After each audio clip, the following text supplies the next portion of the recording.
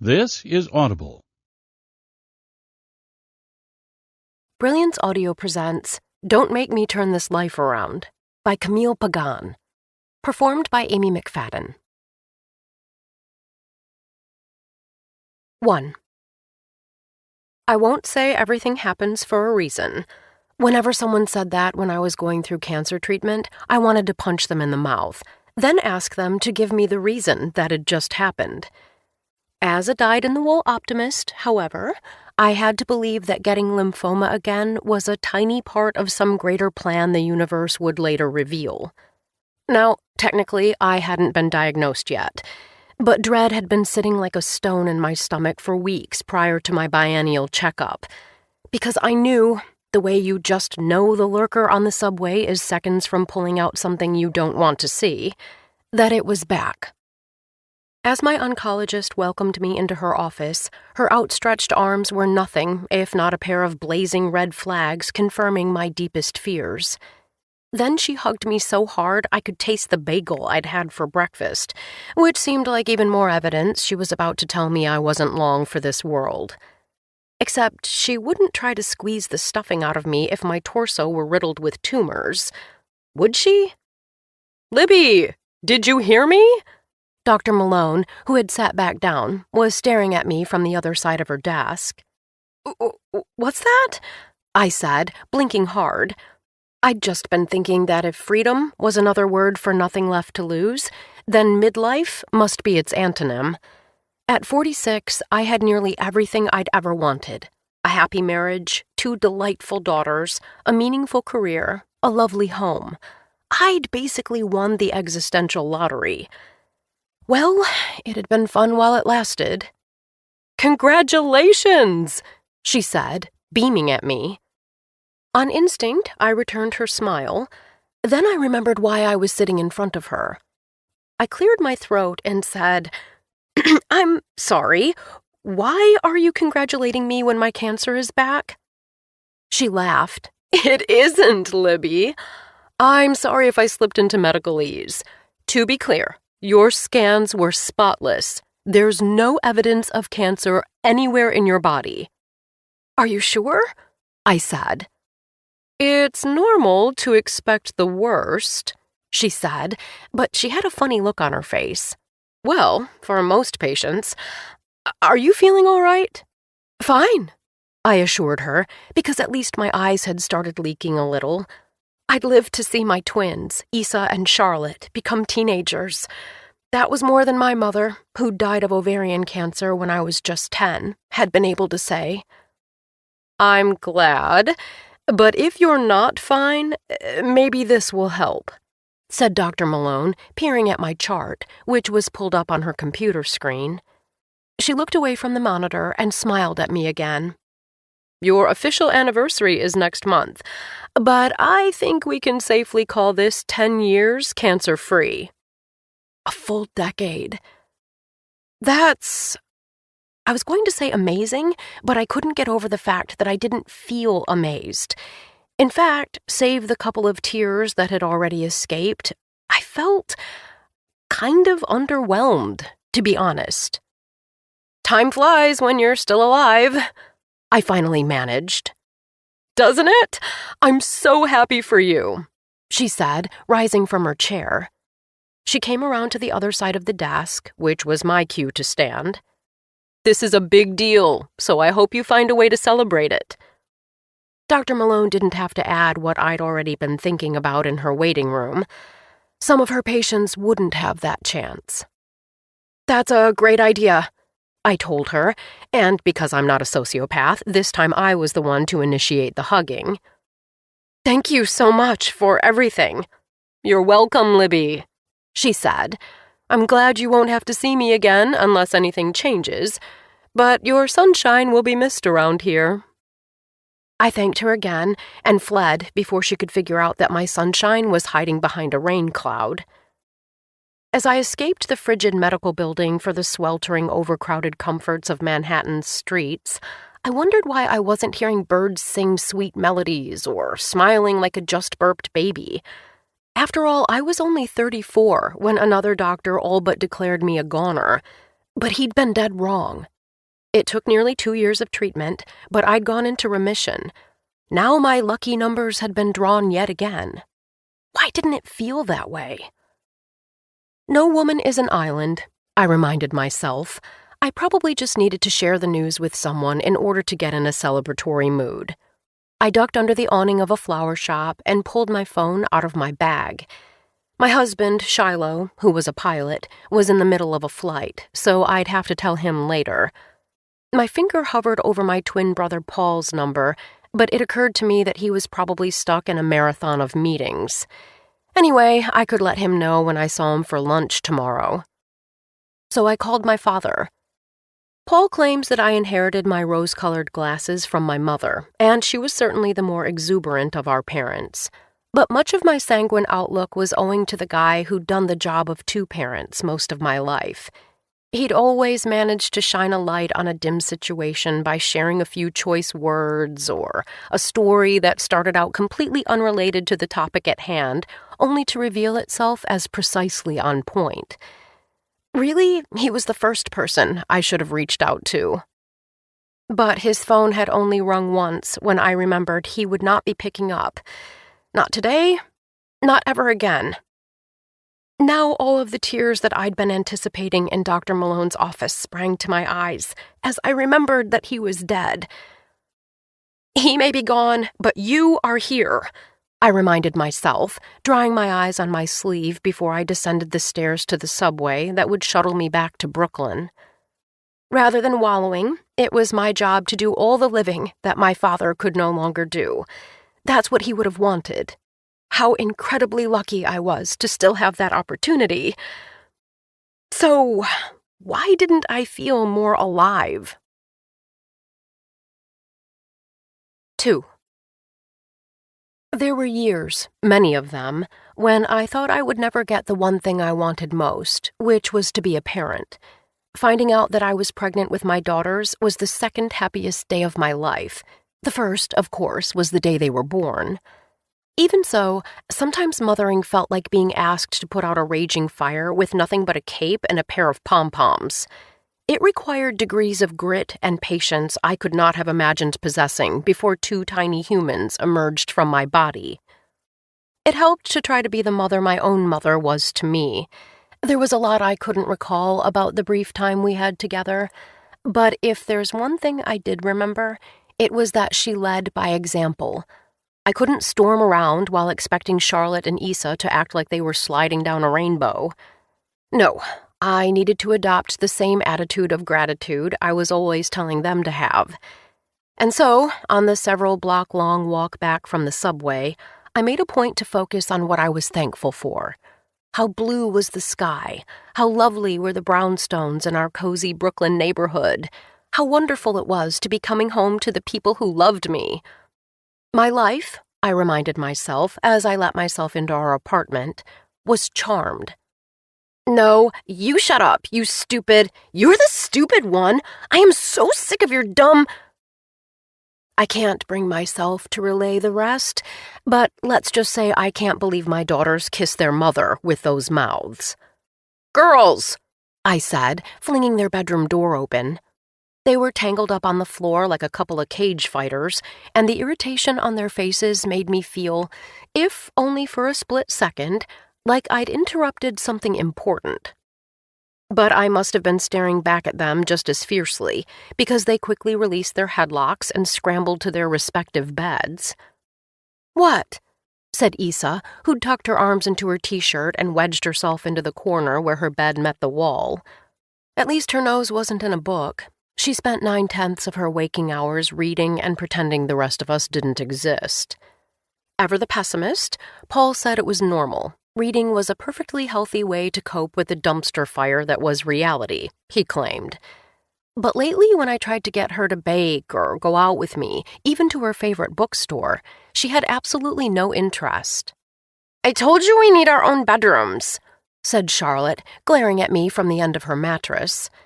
She'd had her hair cut pixie short the month before.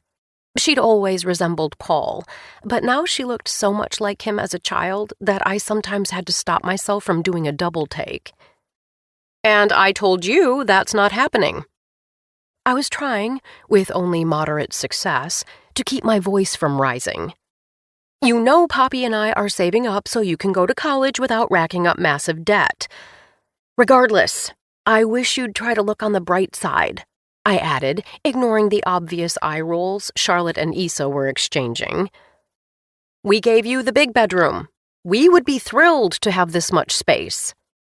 We had a nice-sized apartment, at least by New York standards. It occupied the ground and garden floors of a brownstone and had big bay windows, a second half bathroom that kept us all from murdering each other, and a small stone patio out back where Shiloh and I liked to sit, weather permitting, as the sun went down. We'd been lucky to buy the place during a major dip in the market, though we'd probably pay it off the same week we hobbled into a nursing home. It was worth it. The very first time I visited our neighborhood, Carroll Gardens, I knew it was home, which was saying a lot for someone who grew up outside of Grand Rapids and once thought Chicago would be her final resting place. Still, Shiloh and I were jammed into a bedroom that barely fit a queen bed. The closet was so cramped that I kept my clothes on a rack next to the washer and dryer. Our room, unlike the girls', faced the street, and though I knew what I'd signed up for living in New York, the mega grocery store that had recently been erected a few blocks away had more than doubled the traffic volume. Sometimes, as I was drifting off at night, I could almost convince myself that the cars whirring past harmonized with the ocean waves coming from our white noise machine.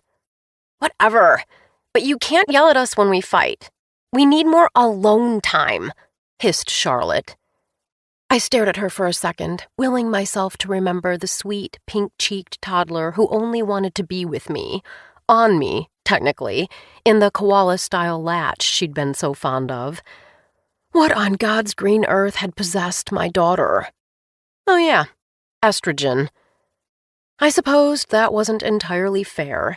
Charlotte had always been small and lean, but last year she got unusually thin and was constantly guzzling water. It was summer, so Shiloh and I chalked it up to the heat, and that for Charlotte, to be awake is to be in motion.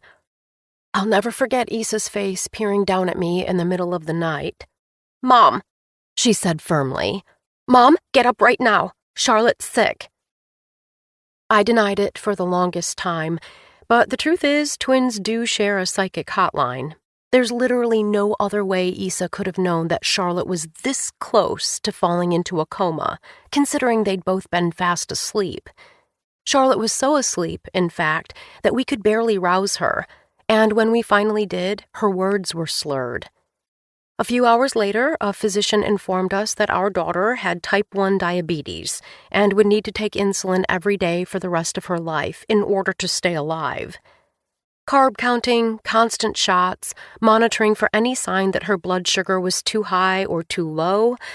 It was a whole heck of a lot to put on an adolescent whose primary goal had been, up until that point, to ready herself to be the captain of the U.S. women's soccer team. And given how harrowing the situation had been and sometimes continued to be, there had already been a few close calls. I couldn't fault her for being cranky. "Come on, you guys," I said, softening my tone. "Let's not do this right now, okay? This isn't why I let you stay home." We'd decided to hold off on summer camp because we had yet to find one that truly knew how to handle Charlotte's diabetes, and the girls had vetoed a sitter. They knew how to entertain themselves, they said. I had reluctantly agreed, unaware that by entertain, they meant engage in hand-to-hand combat every second I wasn't hovering over them. "Why don't we walk over to Prospect Park?" I suggested. It was a bit of a hike, but I knew spending time with them would lift my spirits. "I'm going to finish my book," said Issa, turning her back to me. "I'm going to see if Cecilia can hang out," said Charlotte. I sighed. "I'll be here if you don't need me." I can't say the girls did wonders for my mood, but as I made dinner, I was mostly able to forget about my blahs for a while. And just as well. Shiloh had been working long hours lately. The last thing he needed was to come home to Debbie Downer. "Hey, you," I said, kissing him hello after he let himself inside the apartment. "Hey yourself," he said. He looked handsome in his crisp white pilot shirt and navy pants, but there were dark circles under his eyes, and his skin, though naturally tan, looked like it could use more vitamin D. I followed him into the kitchen. "Long flight?" I asked. "Yeah," he said, leaning against the counter. "It felt like it took 3 years. I'm sorry." I resisted the urge to mention that he could cut back. He'd worked his way up at the private air carrier where he'd been employed for more than a decade, and now he mostly shuttled executives around the U.S. It was a solid gig, and paid well enough that between that and the modest salary I drew from the foundation I ran, he could afford to take off another day each week. But business was booming, and his boss relied on him, so he'd been flying right up to the legal limit. "It's okay," he said, pouring himself a glass of water. He looked back at me and smiled again. "Any day in the sky is a good day. Any day we're alive is a good day," I said, mostly to myself. "Did you eat already?" He drained his water, then nodded. "Grabbed a sandwich at work." "There are leftovers if you decide you want something more," I said. He still hadn't mentioned my appointment, but I figured he would as I retrieved a bottle of sparkling wine from the fridge. It had been in there since New Year's Eve. Neither Shiloh nor I was big on booze, and we had fallen asleep long before the ball dropped. But if there were ever a time to pop that cork, this was it. "I'm good," he said as I grabbed 2 glasses from the cupboard. "But don't let that stop you from having a drink if you're in the mood." I frowned. Had he actually forgotten? The twins didn't know about my tests because I hadn't wanted to worry them, but Shiloh and I had discussed it as recently as that morning. "Then skip it, but first let's toast," I said, filling each flute halfway. I watched the bubbles settle, then finished filling my glass to the top because this was a big occasion, and, as Dr. Malone had pointed out, it was cause for celebration.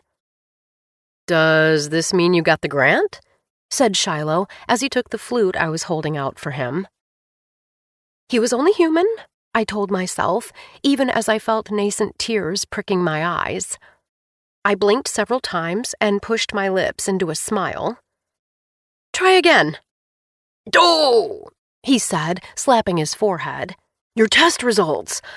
I can't believe I forgot." He looked so genuinely embarrassed that I immediately forgave him. "Thank you," I said, raising my glass. "Here's to no evidence of cancer." He brought the edge of his glass to mine and smiled at me. "Here's to you, cutie. I wasn't worried, but this is still a huge deal. I'm so happy for you. For all of us." He looked at me for a moment, then added, "I don't know what the girls and I would do without you." "Thank you," I said. He'd just said all the right things, but as I took a sip of my wine, I didn't feel any better than I had walking out of Dr. Malone's office that morning. She'd pointed out that it was normal to expect the worst, which explained why I'd had to struggle to keep my mood afloat the last month or 2. But what was my excuse now? He put his glass down, then wrapped me in his arms, as if to reassure me that his memory lapse had meant nothing. If that was his aim, it was working. "I was going to hit the hay," he said, nestling his face in my hair. "Wanna join me?"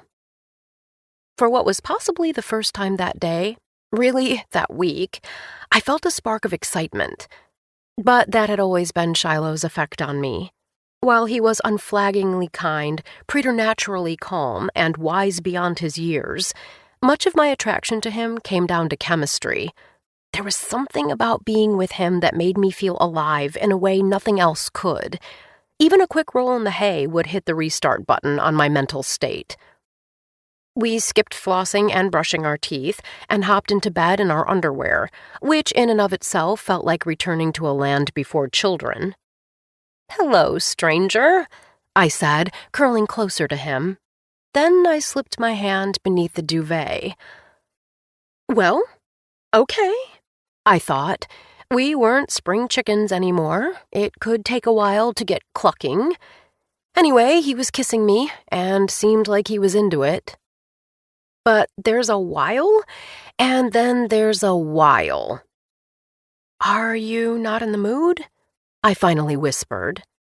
I'm 55, Libby, he said quietly. I'm sorry, I mumbled, my cheeks burning. Age hadn't been an issue last year, 3 months ago, even. But this was the second time this had occurred in the past several weeks. And, as it happened, we'd only attempted to make love twice during that time period, which meant we were 0 for 2. I just thought when you asked me to come to bed with you... He sighed deeply, then kissed my forehead. I didn't realize how tired I was. It was a tough flight back, and I'm just really fried. Oh, I didn't realize that. Let's forget this happened. Thanks. And sorry. He kissed me on the lips this time, but it wasn't enough to take away the sting. Maybe he sensed that, because he added, Next time. Promise. Don't worry about it, I said, pressing my lids closed. It was one thing for him to have forgotten about my appointment, but to have no interest in intimacy, well, that was another thing entirely. We'd met on the way to Vieques, a tiny island off Puerto Rico's east coast that I'd fled to after my cancer diagnosis. He'd been the pilot on my flight and had saved us both from crashing after a bird flew into the plane's engine. And though I'd been planning to forego treatment, having seen my mother suffer through chemo and radiation only to die anyway made me resolve to avoid the same ordeal. Being with Shiloh had transformed everything, really, right down to my will to live. Sex was what made us us. Who would we even be without that? We'd be me and my ex-husband, that's who. I'd loved Tom dearly, still did, in fact, but when I'd tried to tell him I had cancer, he'd misinterpreted my distress and revealed that, surprise, he was gay. Though it took a while to get over his having lied to me for nearly 2 decades, we'd begun dating as teens. He remained one of my closest friends. Honesty aside, the only thing that had really been missing between us was sexual chemistry. Stop it right now, I ordered myself. Had my mother moped about the overproducing disease spores that robbed her of her chance to see her children reach adulthood? No, she had not. She had acted like her cancer and the treatment that was supposed to save her but ultimately sapped her body's ability to fight were no more important than the weather, worth an occasional remark, but certainly not something to waste time and energy focusing on. Meanwhile, my circumstances were approximately 4,000 times better than hers had been. I was free of cancer and full of life. And didn't Shiloh show me how much he cared every single day? I waited until he began snoring lightly to slip out of bed and throw on my robe. I didn't bother turning on the lights as I padded into the kitchen, where my sparkling wine was on the counter where I'd left it. Every relationship went through lulls, I told myself as I took a sip. If anything, I should have been cheering about having already enjoyed 13 passionate years with my husband. Sure, the girls had acted like I was either a maid or invisible all afternoon, but it wasn't news to me that having a family wasn't always kittens and roses. Tiny beads of air exploded at the back of my throat as I tossed back what was left in the glass, making my eyes water. The byproduct of carbon dioxide. That's all those pesky tears were. Because I was alive and well, and I was not about to cry over that. I love my life, I said aloud as I raised my glass to the night sky, which was winking at me through the kitchen window. And I did. I did.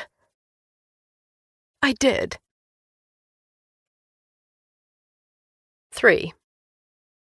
When I awoke the next morning, Shiloh had already left for work. He often took off before the rest of us were up in order to try to beat the traffic, but I had to wonder if this time it was an attempt to avoid discussing what had happened the night before. Just as well. It wasn't like asking him if he was still attracted to me was going to put the zing back in his thing. More likely, it would have the opposite effect. Anyway, it was a new day, another chance to feel like myself again. Issa was still sleeping, but I found Charlotte sitting on the kitchen counter with a bowl of cereal on one side of her and a vial of insulin on the other. Her shirt was hiked up, and she was sinking a needle into the fold of skin she'd grabbed with her free hand. What a champ. She didn't even flinch anymore. "Hey, kiddo, you calculated how much you need?" I said, trying to sound casual as I ruffled her hair.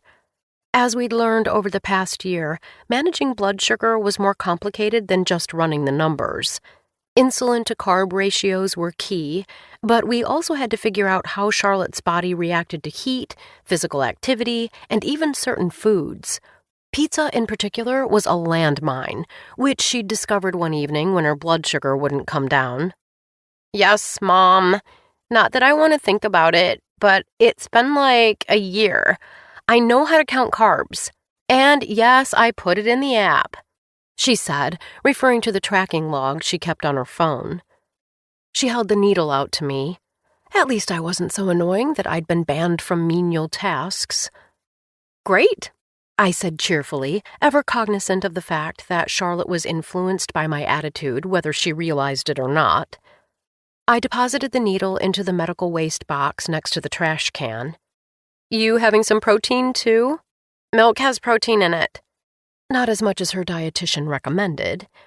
"Let me make you a crispy egg," I said. "Gross. No." Up until a few months ago, crispy eggs, as she used to call my fried eggs, were her favorite. "Then make sure you track your sugars carefully," I said, switching on the coffee maker. "I'm going into the office this morning and having lunch with Uncle Paul, but I'll be home by 5. Can you send me updates every 2 hours? She shrugged, which was not the reassurance I'd been aiming for. "I'll probably go over to LaToya's to see if she wants to play soccer. Or maybe Cecilia's. Why don't you hang out with Issa?" Charlotte looked at me like I'd just suggested she jog down the middle of the highway. I sighed. "Fine, but please text me to let me know where you're at and when you leave. And tell your sister to do the same. Bring your insulin and meter, okay?" "Mm-hmm," she said, shoveling cereal into her mouth. "Oh, and Char?" She stopped and glanced up at me, looking so much like the sweet, funny girl she'd always been that I almost blurted out my test results. But all these years, I'd been careful not to make too much of a big deal about my having had cancer, as I knew all too well how awful it was to worry about your mother dying. Yesterday's appointment was a conversation that was best dressed up in casual clothing and trotted out to both girls at the same time. "Poppy should be home by 5:30, so let's all have dinner tonight," I said. "6-ish? Whatevs." She hopped off the counter. "See you later. Already looking forward to it. Love you," I called. I waited for her to say it back. But then the front door slammed, and she was gone. "Morning, Libby." Rupi, my operations manager and all-around MVP, had popped up from behind her computer monitor like a Muppet. "Morning," I said, hoping I sounded more chipper than I felt. After all, I was the boss. 12 years earlier, I'd started the Charlotte C. Ross Foundation, which was named for my mother, and funded programs for children who'd lost a parent to cancer. Now we had 8 full-time employees, including me. "You sleep here again last night?" This was our routine. Rupi was always the first to arrive and usually the last to leave, and I always said something about it. She laughed. "It's going to be a busy day, but before we talk about work..." She motioned for me to come closer, even though Kareem was the only other person at his desk, which was all the way across the room. "How did your appointment go?" she whispered. I smiled. At least Rupi hadn't forgotten. Like me, her mother had died of cancer when Rupi was still young. It was part of the reason we'd grown close over the 4 years she'd been with the foundation. But even more than that, her unflappable cheer made her great company. In fact, she was probably exactly who I needed to be around right now. "Great, I'm cancer-free yet again. And in fact, next month marks a decade." "Oh my gosh, that's amazing!" She jumped up and hugged me. Unlike Dr. Malone, Ruby didn't try to squeeze the stuffing out of me. She had the kind of motherly hug that gave me the warm fuzzies.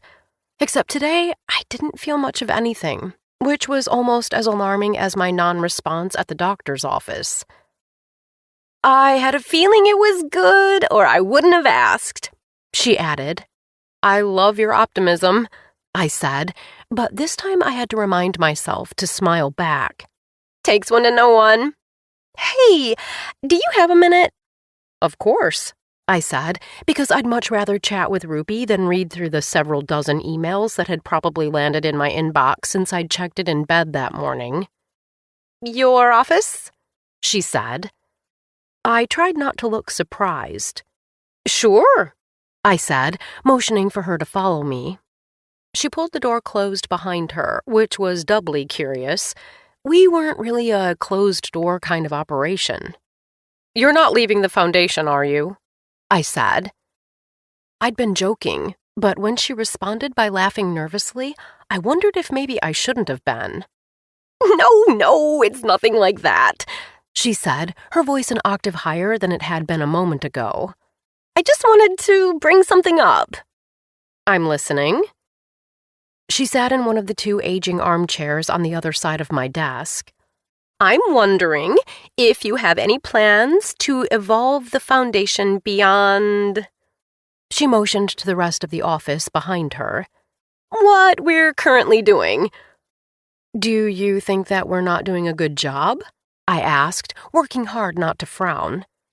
"We gave away $5 million last year and only directed 18% of donations toward overhead. As you know, that's half of what most nonprofits spend." "I know, and we're all super proud of that." Ruby was twisting her hands in her lap. "I just think CCRF would benefit from some new initiatives, maybe even our own program."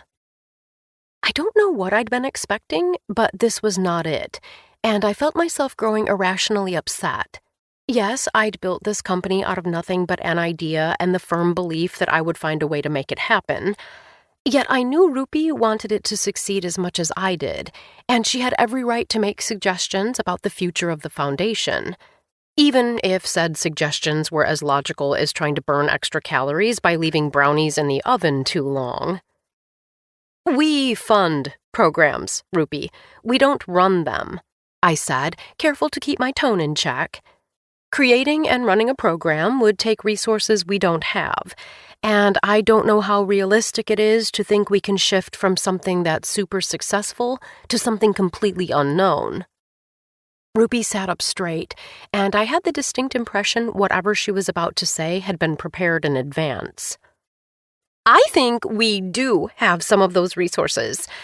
As you know, I implemented several programs at Lighthouse," she said, referring to her previous employer, which had been devoted to the needs of adults. "Kareem has a background in events, and he does a wonderful job using that background to set up our donor banquets," I pointed out. "Same team, Libby," I reminded myself. "Respectfully, Ruby, we're a child-focused organization, which Lighthouse isn't." "Exactly," she said, all big eyes and earnest nodding.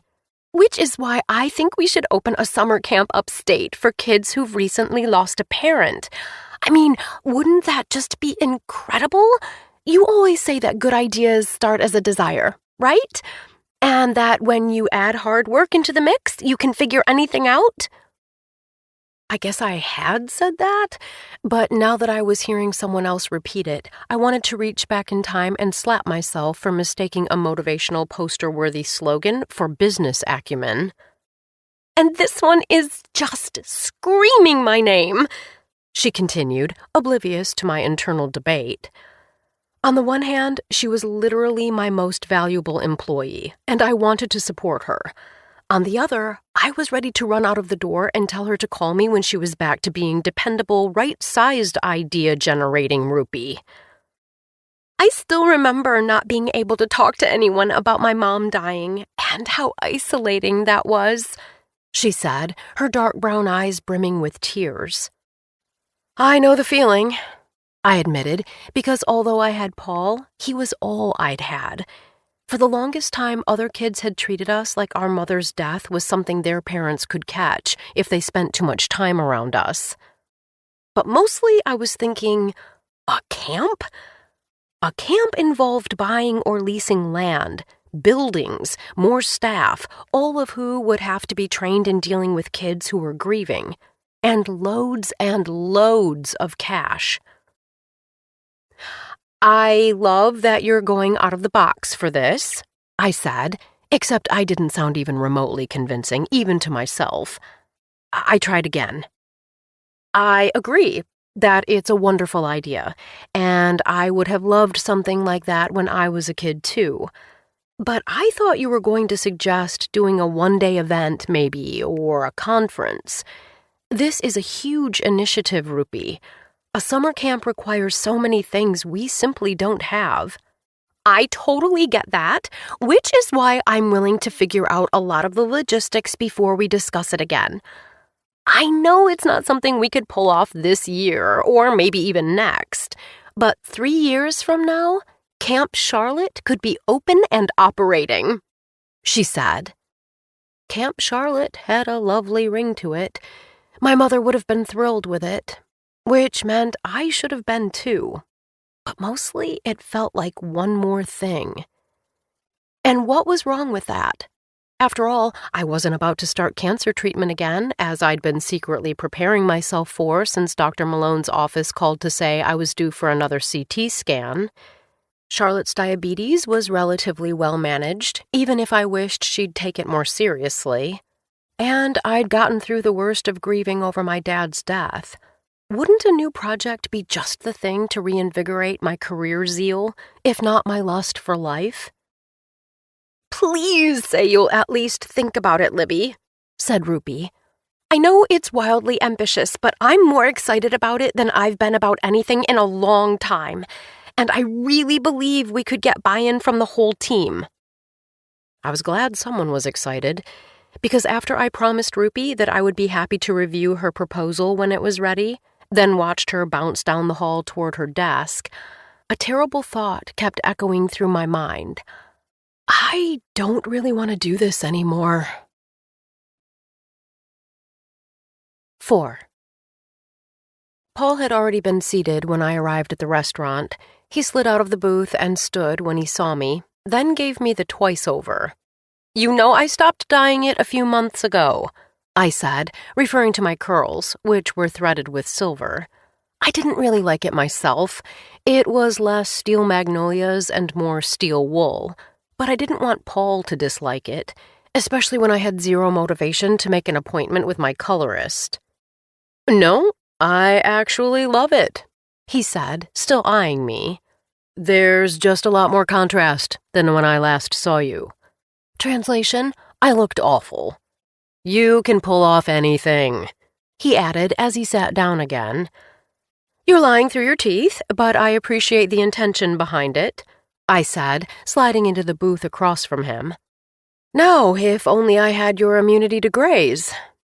Boyishly lean with a full head of brown hair, my brother usually passed for a decade younger than he was. But as I examined him more closely, I realized the bags under his eyes were even darker than Shiloh's, and his skin was just as sallow as mine had been in the mirror that morning. Forget wrinkles. Apparently the true marker of middle age was looking like you were in immediate need of a blood transfusion. He slid back into his side of the booth.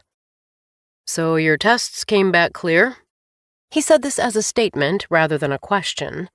What if they didn't? I said, but I was smiling.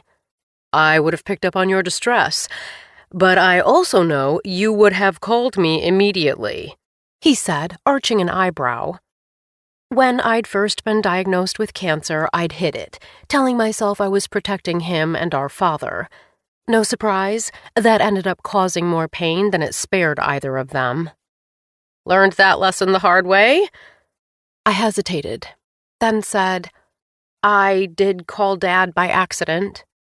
I'm sorry, Libs, he said, frowning. Did you end up listening to his voicemail?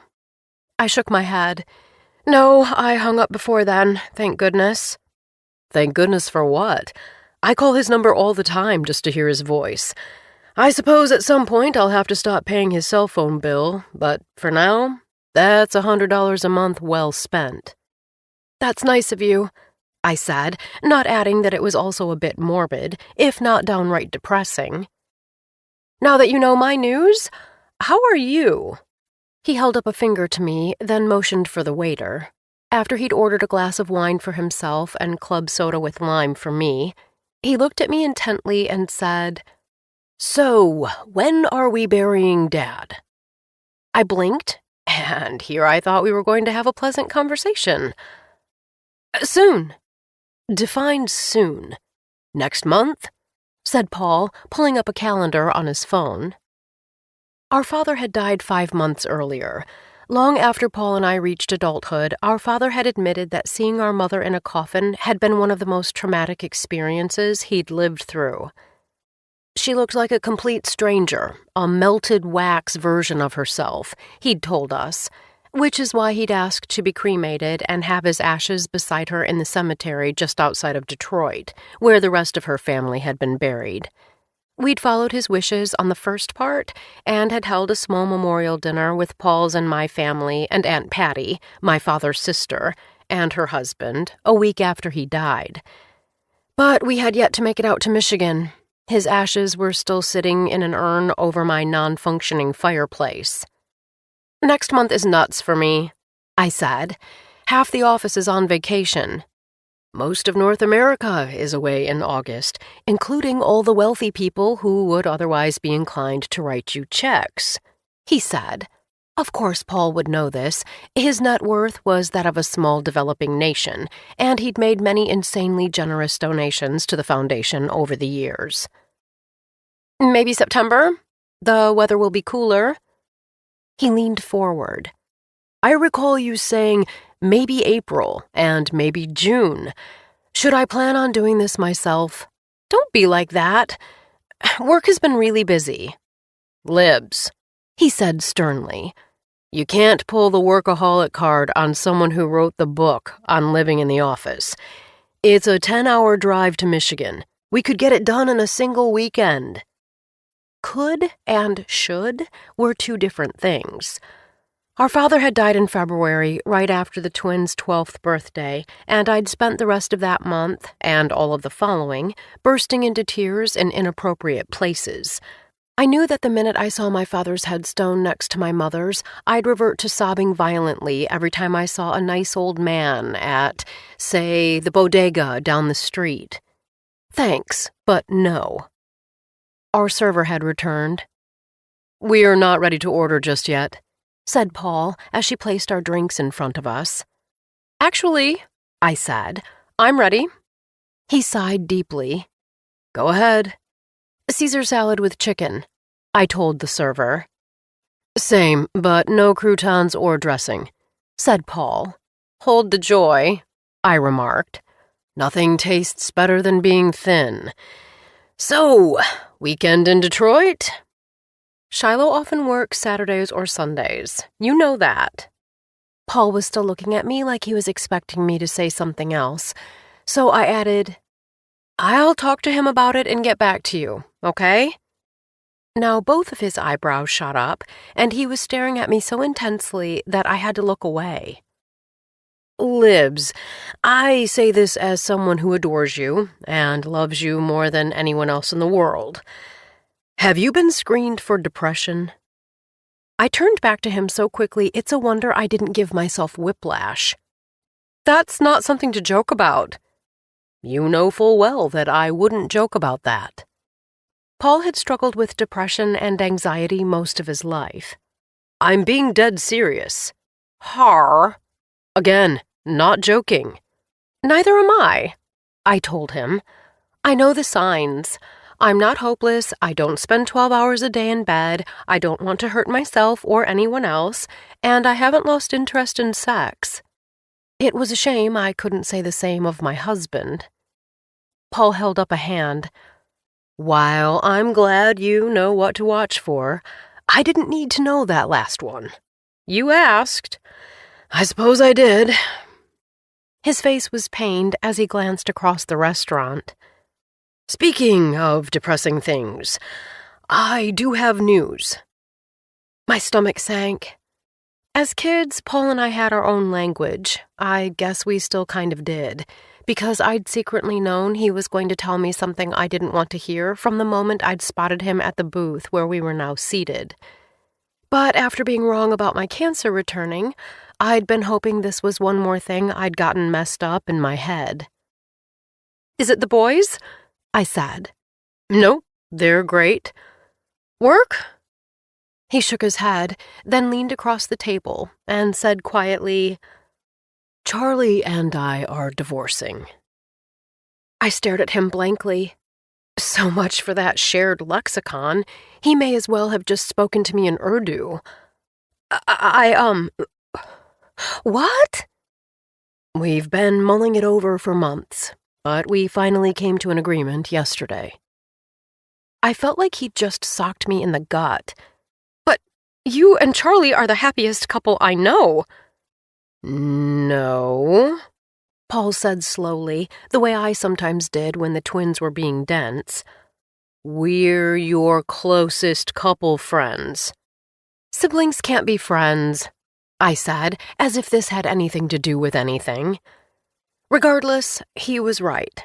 Though Shiloh and I had a small but tight social circle, we spent the most time with Charlie and Paul. The four of us, I'd always thought, balanced each other. They'd been a major deciding factor in our moving out of a charming house with 3 large bedrooms in suburban New Jersey and into the city. They couldn't just ruin that. "My point is, you think we're happy because you want us to be," said Paul. I winced. "We've been growing apart for years now," he added. "So grow back together. Go to couples counseling. Don't—" I was getting choked up. Bad enough that our father had died. Now Paul was telling me he was purposefully widening the crack in our family's foundation. "Just don't divorce after more than a decade of marriage," I whispered. "I've already done that, and let me tell you, I wouldn't wish it on my worst enemy." He patted my hand. Why was he so calm when I was having to work hard not to cry into my club soda? "I know, and I'm sorry, Libs. I knew you'd take this hard, which is why I didn't tell you about it until we were sure." I sniffed. "Me taking it hard? What about you? And Toby and Max?" "We've actually been going to therapy as a family. They knew it was a possibility, and I think they're as okay with it as they can be." "You're saying you told your teenaged sons, but you didn't tell me?" I said, dabbing at my eyes with my cloth napkin. "Should I have asked you to join us in therapy?" "Yes." "No." He sighed deeply and didn't speak for a while. When he opened his mouth again, I wished he hadn't. "I had an affair." "You did what?" I said, so loudly that the couple seated at the next booth immediately turned to stare. "It was an emotional affair," Paul said in a low voice. "I didn't touch him. It was just a friendship that accidentally turned romantic." "Oh, that's a relief," I said sarcastically, though it was a little bit. If spit and communicable diseases had not yet been swapped, maybe there was still hope for Paul and Charlie to save their marriage. "What were you thinking?" His brown eyes were flashing with anger, and something else I couldn't readily identify. "You wouldn't understand." "Try me." "Fine. It was right after Dad died, and I felt, well, dead inside. Charlie was in the middle of filming, and he wasn't around a lot. When he was tired, and mostly I felt like he didn't get it. He's never lost a parent. So I started going to a grief support group." I startled. "You did?" Paul took a sip of his wine, then said, "There's a reason I asked you if you were depressed. I was, and meds weren't cutting it. My therapist suggested the group, and I decided to give it a try." "Which is where you met— what's this guy's name, anyway?" "Andy. he said, wrinkling his nose like it was a bad word. His wife had just died, and, well, I guess the whole wife thing made me think it wasn't a big deal when we grabbed a drink after the group was over. Paul Ross! Didn't Tom coming out teach you anything? I know, he said, throwing his hands in the air. But it was just so nice to talk to someone who listened and understood. Then one night, Andy and I ordered a second round of drinks, and he told me I had nice eyes. Before I knew it, we were texting several times a day. We sat in silence, and not the comfortable kind. I wasn't sure if I was more upset that I was just hearing this now, after the decision had already been made, or that he wasn't trying harder to save his marriage. "Oh, Paul," I finally said. "I'm sorry." "Thank you. Obviously, it's over with Andy. I cut it off once I realized that I was in too deep." "I'm glad," I said. "But I don't really understand how you got to that point in the first place. You and Charlie love each other." "We do," he said morosely. "But our chemistry just isn't there anymore, though." My face grew warm as I thought of the previous night. "How can it be if you're paying attention to other men?" "Touché. Still, chemistry isn't something you can fix with willpower or wishing, which, by the way, I know you're going to suggest. I know things look fine from the outside, but that's because we thought we could fake it until we made it. The truth is, we've been unraveling for a very long time." Maybe I would have suggested willpower, even if I would have phrased it differently. But mostly I was too shocked to form an articulate sentence. Shiloh and I had dinner at their place not 2 weeks earlier, with all 4 of our kids there, and they seemed like any other long-married couple. Were they playing footsie under the table or meeting in the middle of a strand of spaghetti? No, but they weren't hollering at each other either. Faking it or not, as Paul's twin, I should have been able to sense this so-called unraveling. "Holy shit, Sue," I muttered. "This makes 0 sense to me. If you still love each other, why don't you find a way to make it work? Isn't love about compromise?" He pursed his lips and looked across the restaurant for a moment before responding. "Our compromise is to divorce amicably. We're even going to both stay in our place until next year when the boys are in college. Honestly, Libs, I've been thinking about this since Dad died. Life is so stupidly short." "Are you trying to tell me you're having a midlife crisis?" He shrugged. "Did you know that a recent study revealed that existential dissatisfaction peaks at 47? We would be 47 in 2 months. Is that factoid intended to spark joy? Because it sounds more like a self-fulfilling prophecy to me," I said, even as I considered my flatlined emotional state at Dr. Malone's office. Was my ennui age-related? Maybe that was also what was going on with Shiloh. How long until we, too, decided that the only way to deal with our existential dissatisfaction was to ditch our hard-earned union?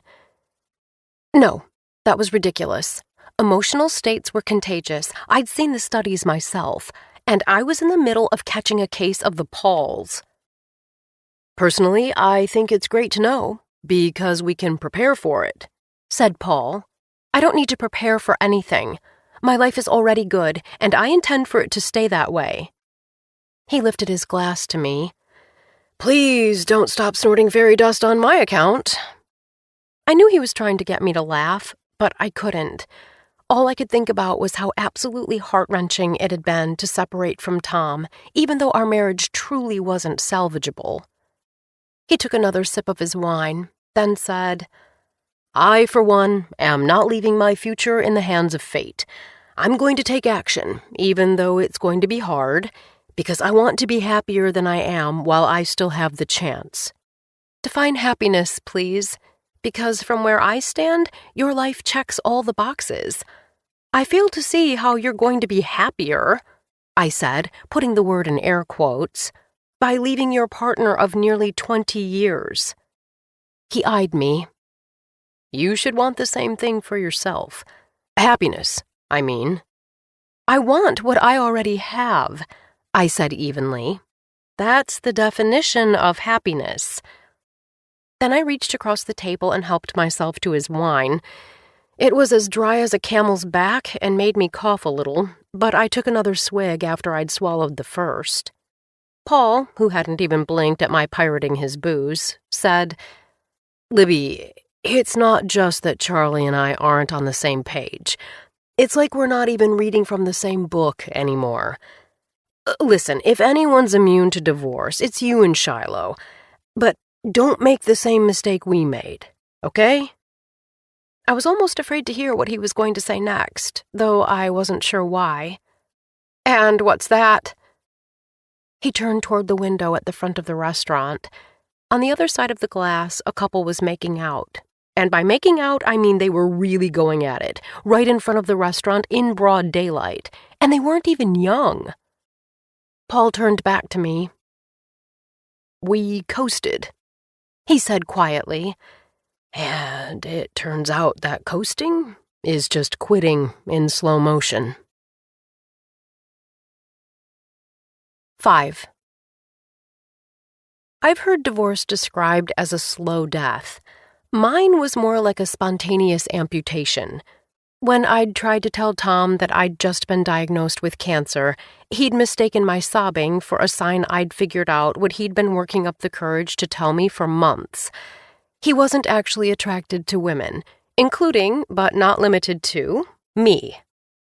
As such, we went from being what I'd thought of as deliriously happy to a complete farce in the span of mere minutes. So when Paul referred to the unraveling of his relationship with Charlie, I didn't really know how that worked. If a marriage unspooled itself over time, didn't that mean there were ample opportunities to rein it back in? I had a strong suspicion that it wasn't something that had just happened to them. It was a decision that Paul had made, again and again and again. Now he needed to decide to reverse it while he still had the chance. I was still stewing when Shiloh got home from work that night. The girls were eating dinner at their friend Cecilia's, so I made a quick salad, knowing that Shiloh would grab something from his work cafeteria. "Hey, you," he said, kissing me. "How was your day?" "Interesting," I said, following him into our bedroom. "Interesting good or interesting bad?" "Maybe a mix," I admitted, watching him unbutton his shirt. I didn't really want to tell him about my conversation with Paul. Saying it aloud would make it real, I supposed. And the more I thought about it, the more I was convinced that it was only a matter of time before my brother saw the error of his ways. "Ruby proposed a new project," I said, my eyes still on him. Now he was in his boxers, looking far fitter than a 55-year-old man had any right to. "She wants us to do a camp for kids who've lost a parent to cancer." "Really?" he said, running a hand through his curls. Like mine, they were partially gray, but it looked good on him. "I know," I said. "I told her it's the opposite of what the foundation does, but she thinks we're in a rut, and apparently some of the other employees do too. I told her I'd think about it." "It's not a bad idea," he said, reaching into the dresser for a t-shirt and a pair of shorts. "But do you think that's true about being in a rut? You guys have been doing so well." That's what I'd thought about my brother's marriage. "I don't know," I confessed. "I'm not super jazzed about the idea, but Paul tells me that coasting is just quitting in slow motion." Shiloh smiled. "You know I love him, but I'm not sure you should be taking business advice from an avowed pessimist." It was the perfect opportunity to tell him that Paul and I hadn't been talking about my career, but I couldn't make myself say it. Yes, Shiloh and I had both been through a divorce, so I knew that sometimes an ugly ending could blossom into a beautiful beginning. That didn't mean I wanted to so much as utter the D word in our bedroom. "I do worry I'm in a rut, though," I admitted. He sat beside me on the bed. "At work, you mean?" "Well, maybe," I said, thinking about how lately it had taken every ounce of willpower I possessed to open my inbox each morning, knowing I would have to spend the next hour or 3 responding to emails. But I've been feeling... I wasn't sure how to describe the weird funk I'd been dealing with. I hadn't told Shiloh that I'd been worrying about a recurrence because I didn't want to spread doom and gloom any sooner than I had to. But now that I knew it had been a false alarm, why didn't I feel better? I'd had time to process my clean bill of health. It's more than that. I took a deep breath, then added, I'd actually been worried my cancer was back. Oh, Libby, he said, looking at me with a mix of tenderness and surprise. Then he kissed my forehead, and my eyes welled with tears. Why didn't you tell me? I didn't want you to get worried, I said, sniffling. Anyway, Dr. Malone said it was normal to expect the worst. Maybe for other people, but that's not really your style. I know, I said, though I didn't add that Dr. Malone had made a similar comment. What's even weirder is that after she told me I was healthy, I should have been jumping up and down and feeling alive. Except I didn't feel much of anything. As he pulled me close, I realized this was the entire reason I'd just confessed this to him. Just the warmth of his body and the weight of his arm around my shoulders were enough to make me feel better than I had in days. Hey, he said softly. That's normal too. Remember how I told you how depressed I was after I went into remission? My dad had to remind me to eat and shower. Well, your wife had just left you, I pointed out. Sure, but wife or life?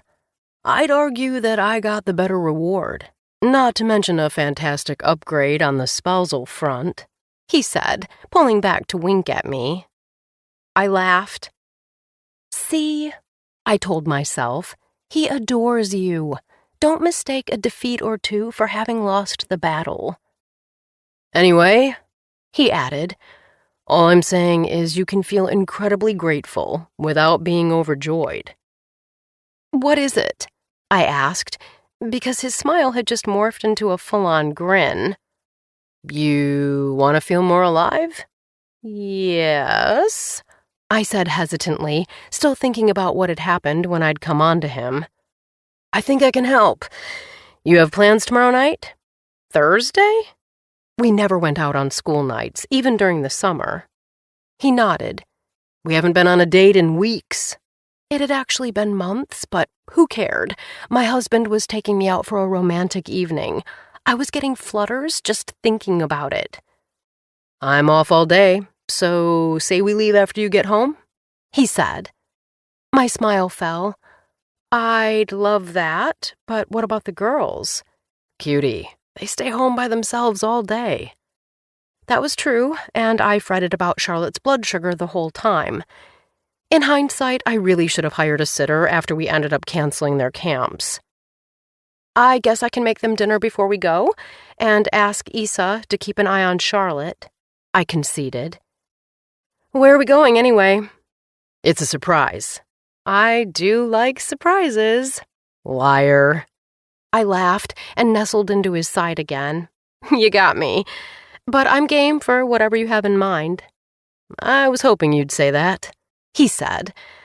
I'm sorry we haven't even had a chance to celebrate your scans being clear. That's a big deal. It's okay, I said, because even though it still stung, saying it was all right made that feel closer to true. Anyway, we were going on a weeknight date, and if that wasn't the opposite of coasting, I didn't know what was. 6. Had I survived cancer only to meet my bitter end in the middle of New Jersey?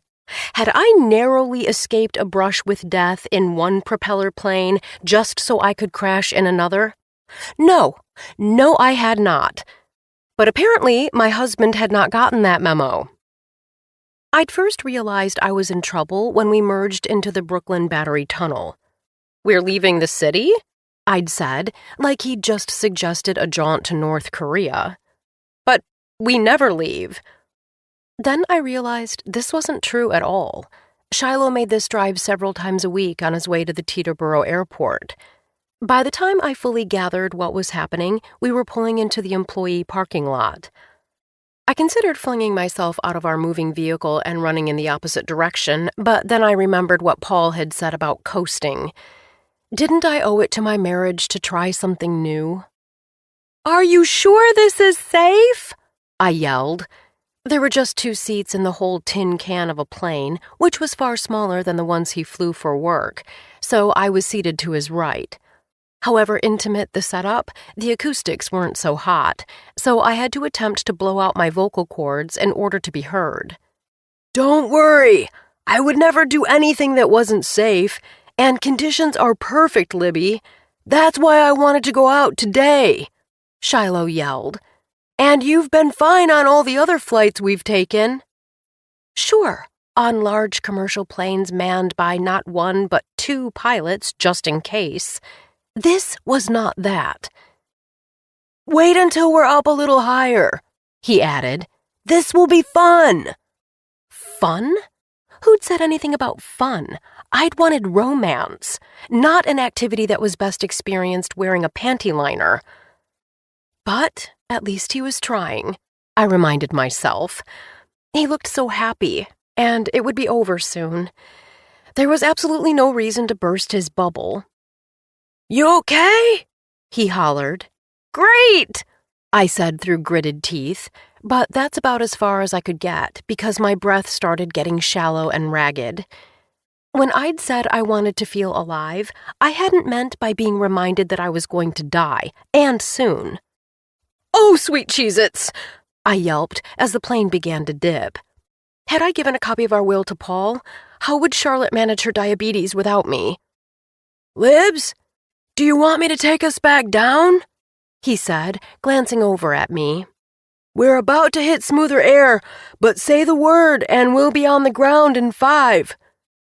I was staring at him, and even though my parasympathetic nervous system was seconds from blowing a fuse, he looked so handsome and hopeful that I just couldn't bring myself to tell him I hated everything about this experience.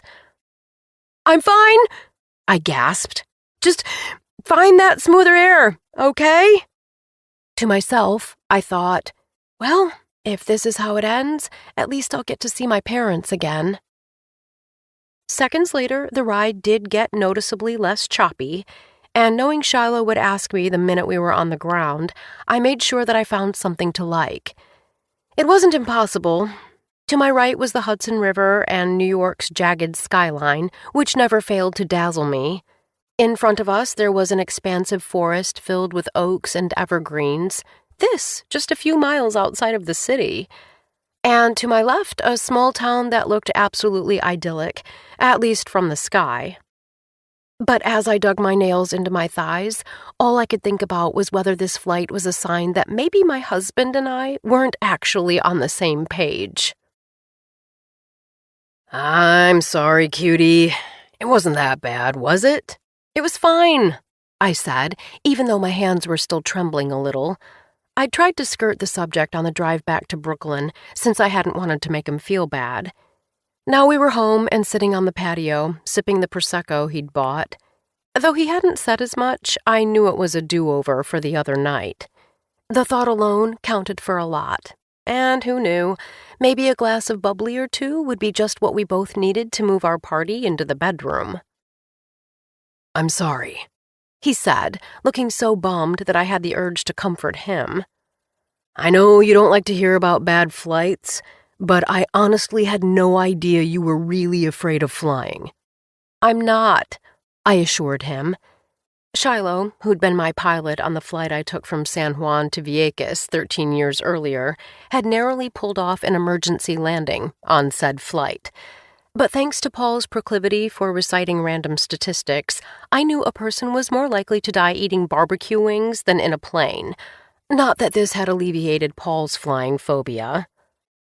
"I just think I'm not cut out for small planes." He frowned.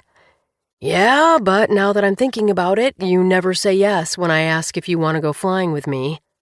He put his palm to his forehead. "Rookie move, Velasquez. Hey, I said, reaching across and touching his arm. Don't beat yourself up. I really appreciate you trying. But maybe we go to the movies next time? I said, even though I was on record as this being the adult version of parallel play, whether we saw a rom-com or one of those war films where no fewer than 28 people are blown to smithereens in the first 5 minutes, one of us was bound to suffer. Now that I was thinking about it, why couldn't we agree on a movie? I'll do better next time. But for now, let's finally celebrate. He lifted his glass to me. To love, life, and your continued good health. Salud, Libby. It was a lovely sentiment, even if I might have overheard the same toast at, say, a business dinner. Salud, I said, forcing my lips into a smile. When I met you nearly 13 years ago, I had no idea that we'd be sitting here together one day, let alone celebrating your complete remission, he said, staring into my eyes. Okay, I thought, this is an improvement. I'm so happy for you, he added. For us. You're the glue that makes this family stick together. Yes, I was, and I was glad he'd reminded me of that. It was time to stop nitpicking and start being grateful for the experience I was literally in the middle of. Me too, I said. Then, and I'm still not sure why, I blurted out, Paul and Charlie are getting a divorce. Shiloh, who'd just taken a sip of his wine, coughed so hard he nearly choked. Pardon me? He said when he'd recovered. Sorry, I said with a grimace. Bad timing. But yeah, he told me at lunch yesterday. He looked incredulous. Where is this coming from? They seemed fine. That's what I said. He claims their chemistry isn't there anymore, I said, watching Shiloh to see if his expression changed. Huh, he said. I guess that can happen. But is that really a reason to end a good marriage? It was all I could do not to wince. Was he trying to tell me something? He continued, oblivious to the fact that all of the rejection and disappointment I'd been attempting to hold down had just floated right back up to the surface. But it's not like chemistry is some fixed entity. You have to work at it. Anyway, every relationship has its ups and downs. It did, and hearing him say that instantly lifted my mood. That's what I told Paul. Great minds, he said, but then his face grew serious. Did he say anything else, though? They really don't seem unhappy together. They don't, I agreed. Not 2 years earlier, Charlie had finally won a Best Actor Emmy for his long-running role on a popular TV police procedural show. And in his acceptance speech, the first person he'd thanked was Paul, the father of his children, he'd said tearfully, the man who had helped him realize his full potential, the love of his life. If that wasn't enough, what was? He didn't elaborate, but between us, I have to wonder if Charlie even wants this. Paul's the one who initiated it, I said. I didn't add what he'd told me about his emotional affair, since that seemed like a secret he wouldn't want me to share, even with Shiloh. I don't understand why he can't just be grateful for what he already has, instead of thinking he should try for something different or better. Yeah, but that's kind of the human instinct, isn't it? Said Shiloh, reclining in his chair. I frowned, recalling what Paul had said about Andy's attention. Is it, though? Or is that just what people who don't want to stay married tell themselves? I'm not saying it's a good excuse, but novel experiences are what get people out of bed in the morning. Maybe that's what's going on with Paul. Maybe, I allowed, even as my mental wheels began spinning. If that was true, why hadn't our flying excursion made me feel any better? However terrifying, it was novel. He says it started around the time... My voice caught. Around the time my dad died. Shiloh leaned forward and took my hand. I'm sorry, Libby. Grief can do weird things to people. I bet he'll realize he's making a mistake and try to reconcile. I hope so, I said softly. What will Christmas and birthdays and family dinners be like without Charlie? I shook my head. I can't believe I'm saying this, but I'm actually a little glad Dad isn't alive to see this go down. Not half a year earlier, my father had come to visit. He and I were cleaning up after dinner while Shiloh and the girls went to the bodega to get ice cream, a rare treat since Charlotte's diagnosis. My father, who'd been up to his elbows in sudsy water, had looked over at me and remarked, apropos of nothing, "You and Paul are incredibly lucky." "How's that?" I said, drying off the pan he'd just handed me. "Well, Libby Lou, it's one thing to truly like your spouse, and another to share that special spark. But to have both? That's like the holy grail right there. Your mother and I had that. And now both of you do, too." "Yes, we do," I told him, smiling to myself. "We're lucky." And we were. Except as my eyes landed on Shiloh again, I suddenly felt almost as fearful as I had when we'd been zipping over New Jersey in a deathmobile. Because as handsome as my husband was as he lounged in his shorts and t-shirt and 2-day scruff, I realized that the sparkling wine was not the liquid courage I'd been hoping for. In fact, I was afraid to suggest that we head to the bedroom, lest he confirm that our chemistry really had gone missing. Then there was the issue of his idea of a hot date, which was 180 degrees away from what actually would have made me feel better. "You're making melanoma out of a mosquito bite," I told myself. But was I? Or was the doom and gloom I'd mistaken for a cancer recurrence actually my intuition trying to tell me that my marriage, like my brother's, was in the midst of unraveling? 7. Hey, I'm sorry about last night. I'd just started cooking dinner when Shiloh joined me in the kitchen. He'd returned from a bike ride and was still dressed in the ratty t-shirt and athletic shorts he'd worn out. His skin was coated in the thinnest sheen of sweat, and his cheeks were pink. At any other time, I would have thought he looked edible. Now I was afraid to let myself get the tiniest bit tingly, knowing that I'd only be setting myself up for disappointment. I glanced down at the pan I'd been using to sauté spinach before addressing him. "You can stop apologizing, I'm not traumatized from the flight or anything." He shook his head. "I didn't mean flying. I meant, I glanced over my shoulder to make sure the girls weren't nearby. "The non-bonking?" I said, resisting the urge to throw in the word again. This time we hadn't even tried, just crawled into bed beside each other and quickly kissed goodnight. His face twisted up. "Yeah." I'd already decided not to ask him if he wasn't attracted to me anymore, but the question kept inching its way toward my lips. "Stop it," I commanded myself. "Do not make him feel worse than he already does." After a moment, he said, "I think that because things didn't go well the last time we tried, I was feeling kind of pressured." "Whoa," I said, holding up my spatula in protest. "I deliberately didn't bring this up so you wouldn't feel pressured." "No, I get that," he said quickly. "I didn't mean you did anything. It's just a guy thing, I guess." This seemed like a cop-out answer to me. "We don't have to have sex, I said quietly. I thought of the couple I'd spotted outside the restaurant where I'd had lunch with Paul. "But I have to ask, when was the last time you had to kiss me?" He frowned. "I kiss you all the time." Technically, this was true, but I wanted us to go at it like we were the last two survivors of the apocalypse, and it was up to us to repopulate the planet. Never mind that given our ages, we were now statistically more likely to get hit by an asteroid than to have another child.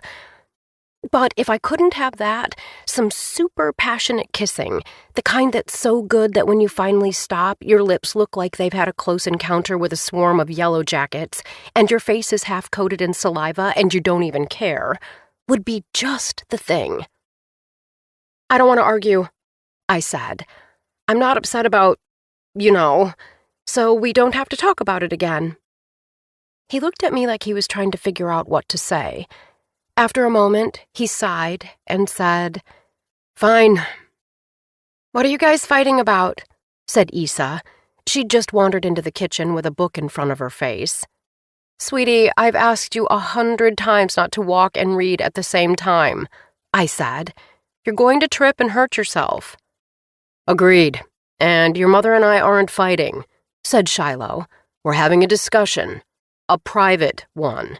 If it quacks like a duck, but yeah, okay, said Charlotte, who'd appeared behind Isa. Mom, I'm starving. When's dinner? In 10, I said. Didn't you have a protein bar an hour ago? Those things are disgusting, she said, making a face. Then you didn't eat it? I said with alarm. Relax, Mom. Here we go again. Let's see your food log, Charlotte. Let's check your sugar. Let's watch another episode of The Charlotte Show, said Isa, who was still behind her paperback. Isa, warned Shiloh. You think I like this? Said Charlotte, glaring at her. When Isa didn't respond, she knocked the book out of her hands. Hey! Yelled Isa as the book hit the tile with a thud. You just made me lose my place. That is enough, I said, so sharply that I startled myself as much as I had the girls. Your father and I were in the middle of discussing something. How you're divorcing? Said Isa, bending down to grab her novel. She might as well have just kicked me in the gut. Isabel Milagros Ross Velasquez, what on earth would make you say something terrible like that? I hissed. She stood and shrugged. I don't know. Shiloh's eyes flashed with anger. If you don't know, then don't say it. You don't have to hide it from us, said Isa. Everyone gets divorced nowadays. Like, look at Uncle Paul and Uncle Charlie. Excuse me? I said, staring at her. How did you know that? Isa shrugged again and opened her book. Toby told us they were probably going to when we were over there for dinner, said Charlotte, peering into the cupboard. Now Isa piped up, and probably means wait for it. Anyways, I just read like 3 books where the main character's parents divorce. It happens. She looked back and forth at me and Shiloh. Yes, it does, I said, but not to me and your father. Oh, I can tell, said Isa. That's enough, said Shiloh. Let's talk about something else, okay? I said, eager to keep this from turning into a 4-person fight. But Shiloh's mouth was a taut line, and Isa, who was glaring at Charlotte like she'd just tossed her books in a bonfire, said nothing. Then Charlotte slammed the cupboard door closed and stormed off. And I stood there fighting back tears as I wondered if my daughters had already picked up on what I was just now opening my eyes to. You've never seen 4 people eat a meal faster than we scarfed down dinner. The twins were probably right about needing alone time, I thought, as everyone scattered to different corners of the apartment. And maybe Shiloh and I did too. After all, there was a good reason that the adage wasn't being under the same roof makes the heart grow fonder. Still, the thought of putting more distance between us gave me a terrible pang, because I couldn't see how that could possibly be an improvement. Our ill-fated date aside, when was the last time we really connected? Not binge-watching British TV shows before bed together, not folding laundry side by side as we discussed Isa's preference for the fictional world and Charlotte's annoyance with our monitoring her health. Real quality time.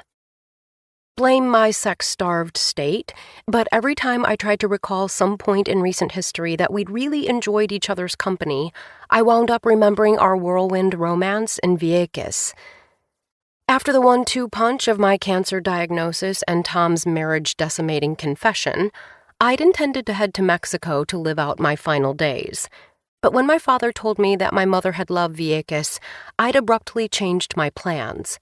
I met Shiloh on the flight to the island, and though I'd initially found his pithy humor and hands-off approach grating, his quick thinking had allowed him to safely land our plane after a run-in with a bird destroyed its engine.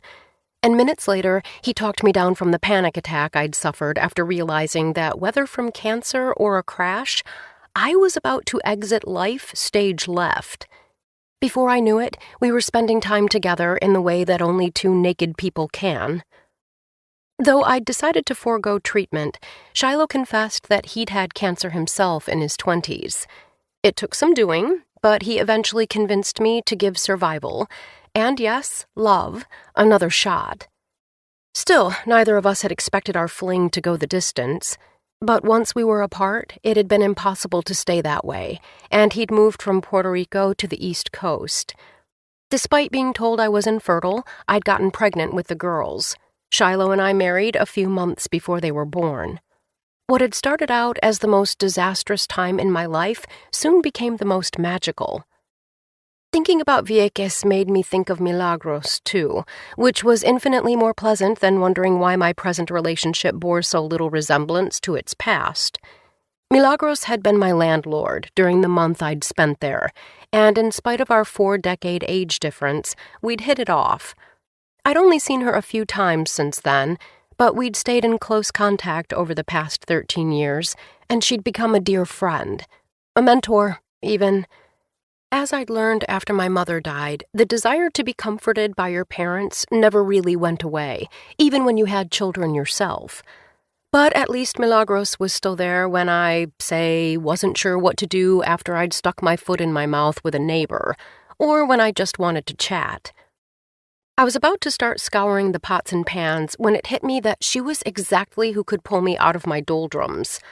I abandoned the dishes, grabbed my phone, and went out to the patio to call her. She picked up right away. "Libby?" she said, half laughing my name. "So happy to hear from you." We usually spoke every week or two, but I'd stopped calling as frequently since, well, around the time my dad died, to be honest, even if it hadn't been intentional. "Hi, Milagros," I said. And then I burst into tears. "Oh, mija, ¿qué es?" she said, meaning, what is it?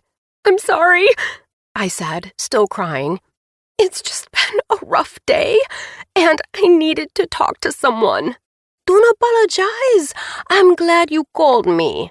I've got nothing but time," she said, and although I knew she was trying to reassure me, hearing her say this made me cry even harder, because that's probably what my father, who'd been 74 when he'd passed, had thought too. While Milagros was in great health for a woman in her 80s, time was arguably not on her side. "Now, what's going on?" I took a deep breath and wiped my eyes. "I don't even know," I said, my voice quavering.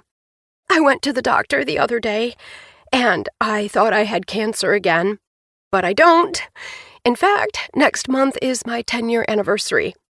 And even though I know that's the best possible news a person could wish for, I feel, well, not like myself," I confessed, and even just saying this was like having a boulder lifted off my chest. "Oh, Libby," she said kindly. Some tropical bird cawed in the background, and I could just picture her sitting on her palm tree canopied patio, which was right behind the guest house in her backyard. As much as I liked my own patio, I would have given a pinky toe to be there next to her, listening to the waves hit the shore and feeling like everything was right with the world. "You don't have to feel good all the time, tú sabes." "I know."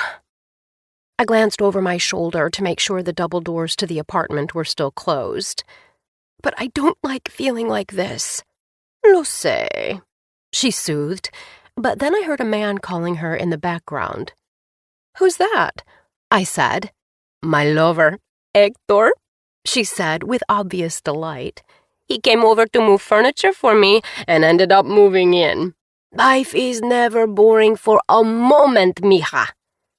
I wanted to laugh and be happy for her, but hearing her call some man lover only reminded me of all the naked twister I'd not been playing.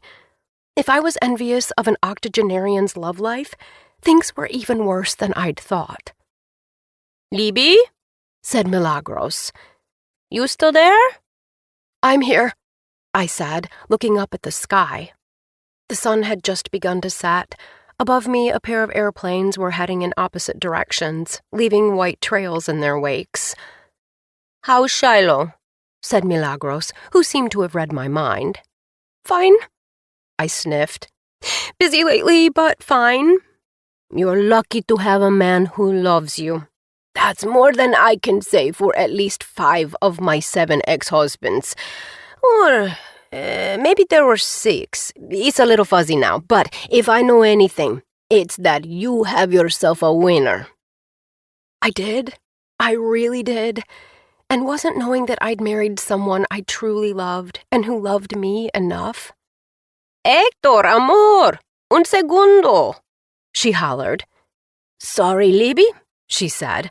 "I'm telling you, the man is insatiable." I managed a laugh. "Y las niñas? When are you going to bring them to Vieques to see me?" she asked. Though our family visited Puerto Rico at least once a year, getting to Vieques was time-consuming and logistically complicated. So we'd only taken the girls there once, when they were 2 and too young to remember Milagros. Shiloh and I had planned to return last summer, but canceled after Charlotte's diagnosis. Everything had seemed so overwhelming at the time. We'd discussed going for spring break instead, but then my father died. "I know we're long overdue for a trip, but the girls are doing great," I told Milagros. "Charlotte's blood sugar has been under control, which is the most important thing. Granted, they're fighting more than I'd like because they don't have camp this summer. They don't realize what a privilege it is to be bored." Milagros cackled. "Kids never do. But if they're bored, why don't you bring them here for a week or so? Hector just made some updates to the guest house, and they didn't take as long as we thought. So the month of August is open. It's hot, tú sabes, but I can't imagine New York will be any cooler. Celebrate being cancer-free for 10 years. My treat." "That's so nice of you, but I don't think we can pull it off," I said, even as I imagined lounging in the hammock outside her guest house. It wasn't just the idea of taking a break that was so appealing. Vieques was where I'd pieced my life back together and found peace and clarity at a time when both had seemed impossible. And given the week, heck, given the month, there wasn't a single thing that sounded better than sticking my toes in the water and feeling like everything in the world was going to work out just fine. "Shiloh has been working a ton." "Then it'll be even easier for him to ask for time off," she said matter-of-factly. "You're funny." "Pero I'm also right. Come back to the place where you two started and bring those gorgeous girls of yours so I can see them again before I croak."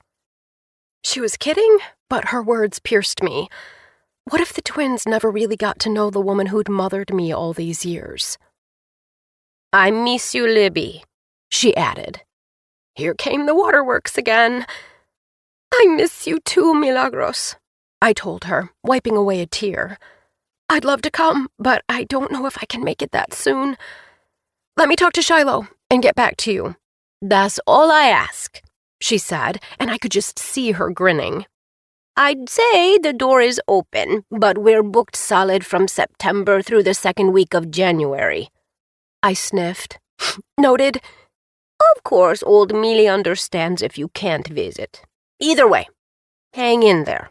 Okay, Libby?" "I'll try, Milagros. Thanks for helping me feel better." "Anytime, mija. And I mean that." I knew that she did, which is why I was going to find a way to see her again. And soon. 8. After I finally dried my eyes, I went into the living room and pulled my Vieques photo album from the bookshelf before heading to our bedroom. Still fully dressed, I got under the duvet, then opened the album. I ran my finger along the edge of the first page. At the top, there was a photo of palm trees against a bright blue sky. I'd taken it shortly after arriving at the airport in San Juan. Just below that was a snapshot of the plane I flew to Vieques with Shiloh, who was barely visible in the background. Of course, at the time, I had no idea that the maddening, if highly attractive stranger would eventually become my husband. On the next page, Shiloh and I were at our favorite restaurant in Vieques, the one with twinkle lights and the open-air bar that looked like a movie set. It was where we went on our first date, which ended with us fighting about why I wasn't planning to get treatment. Not that that had been enough to prevent us from finding our way right back to each other. And there I was, lying on a towel on the beach in my bathing suit and a wide-brimmed sun hat, smirking at Shiloh, who was taking my picture. I wanted to reach through the page and shake 13 years ago me. Forget that I had no clue that just a few years later I would have traded a kidney for skin that supple and unlined. What I really didn't realize was that what I'd thought was a low point was really one of the highest of my life. New tears sprang to my eyes because I'd just realized how much I looked like my mother in that photo. Specifically, I looked like the photo of her that my father had sent me right before I decided to flee Chicago, where I'd lived with Tom, for Puerto Rico. They'd been on the beach in Vieques, and she had been pregnant with me and Paul. She had been so luminous and filled with joy that I knew I had to see that place for myself, and had ditched my plans to head to Mexico. In spite of my tumultuous emotional state, I too looked luminous and joyful in the photo Shiloh had taken. The island was magical that way. I kept flipping and reminiscing until I reached the last page, which held a picture of me and Milagros standing in front of her pale pink guest house. I remember how scared I was of officially ending my marriage, of taking a chance on Shiloh, who was practically a stranger to me at the time, and, yes, naturally, of dying. But none of that fear was evident on my face. Instead, I was wearing the smile of someone who knows she's just made a lifelong friend. Beside me, Milagros was grinning like she had it all figured out, which, of course, she did. I really missed her. She was already getting up there in years when we'd taken the photo, and now she was 83, I determined after doing the math in my head.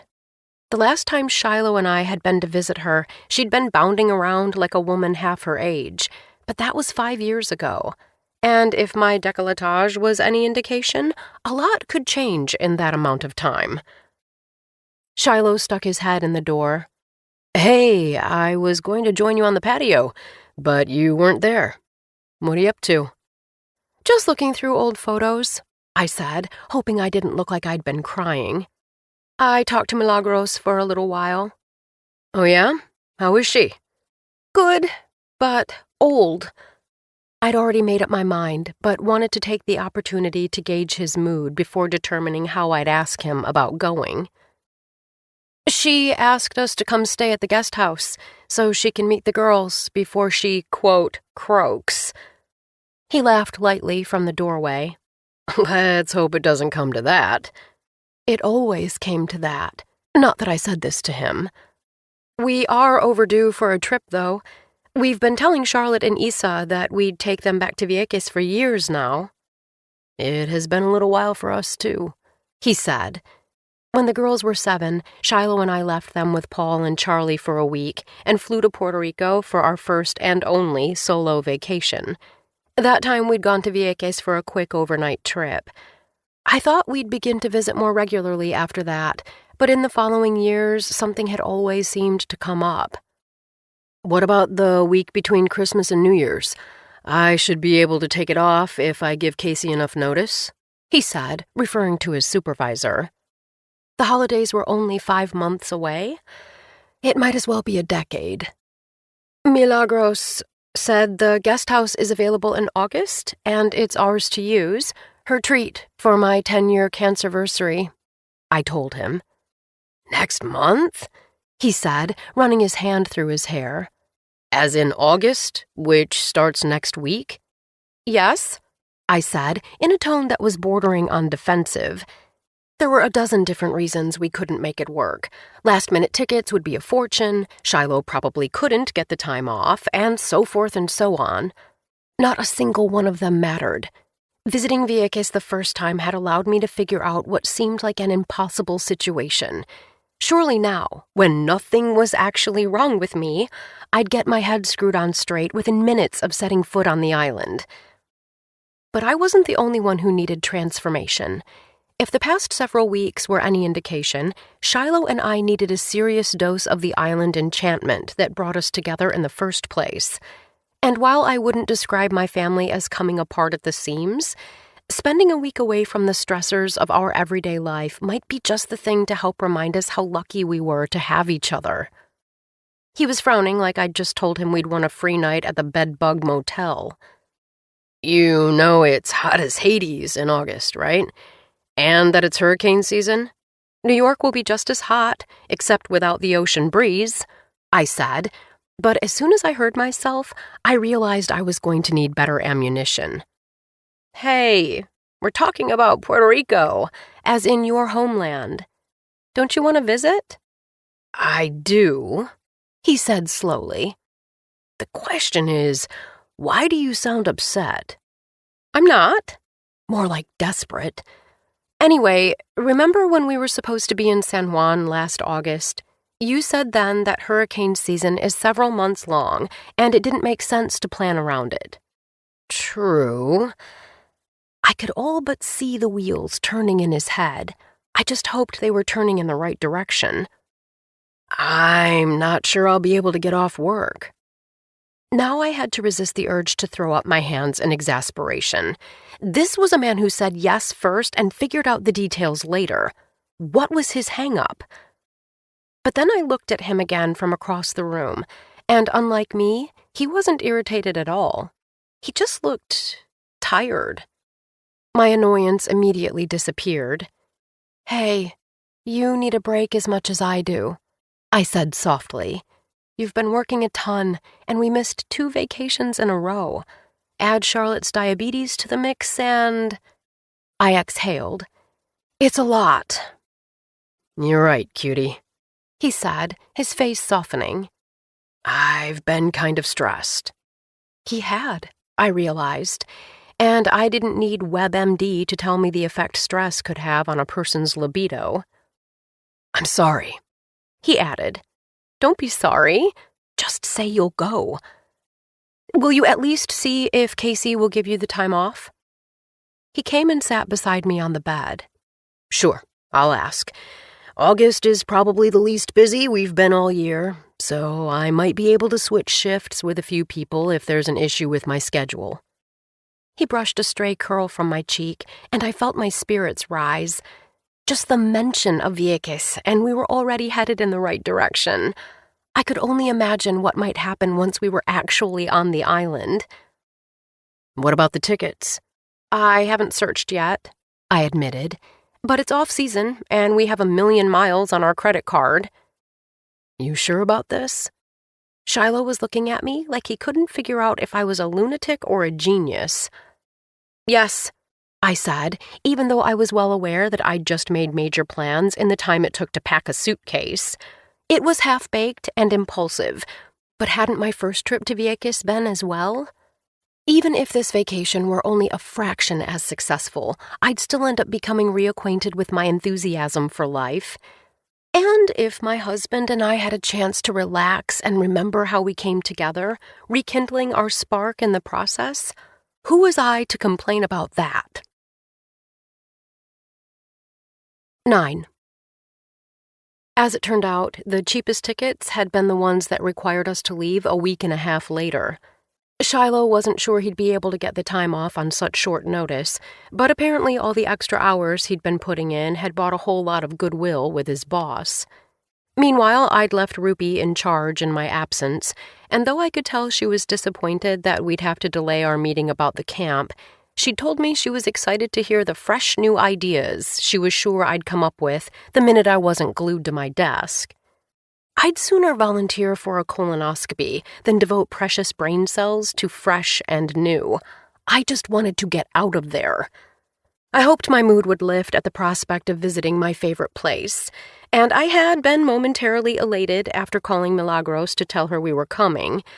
What I hadn't anticipated was that instead of making normal life more tolerable, it immediately felt like twice the drag. Had there always been so much laundry to do, so many emails to answer, so many people to weave through just to make it to the subway? A week in paradise couldn't come soon enough. But as our plane descended over San Juan, I was reminded of the beating our paradise had taken. We usually visited Shiloh's father, who lived outside of Fajardo, at least once a year. After Hurricane Maria had hit in September of 2017, though, he'd urged us to stay home. Even after the airports had reopened, many of the roads had remained torn up from the floods, and some hotels and restaurants were shuttered indefinitely. The island slowly began to recover, so we thought we'd visit the following summer. But then came Charlotte's diagnosis, and 7 months later, my father's death. So it had been 2.5 years since our last trip, which had been over winter break. And as it happened, a lot had changed since then. My stomach sank as I peered through the small plane window and saw one building after another with a bright blue tarp for a roof. "Why do the houses look like that?" whispered Isa, leaning over my lap to look down at San Juan. I wasn't sure how to answer. Puerto Rico as a whole had been given a fraction of the assistance other hurricane-stricken areas in the continental U.S. had received for similar natural disasters, and the little they had been granted had been shamefully slow in arriving. On top of that, the island itself was still struggling from decades of debt, and since the economy relied so heavily on tourism, that debt had only grown after Maria. Puerto Rico didn't get the help it needed after the hurricane, I told her, so they've still got a long way to go. But it's good for us to be here. The more visitors, the more money people on the island can make, and that can help them make repairs. She was frowning as she turned to me. I hope it looks better once we're on the ground. I do too, I agreed. But after we landed, gathered our suitcases, and got in a taxi, I saw that better was relative. Some buildings were fully intact. As we sped down the highway, however, we saw many others that were missing their facades or had windows blown out. Sometimes whole walls had caved in. Equally jarring, it was clear that people were still living in some of those buildings. And for every one tree that was green and flourishing, another was still stripped of its leaves and either dead or dormant. I can't believe how much destruction there is, even 2 years later, I said quietly to Shiloh. It's hard to see, he said, staring out the taxi window forlornly. The island has always had its problems, like anywhere else, but you have to wonder how long it will take to recover from this. If it does at all, I thought, only to cringe at the thought. Where were my rose-colored glasses when I needed them? After all, this was my husband's birthplace. Though he'd shuttled back and forth between Puerto Rico and the States for several years after his parents divorced, it had been home for most of his life, right up until he moved to the East Coast to be with me. It'll recover, I said, as much to myself as to him, as my eyes landed on another swath of land that had once been lush and verdant, but was now dry and brown. It has to.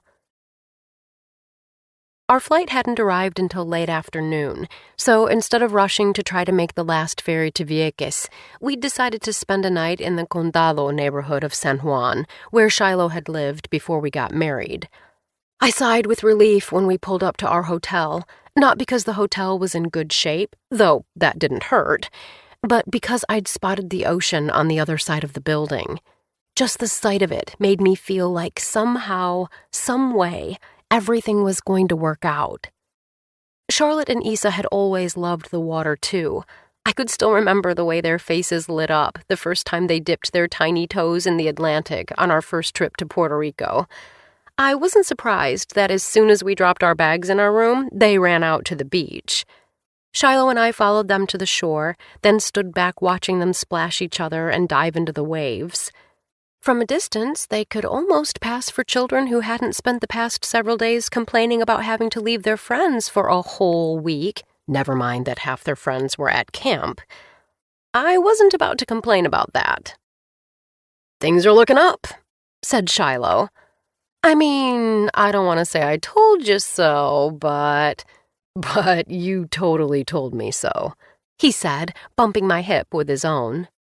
I grinned. An hour in the land of palm trees and piña coladas, and we were flirting like a couple on their third date. I had half a mind to call Paul and tell him that I'd found a cure for coasting and that he and Charlie should hop on a plane immediately and try it for themselves. It's so good to be here, I told him. It really is, he agreed.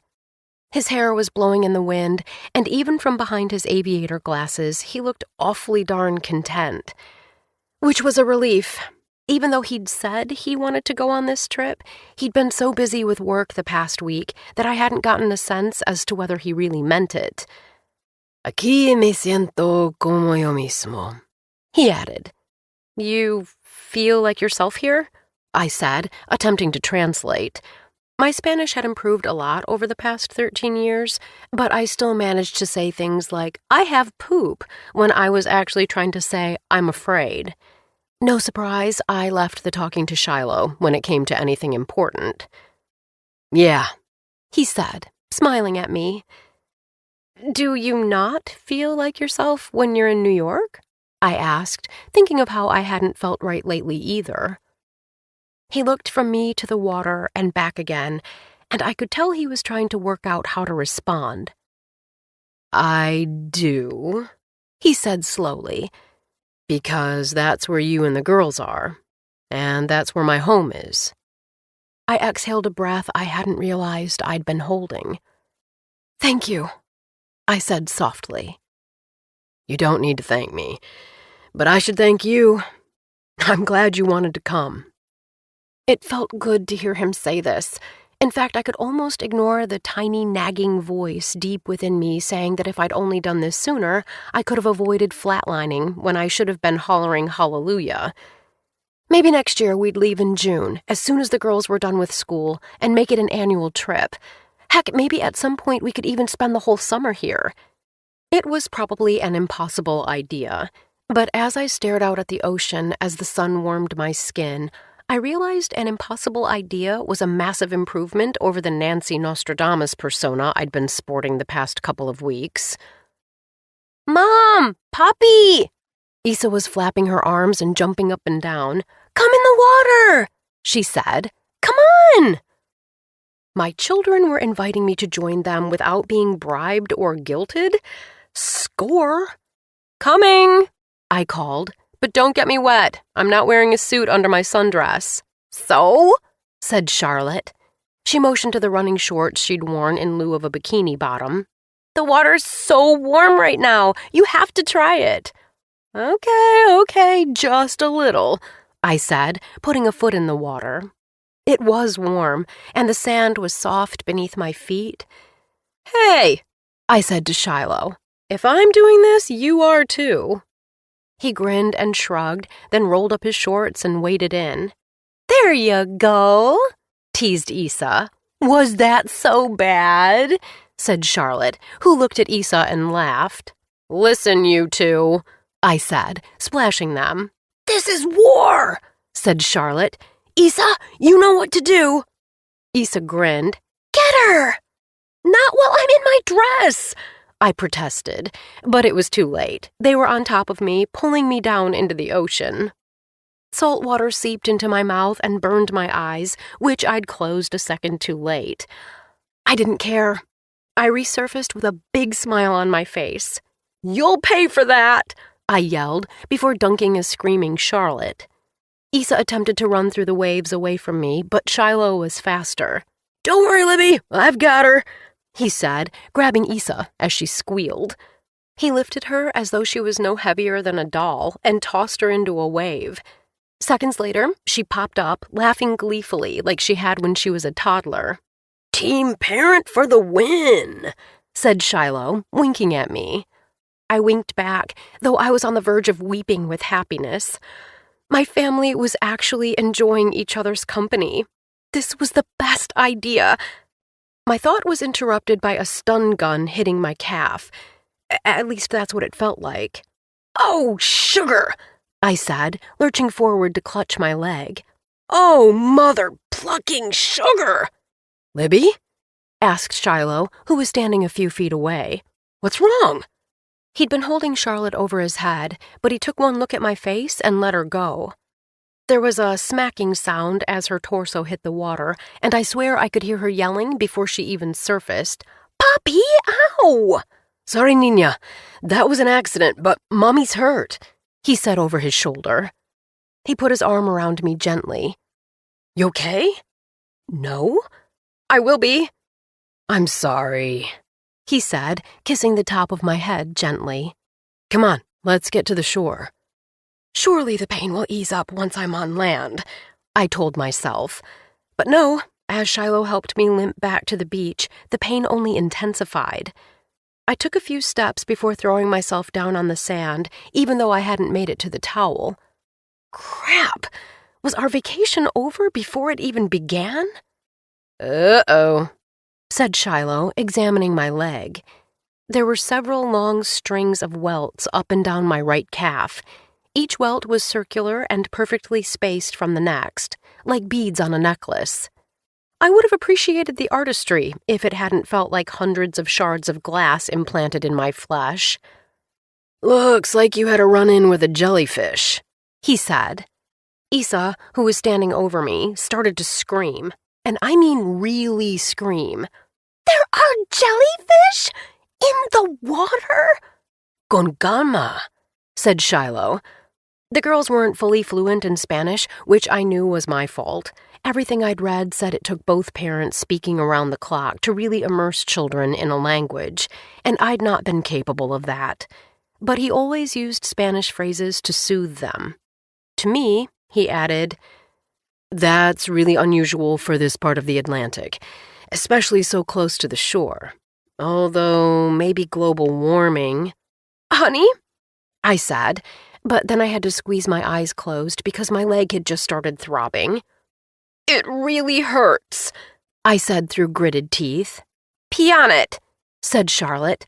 That's what you're supposed to do for jellyfish stings. I saw it on YouTube. Issa's face brightened. Pee on it! Pee on it! She yelled. Pee on it! Pee on it! Chanted Charlotte. Every beachgoer within a half-mile radius had turned to stare at us. Really, I wouldn't have been surprised if someone walked over and offered to empty their bladder onto my leg just to shut my children up. No one is peeing on anything, now knock it off, Shiloh told them. Libs, can you stand on it? I could, but it hurt. A lot.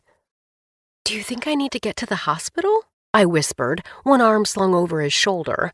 I was starting to feel kind of woozy. What if it's poisonous? Luckily, the kinds of jellyfish you find in this part of the Atlantic are perfectly harmless. Well, he said, glancing at my leg. Not harmless, but not poisonous either. Let's get back to the hotel so we can clean it out. Girls, grab our towels. But we just got in the water, said Issa. Charlotte put her fists on her hips. We want to stay. I'll keep an eye on Issa and she can watch me. I remembered how Milagros had practically hauled me out of the Caribbean when she saw me swimming alone in an area that hadn't been designated for swimming.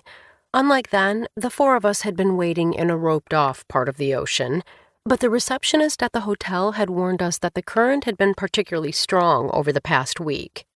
Until both of you are trained as lifeguards, no one is swimming without us, I said. Now please come with me and your father. This always happens, said Issa, trailing behind us. I didn't fully catch Charlotte's response, but I heard her say, Lame start to our vacation. My heart sank, not because I disagreed, but because she was right. 10. Imagine my relief when the concierge at our hotel informed us that vinegar, not urine, was the best way to treat a jellyfish sting. Shiloh plucked a few stray pieces of tentacle from my skin with a pair of tweezers, which is every bit as repulsive as it sounds, then attempted to pickle my calf with the vinegar he'd bought at a convenience store. Afterward, I took a warm bath, which reputable online sources said was helpful for easing pain. Not so much. but it was nearly dinner time, so I tossed back a handful of ibuprofen and pasted on my best poker face. We'd intended to eat at the Parrot Club, which had been one of our favorite spots in Old San Juan, but when we arrived there, we learned that it had been permanently shuttered several years earlier, though it wasn't clear if that was a business decision or a result of the hurricane. "I can't believe how much of the island has been affected," muttered Shiloh as we stood in front of another restaurant across the street. The building had a gaping hole in its roof that looked like it had been there since Maria hit. "I should have expected it, but still." "Maybe we'll find something even better," I suggested, trying to keep the disappointment out of my voice. I knew we had almost the whole vacation ahead of us, but as my throbbing calf was intent on reminding me, we were already seriously off course. "When?" demanded Isa, leaning against a tree in front of the restaurant. "I'm starving." "I am too," said Charlotte, who was sitting in a heap on the concrete, not far from Isa's feet. "Good, because now they'll actually find food for us," muttered Isa. "If I'm hungry, it doesn't matter. If you're hungry, stop everything. You might die."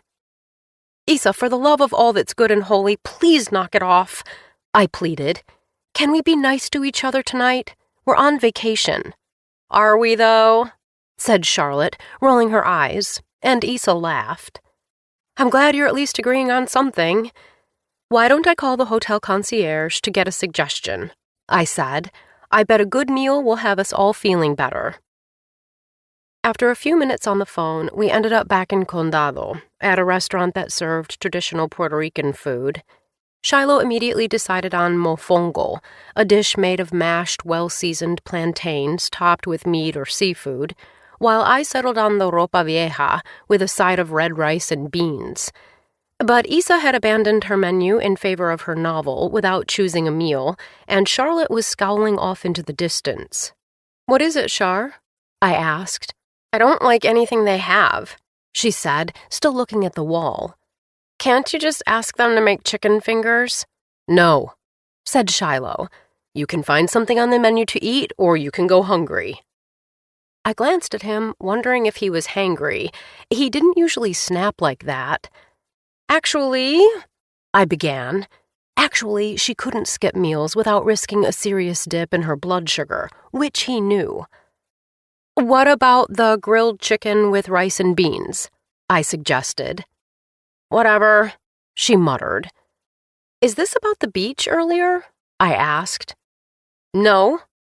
It's about you being spoiled, Charlotte," Isa said, not glancing up from her novel. I could feel something stirring in me. It wasn't strong enough to qualify as anger, but it wasn't mild enough to be mere irritation. In fact, if I didn't know better, I would have diagnosed myself with a raging case of disappointment. Was I the only person on this vacation who remembered how fortunate we were to be able to hop on a plane to spend a week on not one, but 2 tropical islands? I opened my mouth, then clamped it shut just as fast, because I just remembered that my own mother had never broken up my arguments with Paul by telling us which one of us was in the wrong. She'd figured out early on that it was far more effective to play head cheerleader than referee. "Isa, chicken with rice and beans work for you too?" I said pleasantly. "Fine," she said from the other side of her book. "Great," I said, waving our server over. He took our order and asked if we wanted anything to drink. I glanced at Shiloh, who hadn't seemed relaxed since the jellyfish incident, come to think of it. In fact, unless my eyes were playing tricks on me, he looked just as tense as he had in New York. I needed to turn this ship around, and fast. "A pina colada for both of us," I told the server. Shiloh arched his eyebrows. "The ibuprofen's not cutting it," I explained. "And hey, we're in Puerto Rico." "Thank you, I think." "You're welcome, I think." "Hey, remember when you took me out for pina coladas when we went to San Juan together?" I said, hoping the reminder of those heady days would make him smile. He broke into a grin. "You didn't believe me, but they really were the best, weren't they?" "They were," I agreed, grinning back at him. "I heard from my buddy that the place is actually still there. he said. I wish our trip was a little longer. We were spending 5 nights in Vieques, then another night in San Juan before flying home. Maybe we can come back with just the 2 of us, I said, eyeing the girls. From the way they were slouched down in their chairs, you'd think we were making them sit through a trigonometry lesson. I had to remind myself that I'd planned a family vacation on purpose. They needed this as much as the rest of us did. What are you both looking forward to? I asked them after the waiter delivered our piña coladas. It was a question my father used to ask Paul and me at dinner. He'd believed that even if we were just having microwaved lasagna, meals were for interacting with each other. Going home? Said Charlotte. What she said, said Isa. That's enough, said Shiloh. His voice was low, but all business. We're on vacation, and we are going to have a good time. Aye, aye, said Isa, as Charlotte pretended to salute him. For a second, I was on Team Twin. Forced fun? Sign me up. Then I remembered that this whole thing had been my idea. Let's change the subject, I said, before taking another sip of my drink. You still think we'll have time to see your dad on the way back from Vieques? I asked Shiloh, who was staring at the television over the bar. A soccer match was on, and although he was a fan, I suspected Isa and Charlotte's behavior was the real reason his eyes were trailing a bunch of soccer players on teams he didn't follow. It'll be tight, but we'll manage, he said, glancing at me quickly before looking back at the screen. Maybe we can look for souvenirs for your friends after we get settled at Milagros's, I said to the girls, but now they were watching the game too. I sighed. What was wrong with good old-fashioned conversation? A whole lot, based on the little my family said to each other after our meals arrived. Maybe that's why, when our server appeared to see how our food was, I ordered a second drink, which I drank with gusto, as everyone else continued to vegetate. You're in rare form, whispered Shiloh as we made our way back to the hotel. Are you suggesting I can't walk in a straight line? I joked, leaning against his arm. In truth, I didn't actually like feeling tipsy, but it was easier to harness my inner Pollyanna when the world around me was all soft and fuzzy. Anyway, I need to let my hair down at some point, right? I said, looking over my shoulder to make sure the girls were still straggling behind. I guess so. I know things have been pretty intense for you lately. I frowned. For all of us. But your brother and Charlie's divorce and your dad...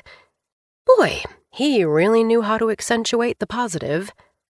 My dad's been dead for 6 months now, I said, watching a lizard dart along the side of a wrought iron fence. Do you want to talk about picking a date for the burial? We never did that before we left, you know. While we're on vacation? I said, looking at him quizzically. Not really. Fair enough, he said quickly before turning back to the girls. You two coming? Isa nodded, but Charlotte, who was a few steps behind her, said nothing, and there was nothing behind her glassy eyes. I was stone-cold sober and at her side faster than you can say helicopter parent. Char, what is it? I asked, but I already knew that it was exactly what I'd been most afraid of since the moment she'd received her diagnosis. Her blood sugar had plummeted and was continuing to drop. Her face was pale, and she was shivering as I put an arm around her and guided her into the hotel.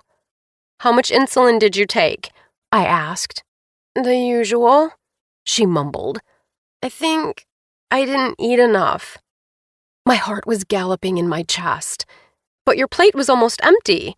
She put it in her napkin, said Isa. Oh, Charlotte, I said. You can't do that. She started to say something, but gave up before the first word came out. It's okay, I told her as we got on the elevator. We're here now. It's going to be fine. In fact, I didn't know she'd be fine any more than I knew how to stop elephant poaching and cure cancer. This had happened to Charlotte once before after a soccer game. She hadn't eaten as much as she should have beforehand, and she'd been running so hard that her blood sugar had dipped perilously low before she even realized it was happening.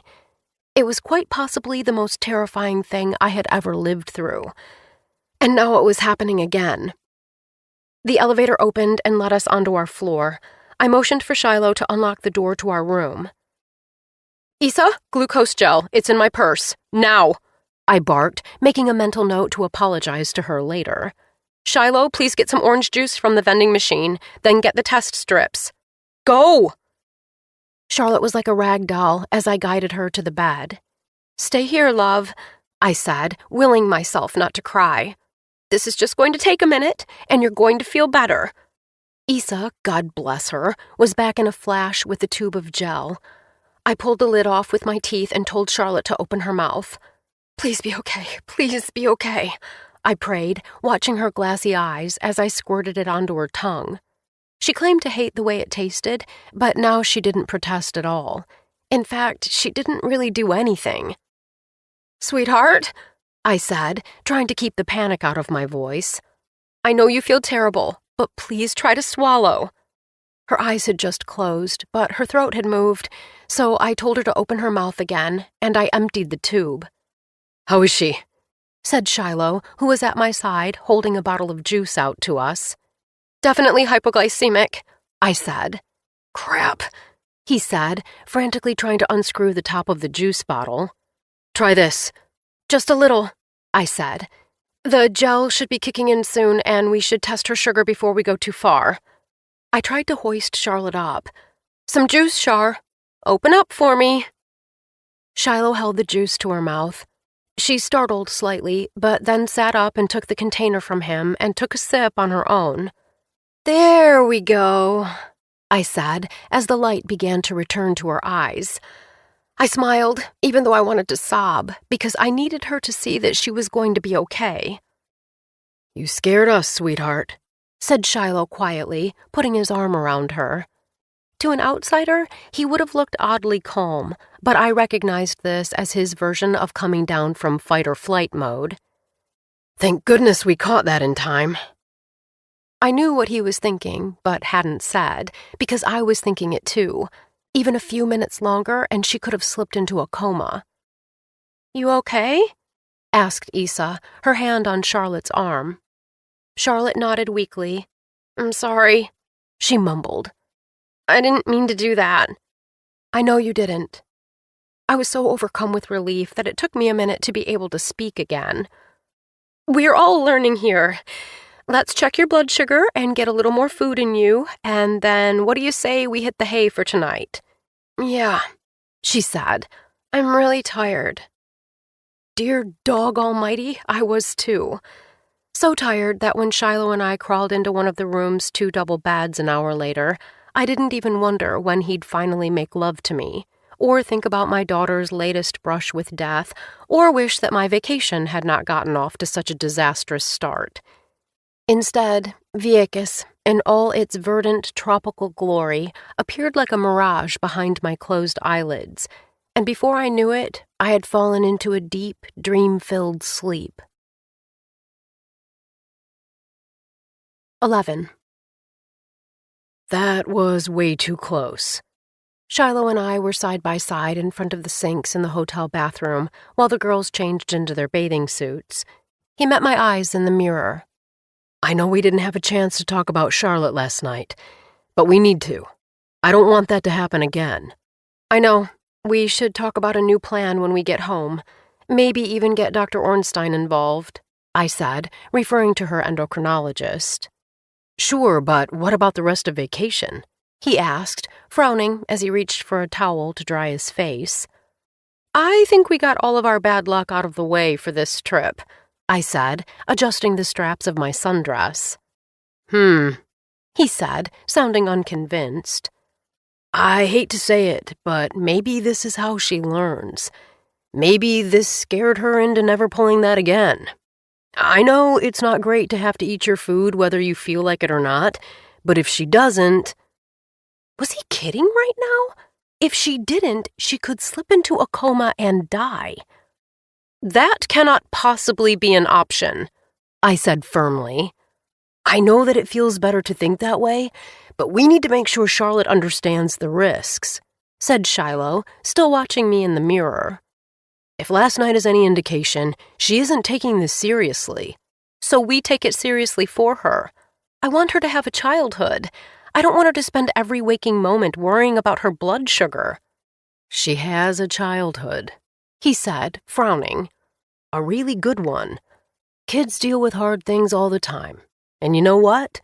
They grow up to be adults who are good at dealing with hard things. Look at you and Paul." He was trying to be kind, but he couldn't have picked a worse example if he'd tried. If I thought about it, and I mostly tried not to, there was a reason Paul and I had turned out the way we did. Yes, I was a natural-born optimist, while Paul had emerged from the womb expecting the sky to fall. But over time, I'd come to understand that our personalities had probably been dialed up a dozen notches in direct response to our mother dying. I didn't want that for Charlotte. "You guys almost done in there?" yelled Isa. "We're ready to go to the beach." "Let's finish talking about this later, okay?" said Shiloh, and I nodded. "We're done, but you're absolutely eating breakfast before you go anywhere near the water," I announced as I emerged from the bathroom. "Thanks a lot, Charlotte," muttered Isa. "What did I do?" she growled back.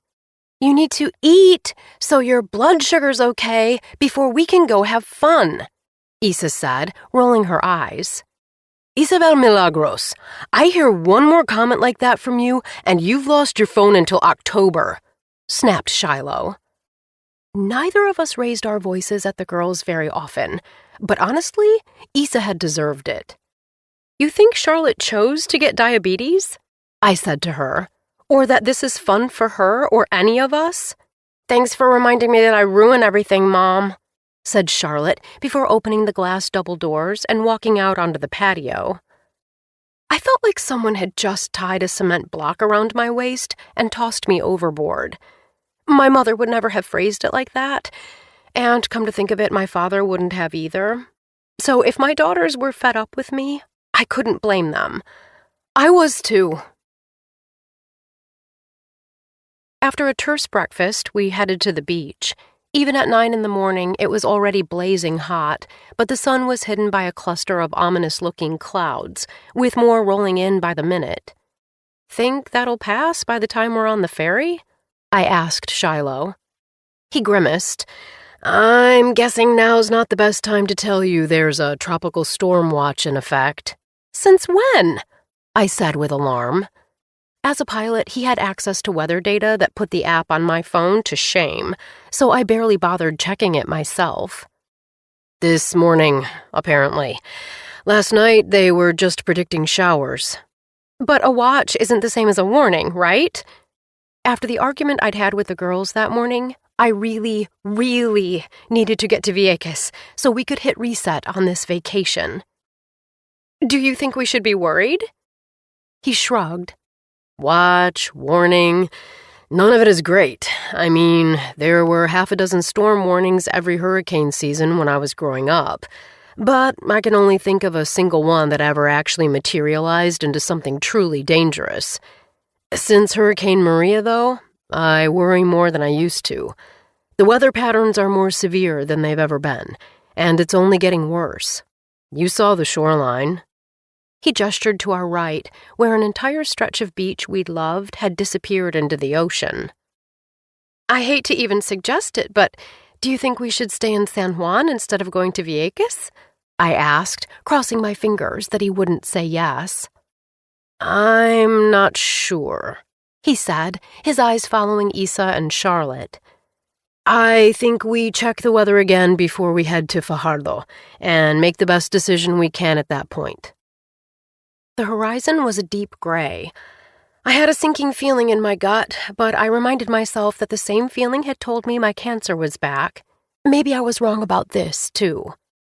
"I bet it'll pass," I said. And to my surprise, it did. Within the next hour, the sky had cleared and the storm seemed to be petering out, so we decided to proceed as planned.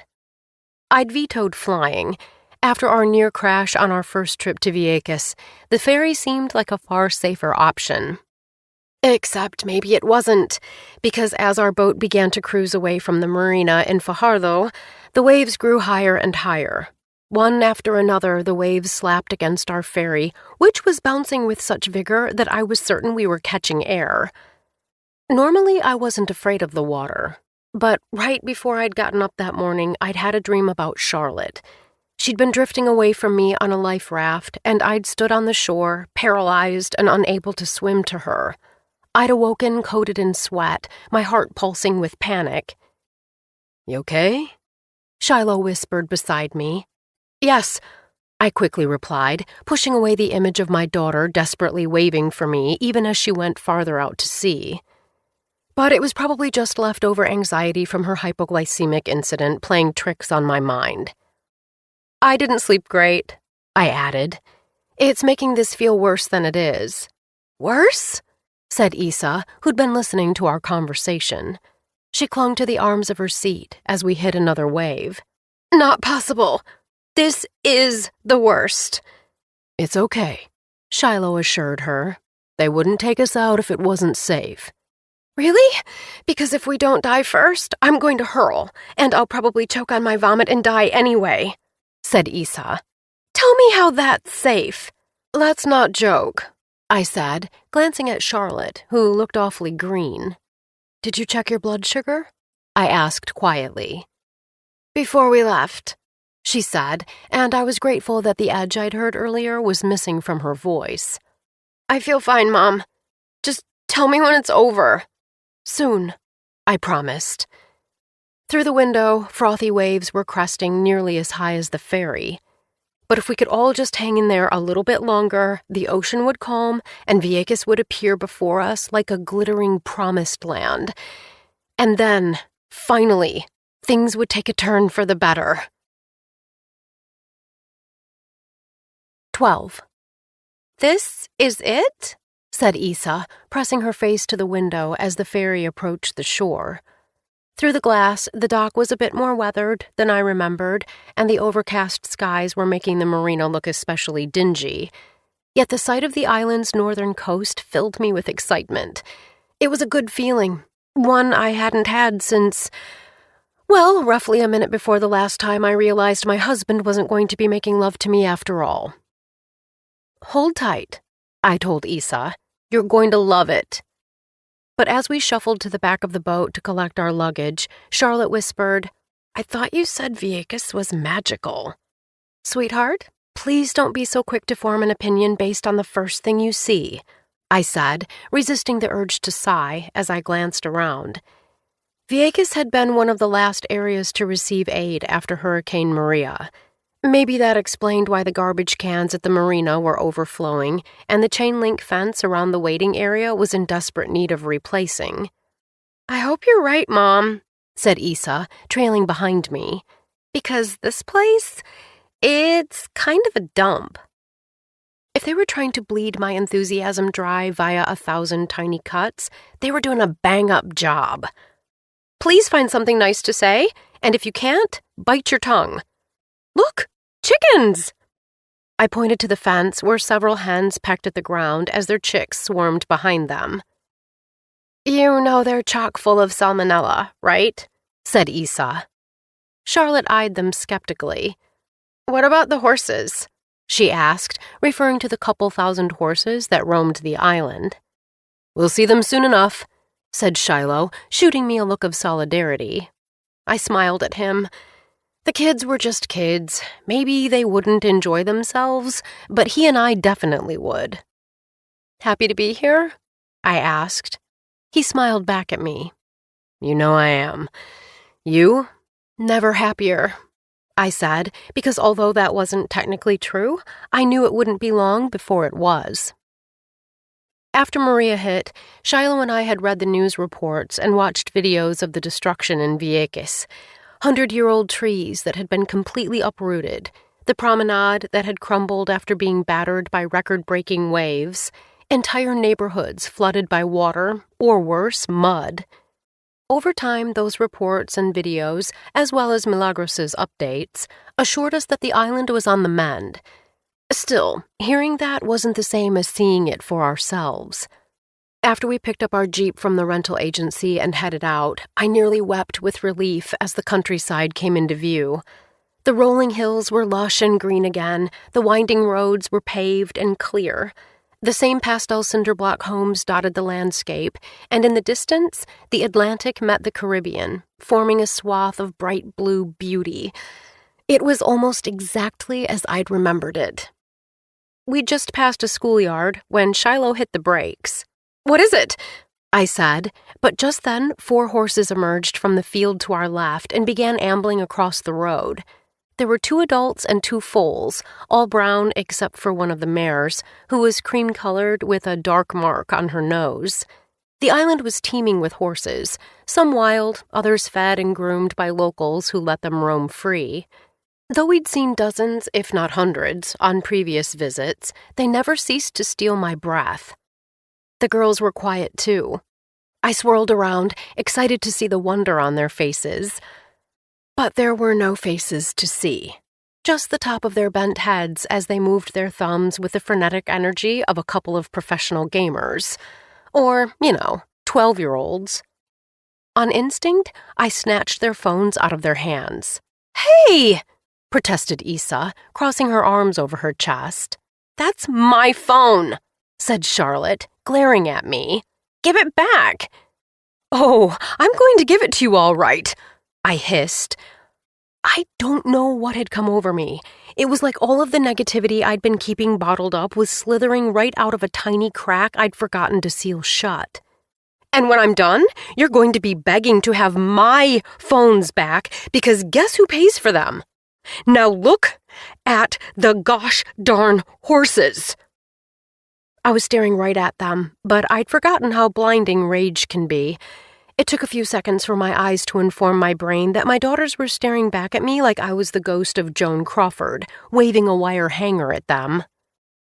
Beside me, Shiloh looked nearly as shocked. And no wonder. One tiny disappointment, and I'd instantly morphed into Momzilla. I needed to pull myself together before my daughters started making the kinds of memories that they'd later parse with a mental health professional. "I'm sorry," I said immediately. My father had always said that the faster you apologized, the faster you moved on. "I didn't mean to snap. It's already been a long day, and I just wanted you to pay attention and look at the horses." But as I pointed out the window, the only horse left to look at was a foal's backside, disappearing into the wooded area on the other side of the road. "We'll see more," Shiloh assured me, but before I could respond, raindrops started to ping the Jeep. Behind me, Charlotte sighed deeply. "So much for the horses." "And so much for the beach," muttered Isa. "It'll pass," I said, trying to make up for having spewed acid all over everyone's mood. "Storms never last long in Puerto Rico." But as we drove south to Milagros's, the rain grew heavier and heavier until the windshield wipers could barely keep up. I wish I could say that's why we drove straight past Calle Rosa, the dirt road Milagros's house was off of. The truth was, we were looking for a picturesque dirt road with a handmade wooden sign, and it never appeared. It was only after we rerouted using our GPS that we realized the road had been coated with asphalt, and the cute sign was now a standard metal plaque. If he noticed it, Shiloh didn't say as much, so I decided not to share that I sure hoped it was the only thing that had gotten a charmless makeover. I sighed with relief as we pulled into the driveway. We were finally here. Milagros's house was still the same shade of pale pink, and her yard was dotted with the plastic flamingos that had been there on our last several visits. Except she wasn't waiting for us on the porch, as I guess I'd been expecting her to. In fact, only a rooster seemed to notice our arrival as the 4 of us clambered out of the Jeep and ran through the rain. Shiloh knocked once, twice, and then a 3rd time. I was just pulling out my phone to call her when a man appeared in the doorway. He had deeply tanned skin and a gleaming white smile. If I had to guess, he couldn't have had more than 5 years on Shiloh. His gallabero was starched and his slacks were pressed. He smelled of cologne. Milagros didn't have children, but maybe this was a nephew or some other relative who'd come in from the Big Island to visit. "You must be Shiloh and Libby," he said in a booming voice. "Mucho gusto." "Mucho gusto," said Shiloh, reaching out to shake his hand. I'm Hector. You're... I stopped myself before I could say what I was thinking. This was Hector? He was too young and too good-looking and, well, not what I'd envisioned when Milagros said she'd taken a lover. Shiloh didn't blink an eye before he began chatting with Hector in Spanish. But where was Milagros? Then I heard her yodel my name from inside the house, and I smiled.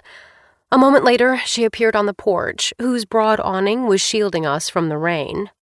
Mija, she said, opening her arms to me. Milagros! All of my troubles evaporated as I inhaled her citrusy scent. Her arms were tight around me, and though I normally didn't like prolonged hugs from anyone other than my nuclear family, I could have stayed there all day. Milagros would know how to fix me, just like she had the last time I'd been here. In fact, based on the way my mood had lifted, she was already working on it. As she let me go, I stepped back to examine her. My initial reaction was worry, because her legs, which were sticking out of the bottom of her yellow dress, were as thin as a small child's, and her face was more lined than it had been the last time I'd seen her.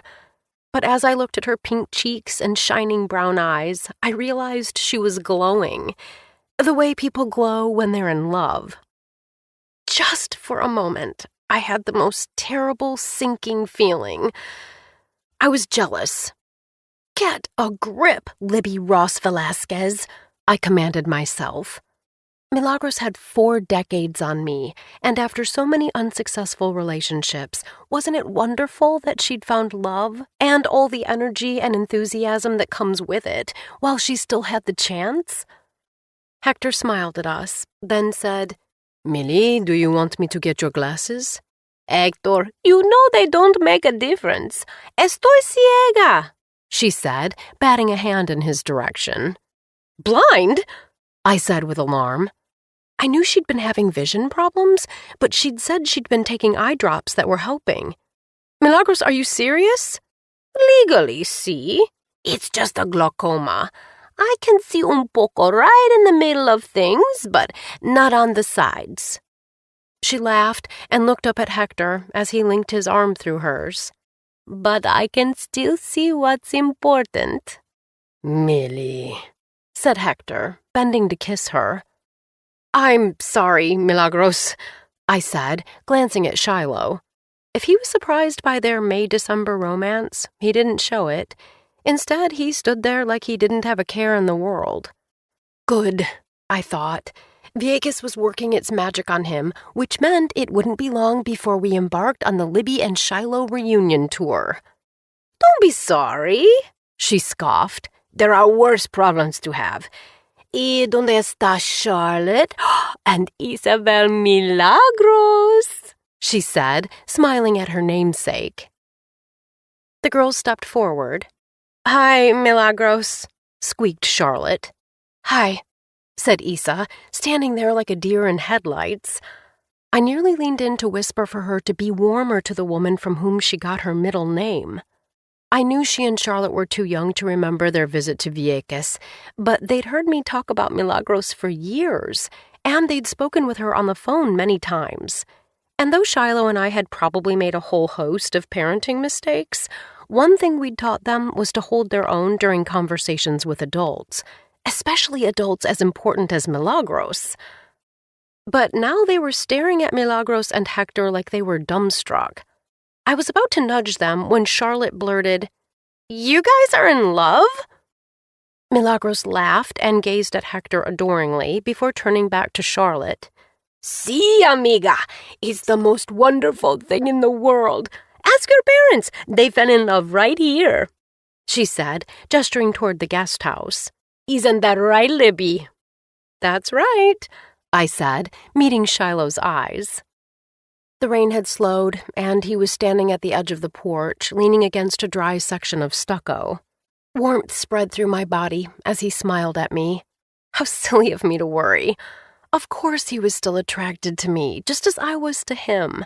And if all went according to plan, we'd soon have an opportunity to act on that attraction, just like we had 13 years earlier. 13. Milagros had told me that they'd updated the guest house, but I'd be lying if I said I wasn't gobsmacked when I walked inside and saw that the kitschy island decor had been replaced by myriad shades of gray. Gray sofas, gray walls, gray rugs, and, for a little variation, a trio of white glass vases on the gray stone counter, which Charlotte and Issa would be sure to shatter at their earliest possible convenience. Didn't anything stay the same? ¿Qué te parece? Asked Milagros, who had followed us inside. Hector's been working on it. We just put posters up, and our rentals are almost back to what they were before Maria. I couldn't bring myself to tell her that I felt like I'd just stepped into a rain cloud, so I glanced at Shiloh. "It looks great, Millie," he said, taking the hint. "And I'm glad business is booming." Me too, I managed, because at least Hector had a solid financial motive for erasing all semblances of whimsy and personality. I shook my head. It wasn't my guest house, so what did I care? It was like I was turning into Paul, I thought with a shudder. As much as I loved my brother, I had no interest in taking a page from his worst-case scenario handbook. "Libby, you okay?" said Shiloh. "Great," I said, tired but thrilled to be here. "We're happy you're here too, mija," said Milagros. "I'll let you get settled, but you holler if you need anything, okay? And drinks are at 6, rain or shine." I smiled, because at least her old ritual remained. We'd spent many a happy hour on her patio talking about love and life and making the most of the hands we'd been dealt. We wouldn't miss it for the world, I assured her. "You sure you don't need me to help you back?" Milagros, who'd already retrieved her umbrella and opened the door, turned to look in my direction. "Gracias, pero no. I know every step like my own face." She smiled broadly and said, "That's why I'm leaving this place in a body bag." "Millie," I said, laughing nervously. "Don't even say that." "No one makes it out of this life alive, mija," she called as she stepped outside. "Not saying that doesn't make it any less real." Maybe not, but I still couldn't bear the thought of losing her, not so soon after my father. After Milagros was gone, Charlotte threw herself down on an armchair. "This place is so small, Mom. It's not huge, but it's lovely. At least it had been. Were it not for Milagros herself and the beach just outside our door, it could have been any rental in any town. But how lucky you are to be here, I reminded myself, and you're not even paying for the privilege." "Just look at that view," I said, pointing through the large windows of the sunroom, where Issa and Charlotte would be sleeping on a pull-out sofa. "I'm not going anywhere near that view," said Issa, using air quotes. The water on the south side of the island was no less choppy than the north side had been, and the sky was almost as dark as if it were sundown. She scrunched up her nose. "I wish we were still at the hotel, so we could go use the pool. Jellyfish don't do chlorine." I would have scolded them for complaining if I hadn't been partially to blame. There was no way that my little meltdown in the car hadn't left a dent in their mood. "Please find something, anything, to like, okay?" called Shiloh, who'd just opened the side door that led out onto the patio. He glanced over his shoulder at me. "The patio's wet, but the outdoor shower's still here." "Oh, yeah?" I said, smiling at him. "How soon do you think we can use it?" "Not anytime soon, unfortunately," he said, pulling the door closed. "The storm's picking up, and they're predicting more of the same for the next few days." "It could change, though." "Definitely," he said, finally smiling back at me. "And if it does rain, we'll just have to find ways to stay busy." This was a welcome 180. "Want to go nap before we head to Milagros's for drinks?" He tilted his head. "You know, I'm suddenly bone-tired." My stomach did a little jump. "Girls," I called, following Shiloh as he headed for the other room. "Your father and I are going to lie down for an hour. Find something to do that doesn't involve trying to murder each other." The bedroom had been subjected to the same monochromatic makeover as the rest of the place, but Hector hadn't replaced the old rattan bed frame. This struck me as a good omen, as it was where Shiloh and I had conducted the first of many chemistry experiments. I lay across the mattress, watching him undress on the other side of the room. "You remember that night after the bay?" I asked. Vieques' bioluminescent bay was one of only a few in the world. Shiloh had taken me to it 13 years earlier so I could see the water, which was filled with tiny organisms that lit up when they were disturbed. It was the first time after my diagnosis that I'd felt truly hopeful about my future. And, not coincidentally, it was also the night I'd realized just how strong my feelings were for him. Of course. He tugged his t-shirt over his head and discarded it on the dresser. Like it was just yesterday. Me too. Do you remember what you were thinking? He grinned at me. If I had a thought in my head, I couldn't have identified it. Well, other than maybe that it was totally unexpected.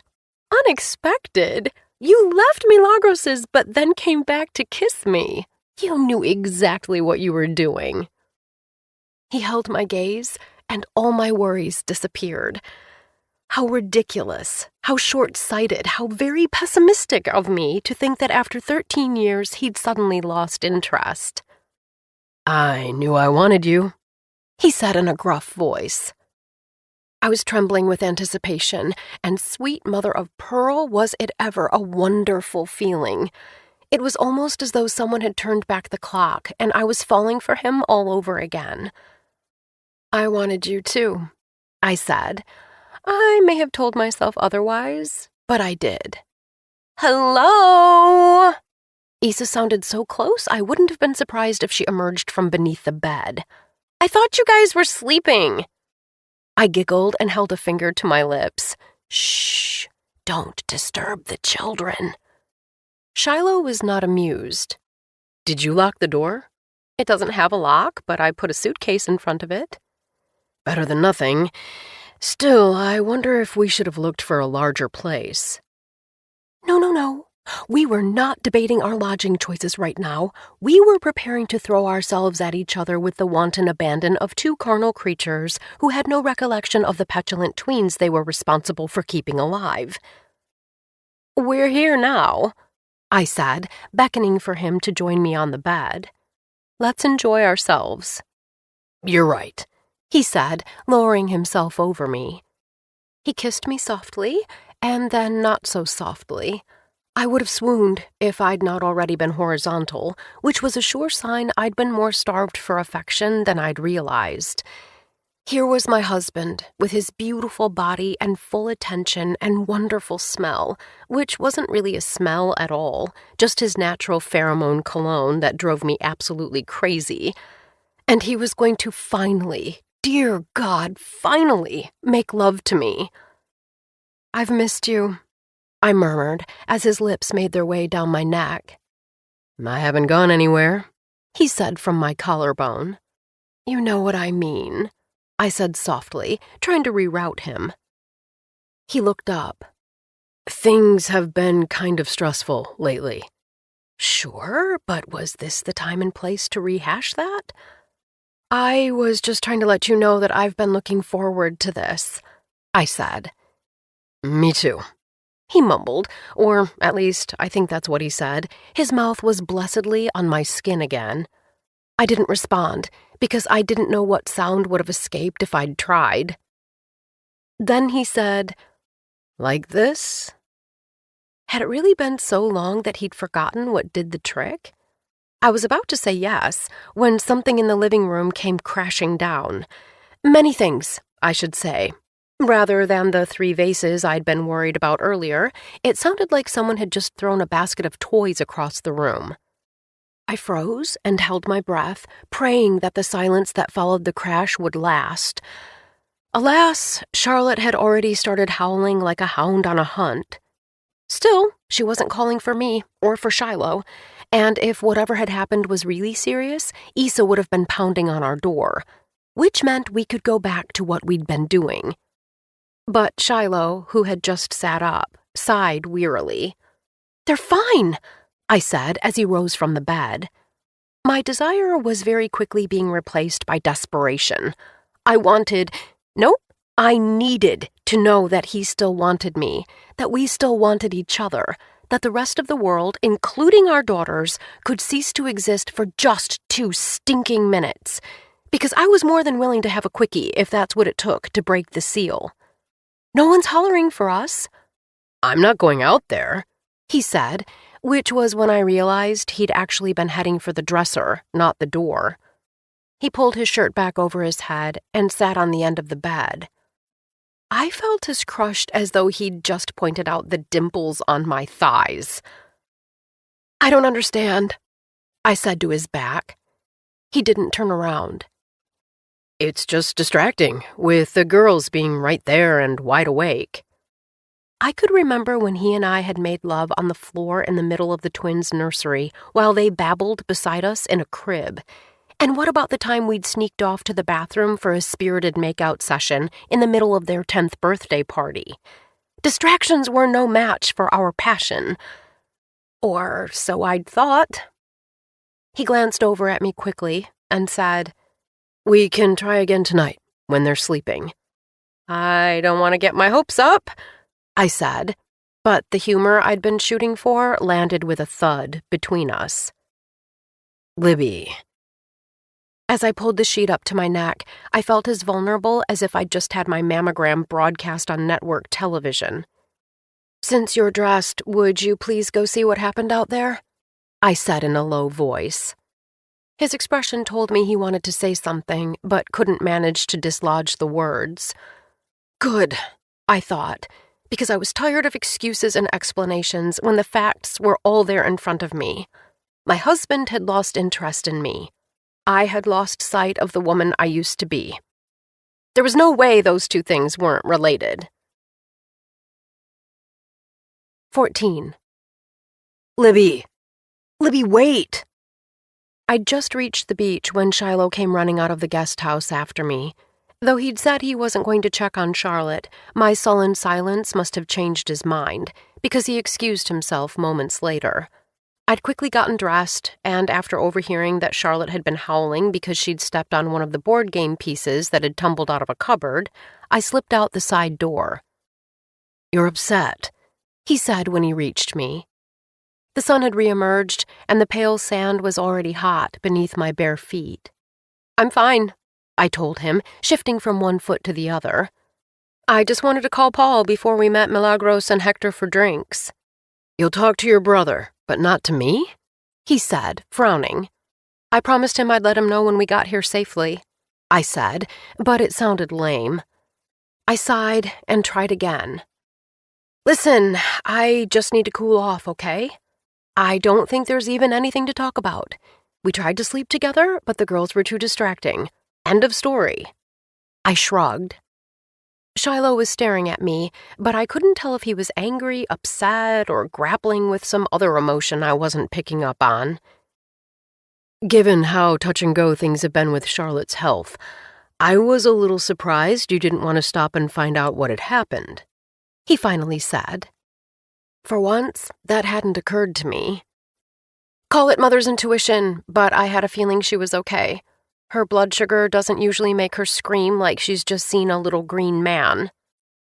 He lifted a hand to his forehead to shade his eyes from the sun. Okay, but I wish you wouldn't read into what happened. It didn't mean anything. Right, because I'd never heard that one before. We can try again tonight, he added. How do you know I'm reading into anything? And if it's all the same to you, I don't want to make a plan for tonight or any other night. This was starting to feel like a fight, so I tried to soften my tone. You already told me you felt pressured. I don't want to add to that. Hey, he said, frowning. That's not what I meant. Was there another meaning for pressured that I was unaware of?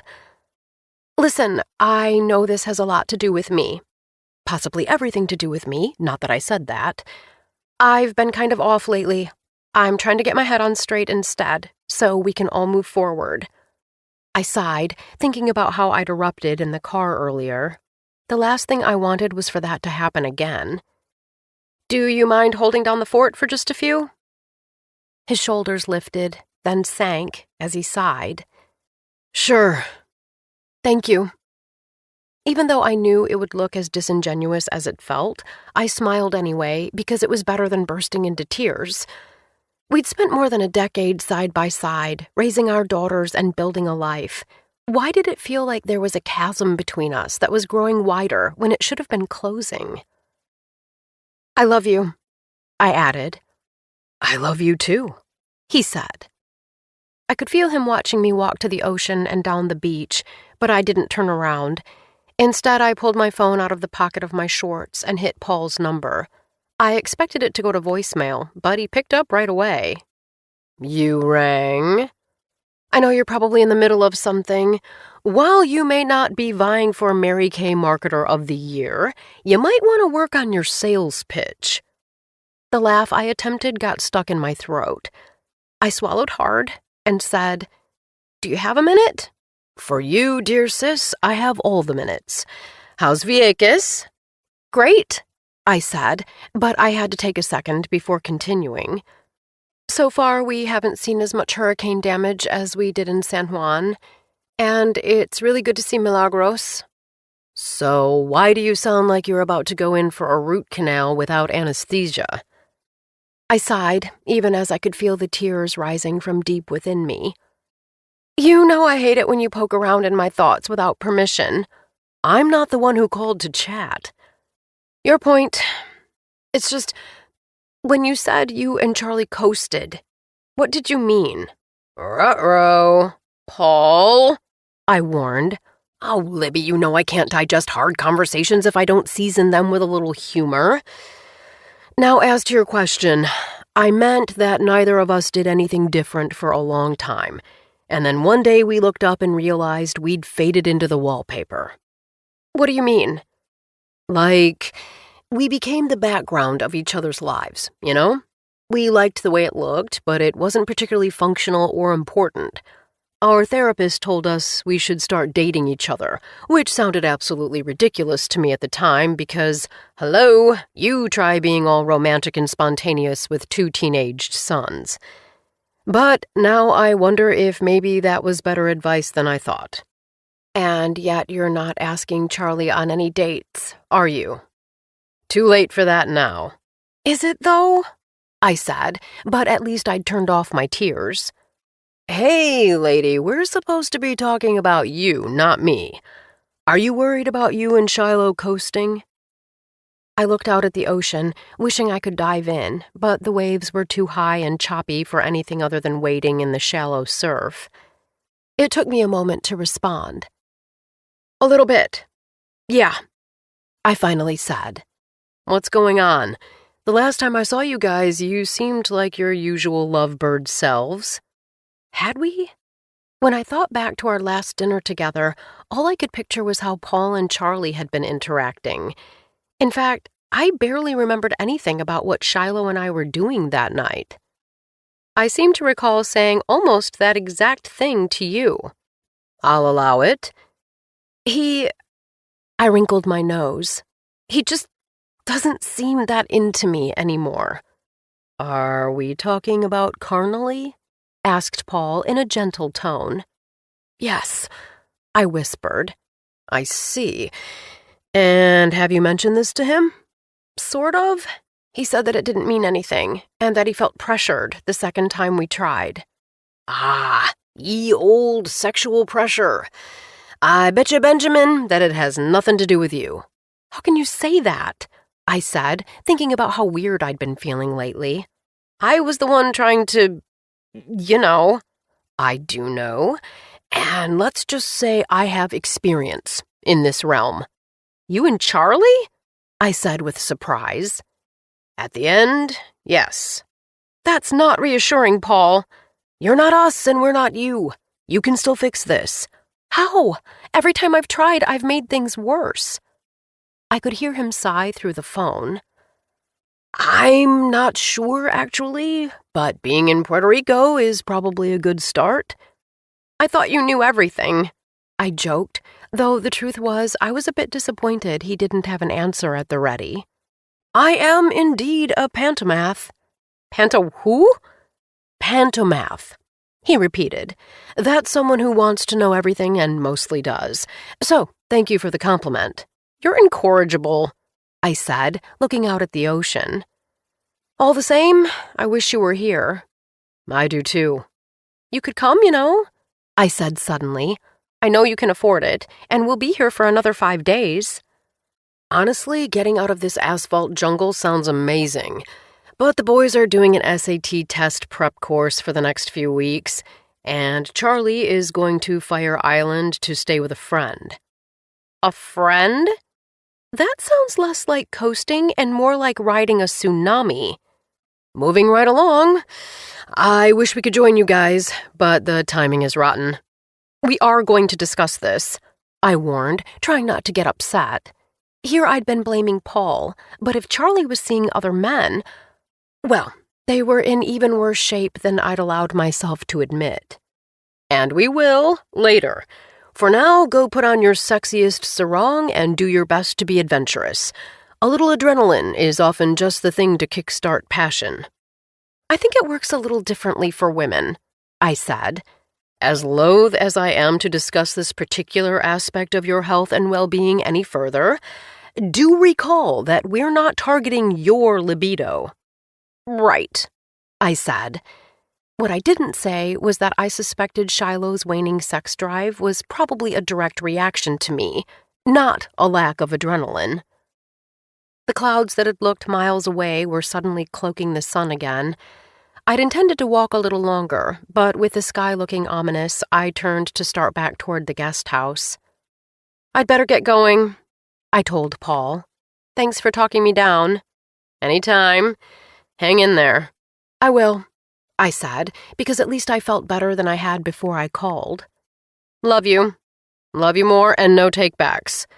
And then, because this had always been our game, to try to get the last word, he hung up. When I returned to the guest house, Shiloh was helping the girls pick up the board games. He looked up and shot me a close-lipped smile, probably for the girls' benefit, but I managed to smile back at him. Almost ready for drinks? I said cheerfully. Yes, he said, looking at me quizzically. You're feeling better? I am. I wasn't, actually, but the more I thought about it, the more convinced I was that the only thing to do was throw everything at our marriage and see what stuck. I would try adventure and adrenaline, per Paul's advice, because it couldn't hurt. But I was also going to double down on relocating the real me, the one I'd found 13 years earlier on this very island, because that was the woman Shiloh fell in love with. It had begun to drizzle when we headed to Milagros' for drinks, so instead of meeting on the patio, Hector ushered us into the house. I steeled myself for more of his signature achromatic style, but was relieved to see that little about Milagros' home had changed. There were the same paintings of fruit trees and the Puerto Rican countryside on her pale peach walls. Here was a familiar basket full of orchids swinging over the kitchen sink. And there was Milagros, sprawled on one of the 2 weathered velour sofas she and I had spent many an afternoon gabbing on, back when Shiloh was still just my vacation fling. It felt like coming home. Bienvenidos, she said, rising. Let me get you a drink. Please sit, we can do it, I told her. You're my guest, Libby, let me. And don't worry about my eyes, she squawked, already reaching for the pitcher on the coffee table. Milagros, amor, let me, said Hector, gazing adoringly at her. I couldn't help it. Seeing Hector look at Milagros like she was the best thing that ever happened to him made me glance at Shiloh, who was on a chair across from the sofa, saying something to Issa. The last time I could remember him looking at me like that had been at Rupi's wedding the summer before. She and her husband Trevor had just kissed and were strutting down the aisle as newlyweds. It was one of those moments when everything up ahead seems to be brimming with promise, and Shiloh had kissed the back of my neck softly before meeting my eyes. I love you even more than the day we married, he'd whispered, sending goosebumps dancing up my arms. That night, we'd made love like a couple of teenagers, and I remembered thinking that although we were heading into the autumn of our lives, Maybe we were still in the midst of a sexual spring. If only I'd known it was more like a short-lived heat wave that would be followed by an Arctic blast. Okay, amor, said Milagros, beaming at Hector. As you like it. I'm going to go get something from the kitchen. So how did you and Milagros meet? I asked as Hector handed me a glass of something bright red and, from the smell of it, highly flammable. His smile was dreamy. I've known Milagros since I was a kid, but I moved away after high school and then worked in Florida for a long time. A little over a year ago, I came back to Vieques with my wife. Well, ex-wife now, he said, somewhat sheepishly. We'd only come to check on her parents, but we'd ended up buying a home and staying. But our marriage was already falling apart. Running into Milagros again on the island only made that even clearer to me. To make a long story short, we separated, and now, here I am, he said, gesturing to the house. He grinned at me and Shiloh. How about you two? We met in Vieques, actually, said Shiloh. Technically, we met in San Juan, I said. He was flying the plane I took from there to here. I'd expected Shiloh to chime in with more details, but he just nodded. I was about to fill in for him when Milagros appeared, carrying 2 glasses teeming with electric pink liquid. Mocktails, she announced, shuffling across the tile toward Isa and Charlotte, both of whom looked bored but at least had the good sense not to say as much. Scene rum. That's so kind of you, but they'll have to pass, I said. Charlotte can't have sugared drinks. I glanced at Isa, and in the interest of fairness, it's best if Isa doesn't either. I just need to adjust my insulin, said Charlotte. She'd been examining the framed photos Milagros had displayed on her tiered television stand. I sent photos every Christmas, so we were in several of them, but seeing them now made me realize that holiday cards were a lousy substitute for time together. I would have to talk to Shiloh about how we could afford to make this summer trip an annual event. After all, he'd said he felt more like himself here, and I had to believe that soon I would too. We've talked about this. Remember how shaky you were after LaToya's? I said, referring to the time she'd decided to sneak a jumbo-sized soda. I know how to manage my blood sugar now, she said, throwing herself down on the end of one of Milagros's 2 sofas. So what happened after dinner the other night? Said Isa. Charlotte swiveled and gave her a look that could have sunburned Satan. Don't blame me for your broken pancreas, Isa volleyed back. If she weren't being so childish, I would have commended her for correctly identifying the root cause of Charlotte's condition. Isa, please, I said, hoping to nip their bickering in the bud before it got worse. I glanced at Shiloh, who shook his head in frustration. Try to be more compassionate, okay? He said. This is me being compassionate, she retorted.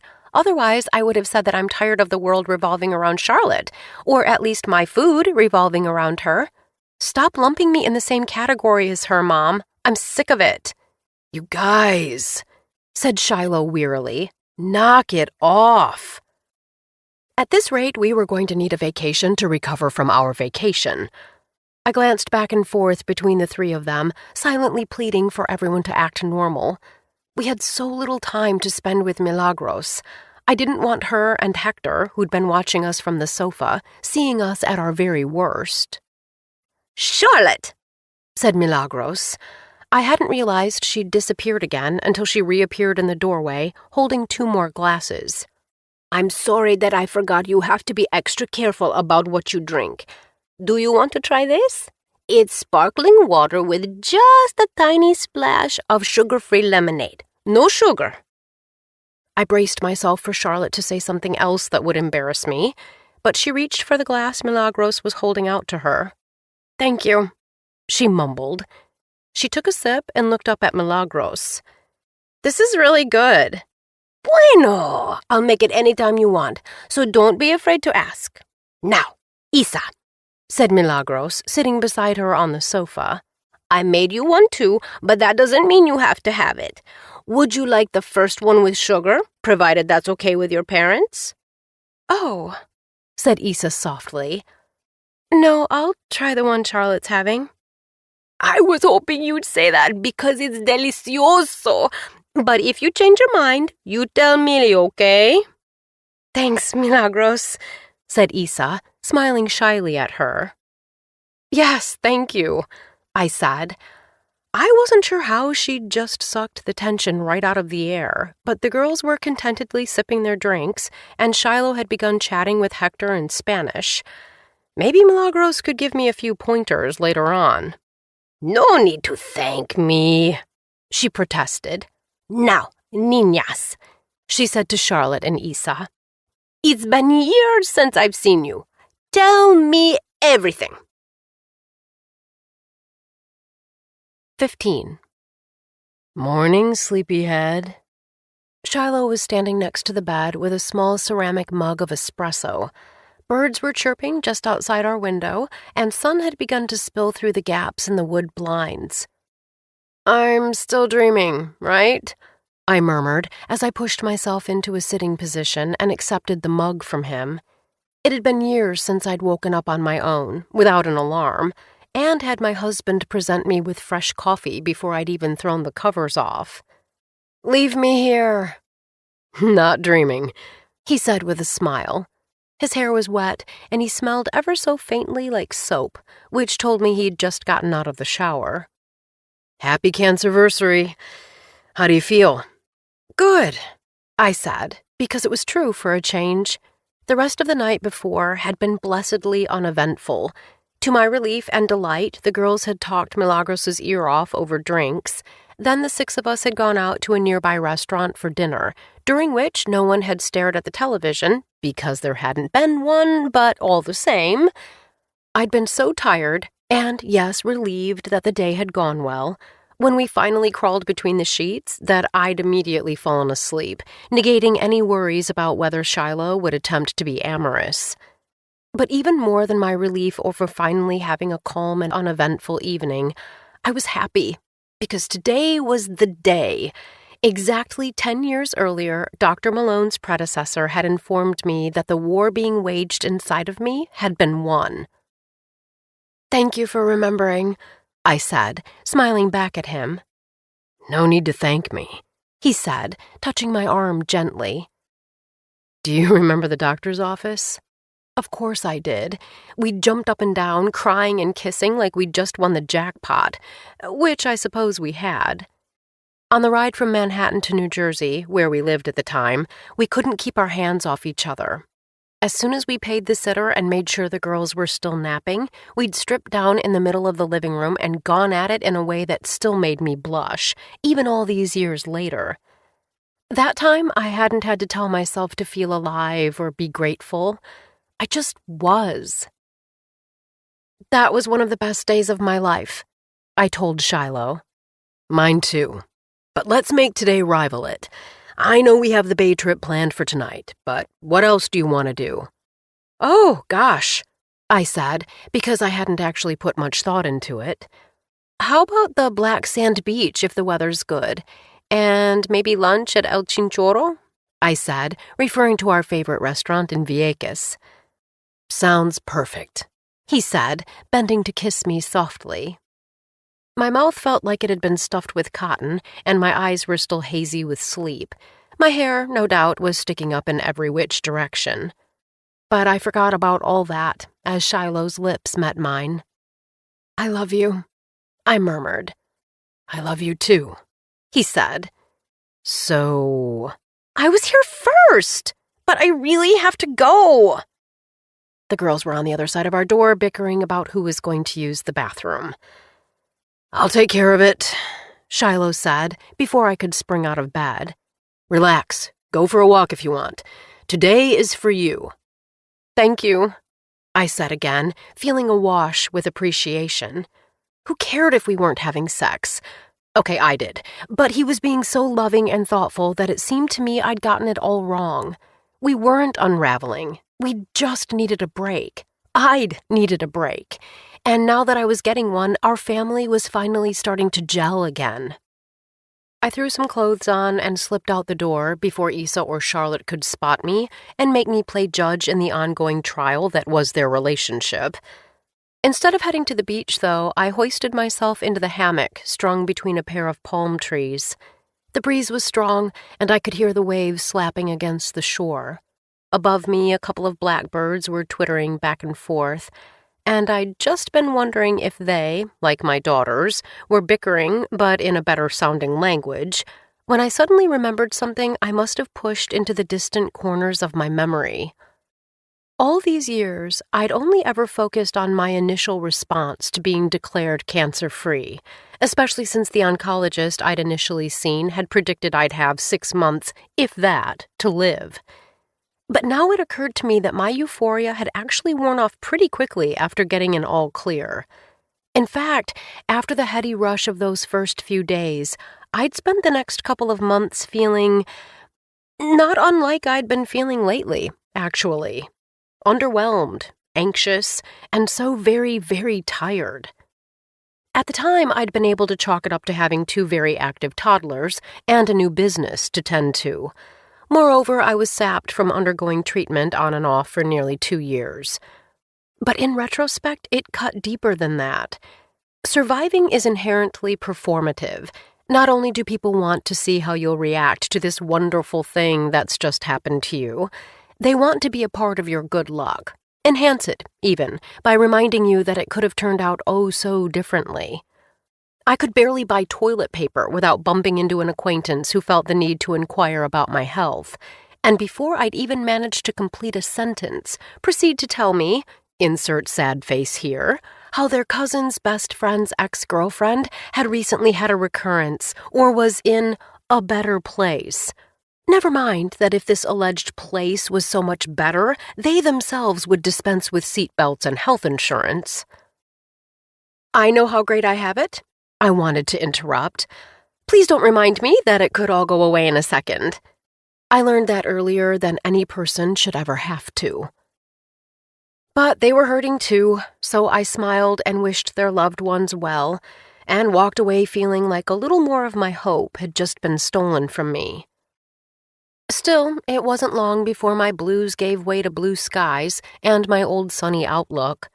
And though I had seen a social worker a few times, I hadn't done much of anything other than to just keep reminding myself of who I was: a mother, a wife, a survivor, an optimist, just like my mother before me. The hammock rocked gently as I stared at the sky, which was framed by palm trees. For a second, but only a second, I wondered what I would do if reminding myself wasn't enough.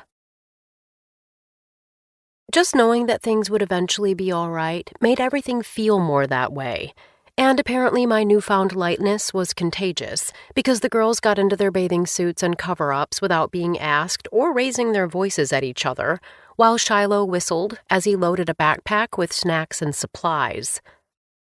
"Should we tell them what today is?" Shiloh whispered after we parked the Jeep near the trailhead leading to the beach. Later," I said, because I was anxious to preserve the morning's good vibe. "I want to tell them, but feel like that's a longer discussion. Right now, let's just have fun." A frown flitted across his face so quickly I wasn't sure I hadn't imagined it. "Okay," he said. "Maybe at lunch." "Perfect," I agreed. The girls had already begun down the trail and their heads were bent in conversation. The fact that they still weren't fighting confirmed my decision to wait. "Let's get going." The half-mile trail to the beach was steep and muddy. Some sections were so flooded that we had to step into the thick brush along the side of the trail. We'd managed to make it about 2/3 of the way down when I miscalculated and stepped into a giant puddle.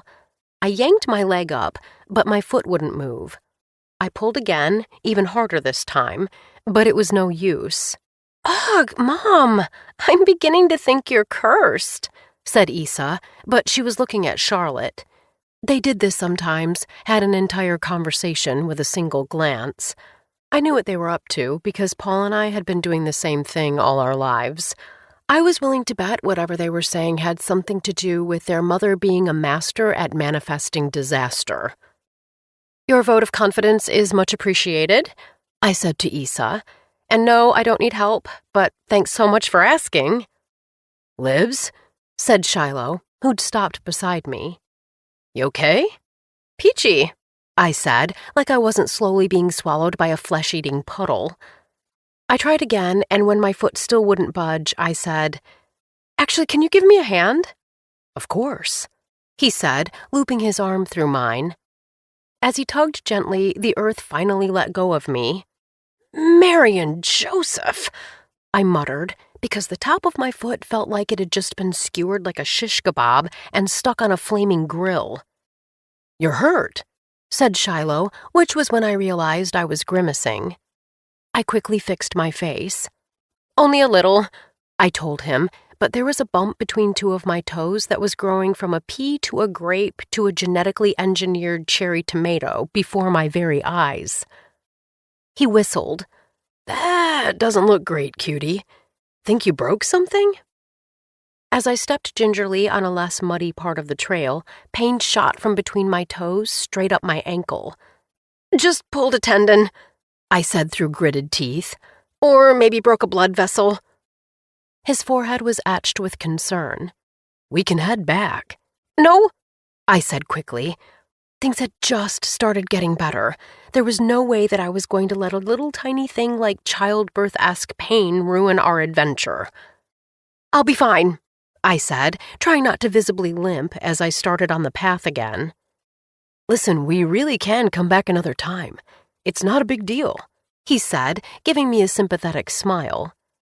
Another day won't be my cancerversary, I said in a low voice, because I knew that was the one thing that would put an end to the discussion. I took another step to show him I meant it. Let's go see this mystical beach. The beach was set behind a red rocky bluff, and the dense sand, which stretched for at least half a mile to our right, was the color of charcoal. It was beautiful to the point of being almost otherworldly. The girls had been up ahead of me and Shiloh, and now they were running in the surf, squealing with glee. Tears sprang to my eyes, and not because of my foot. Maybe all this time I hadn't been looking for my own happiness at all, but for my daughter's. No wonder I'd been struggling so much. I'd been thinking about myself instead of what was most important. They love it, I said to Shiloh. Aren't you glad we didn't head back? He laughed. You're incredibly stubborn sometimes. You're welcome, I quipped. Most of Vieques' beaches were speckled with pastel shells, but this one was dotted with tiny rocks. Shiloh squatted to examine a clay-colored stone. You know, I haven't been here since I was young, he said, chucking the stone into the ocean. You're still young, I said, looking at his muscled back. Or at least you're young passing. Thanks, I think, he said with a laugh. He stood and put his arms around me. So, what does young passing get me? I laughed with surprise. Who wants to know? Your husband, he said in a saucy voice. Just for a second I had a pang, because it had occurred to me that if we were actually younger and here without children, we might have ducked into a secluded area along the path and acted on our more primal urges. But a moment of spontaneous connection was nothing to scoff at, I reminded myself. Then his shorts started to vibrate. Leave it, I murmured, pulling him closer. If I leave it, it's going to keep buzzing, he said, already reaching into his pocket. The screen was lit up, but he silenced the call before I could see whose name was on the display, then switched his setting to Do Not Disturb. He tried to smile again as he slipped the phone back into his pocket, but it was as authentic as a Rolex someone was selling out of their trench coat. Who was that? I asked. No one, he said. Don't worry about it. I immediately began rationalizing. He had his arms around me again, and we weren't in the habit of keeping secrets from each other. Maybe he had a surprise planned. After all, it was my cancerversary. But it was too late. My buoyant bubble had already burst. Paul had probably told Charlie all those text messages he'd gotten were from no one, too. I felt queasy. I'd never once worried about Shiloh cheating on me. He was as loyal as they came. But as Paul had reminded me, people did change, and sometimes their partners were the reason. Before I could press him further, he let me go and shielded his eyes with his hands. Hey, I don't see the girls anymore. I think I should go try to catch up with them before they get too far. Sure, I said. My voice warbled ever so slightly, but he didn't seem to notice. Should be back in 5. Hold tight, he said, pecking me on the lips. Will do, I said. Now my foot wasn't the only thing aching as I watched him jog down the beach. So much for turning things around. 16. When Shiloh returned with the girls a short while later, he acted as though nothing was amiss. In fact, he was so casual as he took photos of Charlotte and Issa building a sandcastle that I almost convinced myself I'd imagined the whole thing. Almost. I was still trying to come up with plausible explanations for his secrecy when tiny bugs began jumping from the sand onto our feet and ankles. One minute the girls were digging a moat, the next Issa was jumping into it and screaming bloody murder, while Charlotte ran in circles slapping at her skin. Shiloh, who was already scratching his calf, glanced up at me. And scene. I'm ready, I said. The beach was beautiful, but between Shiloh's phone call and my throbbing foot, which was now a bunch of Bugs' lunches, I was ready to get out of there. Anyway, the girls were already running toward the trailhead. The trail was steep, and it hurt to climb it, which made it difficult to hold a conversation. You okay? Shiloh kept asking me. I had half a mind to yell back, "What do you think?" But yesterday's Momzilla moment was still fresh in my mind, so I told him I was hanging in there, because after all, wasn't I? Lunch will be good, he said as we piled into the Jeep. We ready for some food? He called over his shoulder to the girls. Always, said Issa. I don't really care, said Charlotte. You have your kit, right? I said to her. She held up her nylon bag. In here, Mom. Stop worrying so much. Right, because the only thing I'd been waiting for was her permission to relax about the chronic health condition that had nearly killed her the other day. Thanks for being on top of it, honey, I said pleasantly, stealing a glance at Shiloh. He still looked calm, which was somewhat reassuring, but a few minutes later his expression clouded over. You've got to be kidding me, he muttered as we pulled up to the restaurant, or what was left of it. The place had never had an official name, so the locals referred to it as El Chinchorro, the shack. That was part of the charm. It was slapped on the edge of a hilly side road, and you had to know someone who knew about it, or just stumble across it, as Shiloh had years before we met. The food was so-so, truth be told, but the dining area was open air and surrounded by lush vegetation. Twinkle lights were strung over booths and tables, and the bottles lining the oval tiki bar were lit up like jewels. Shiloh and I had our first date here and had returned several times afterward. It was one of the spots I'd been most excited to revisit on our trip. But now the roof was caved in and vines had roped their way around the bar. The turquoise paint was peeling off the sideboards of the facade. I tried hard not to let my face reveal my disappointment. You think this is from Maria? I asked after I'd gotten out of the Jeep. No doubt, said Shiloh, surveying it from where we were standing on the side of the road. This is depressing.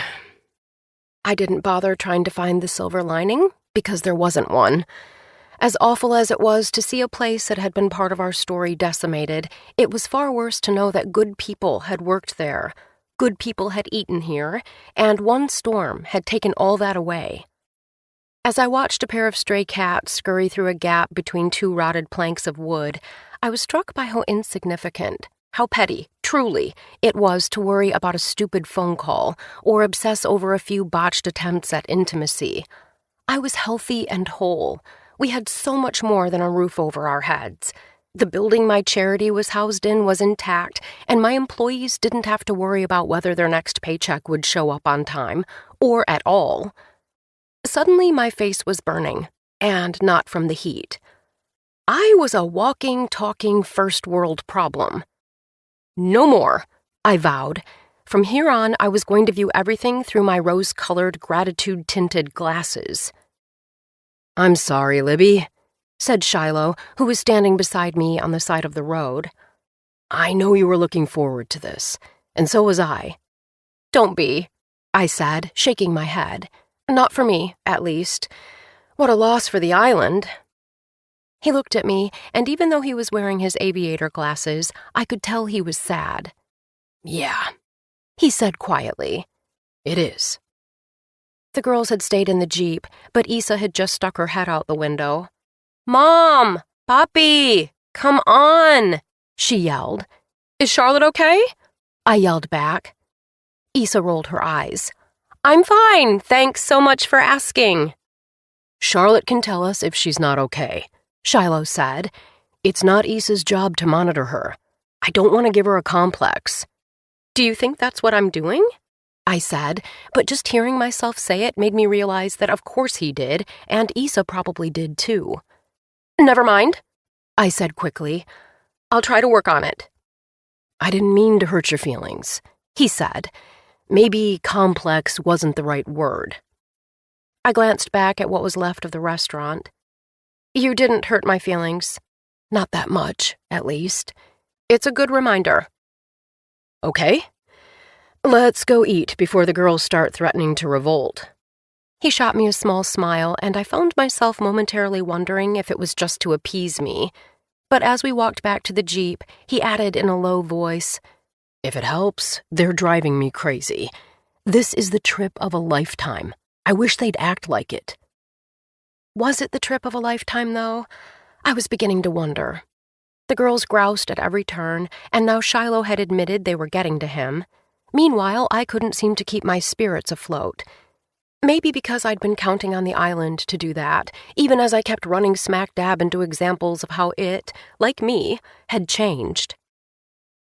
"Girls," said Shiloh when we got into the Jeep, "I shouldn't need to tell you this, but for the love of all that's good and holy, can you please stop complaining and try to enjoy yourselves?"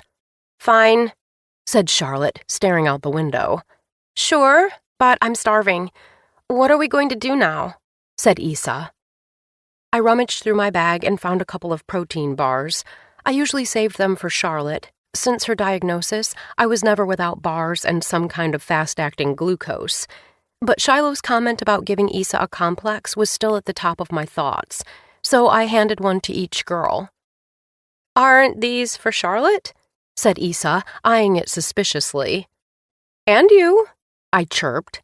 "Huh," she said, ripping open the wrapper. She took a bite and made a face. "Gross! This tastes like chocolate-flavored sawdust." "Told you," muttered Charlotte. "You have it," said Issa, shoving the bar at her. "Yeah, no," said Charlotte. "Give it to Mom." I held my hand out and suppressed a sigh. No good deed went unpunished. "Speaking of food, can we talk about lunch?"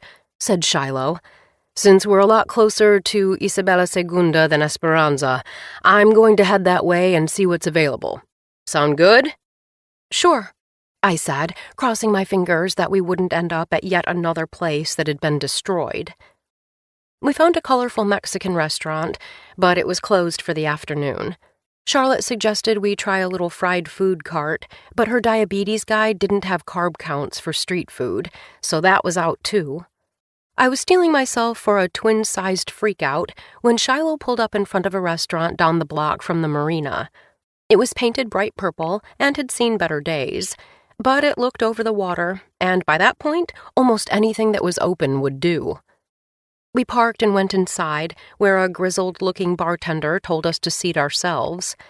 The sky had been light gray just minutes earlier, but by the time we'd taken a foretop near the balcony, charcoal-colored clouds were rolling in from the direction of the mainland.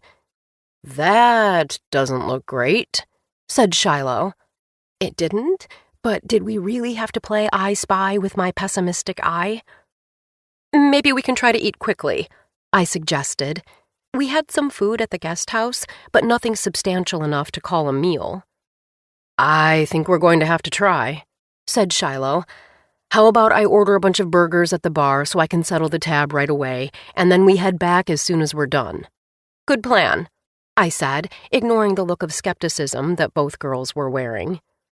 They pulled out their phones as soon as he left, and maybe because I knew Issa, at least, was on the verge of getting hangry, I let them be.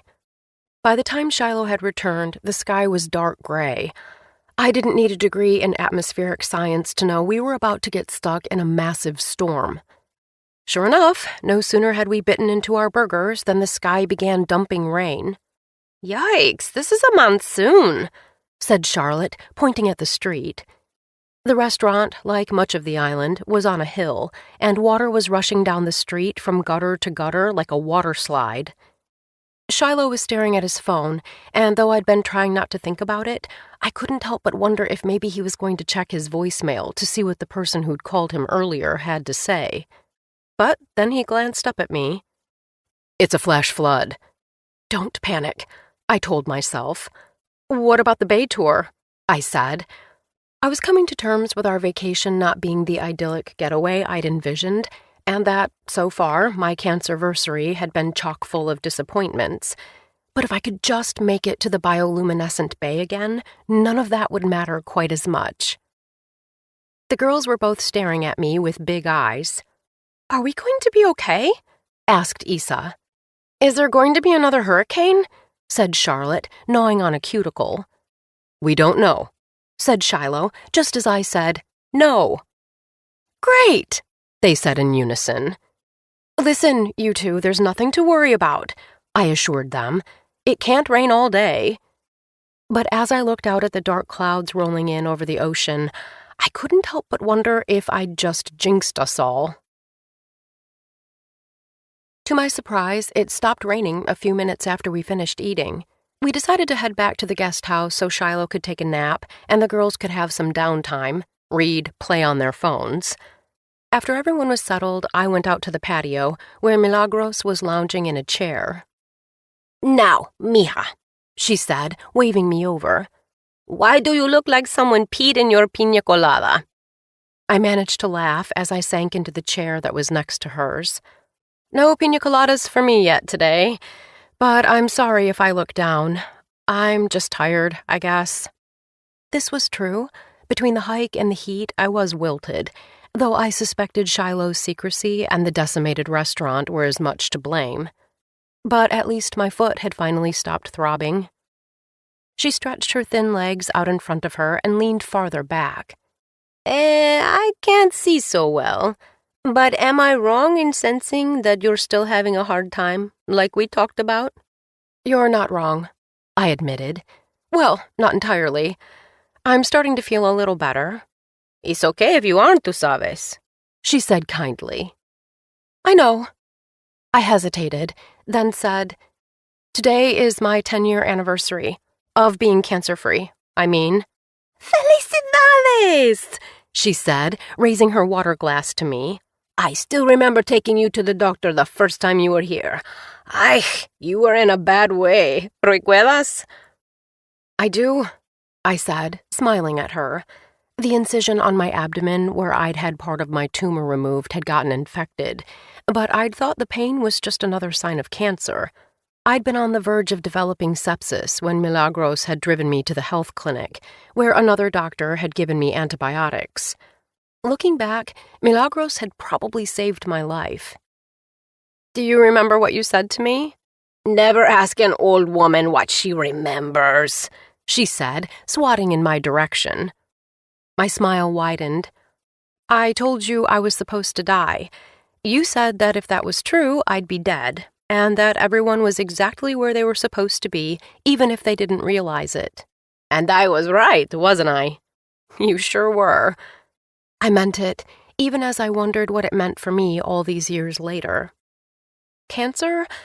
Well, that had been a gift, albeit the kind you'd definitely return given the option. But I was hard-pressed to see the purpose in this ridiculous midlife funk I was in the midst of. Hey, Milagros. ¿Sí? Did you ever have a midlife crisis?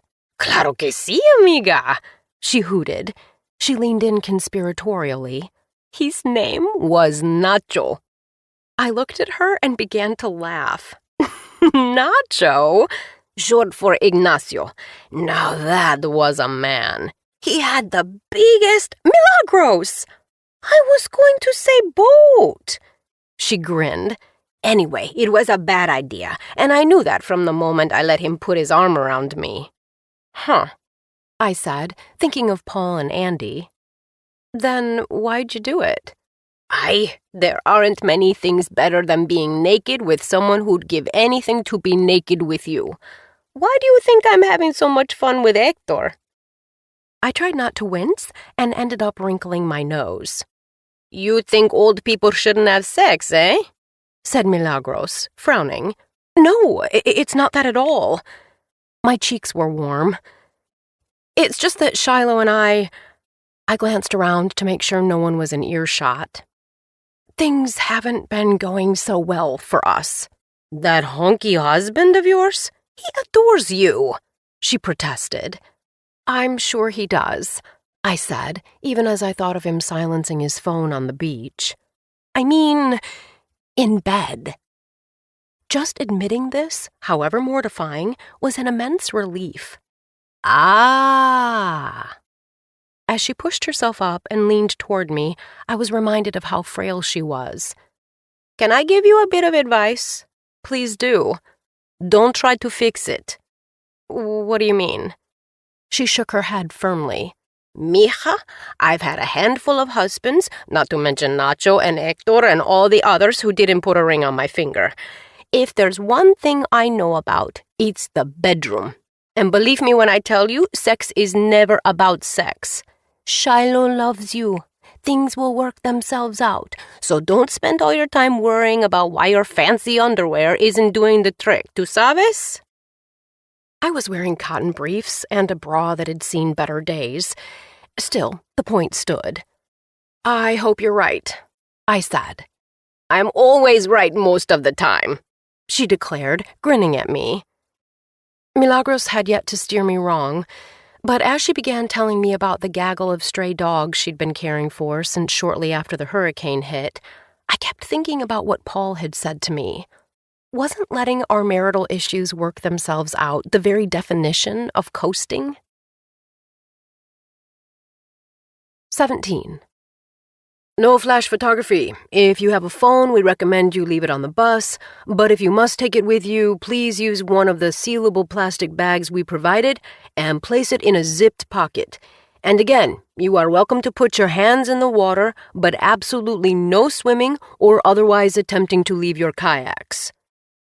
The four of us were standing in a semicircle with half a dozen other people, listening to our guide run through what was turning out to be a very long list of instructions for the bioluminescent bay tour we'd booked. And with every new prohibited activity, my enthusiasm waned a little more. Really? I said to the guide. We went swimming last time we were here. He looked at me agog. Must have been ages ago. All that sunscreen and bug spray is bad for the dinoflagellates, he said, referring to the tiny organisms that lit up when the water was disturbed. And it hurts the fish, said an older man dressed in khaki cargo shorts and a matching vest decorated with pins shaped like fishing lures. There are more than 250 species in this bay alone. I frowned. I guess I cared about the fish. No, I did, I reminded myself. But what about being able to float beside Shiloh, as we did on our last trip here? I could still remember him reaching for my hand as we stared up at the stars and realizing that my life was about to change in ways I couldn't possibly imagine. No swimming? Lame, Charlotte said from behind me. I didn't bother shushing her. It was lame. And judging from Shiloh's tight expression, he thought so too. Issa, who was beside him, glowered at me. You said this was going to be magical, she hissed. I sighed. Just wait until we're out there, okay? Questions? said the tour guide. Yeah, what do I do if I have to pee? Called Charlotte. The guide shrugged. Hold it until we're back at the porta potties in the parking lot. Of all the things he mentioned earlier, you'd think letting the kids know they won't be able to use the bathroom for several hours would have made the cut, Shiloh whispered.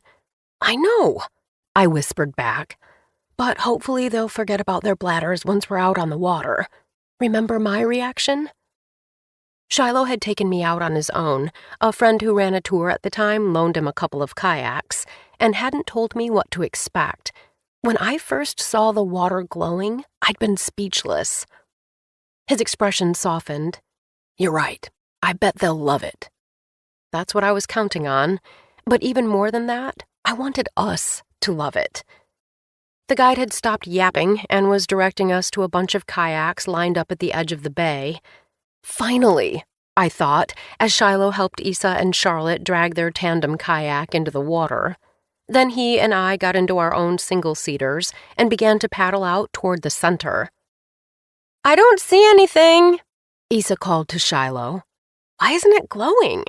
Huffed Charlotte, who was in the seat in front of her. Had these children not heard of patience? I was about to tell them to keep going when Charlotte swiveled around. Issa, look! She called. As she skimmed her paddle over the water, a bright blue-green line formed just behind it. No way, said Issa reverently, leaning over the side of their boat. I laughed with equal parts delight and relief.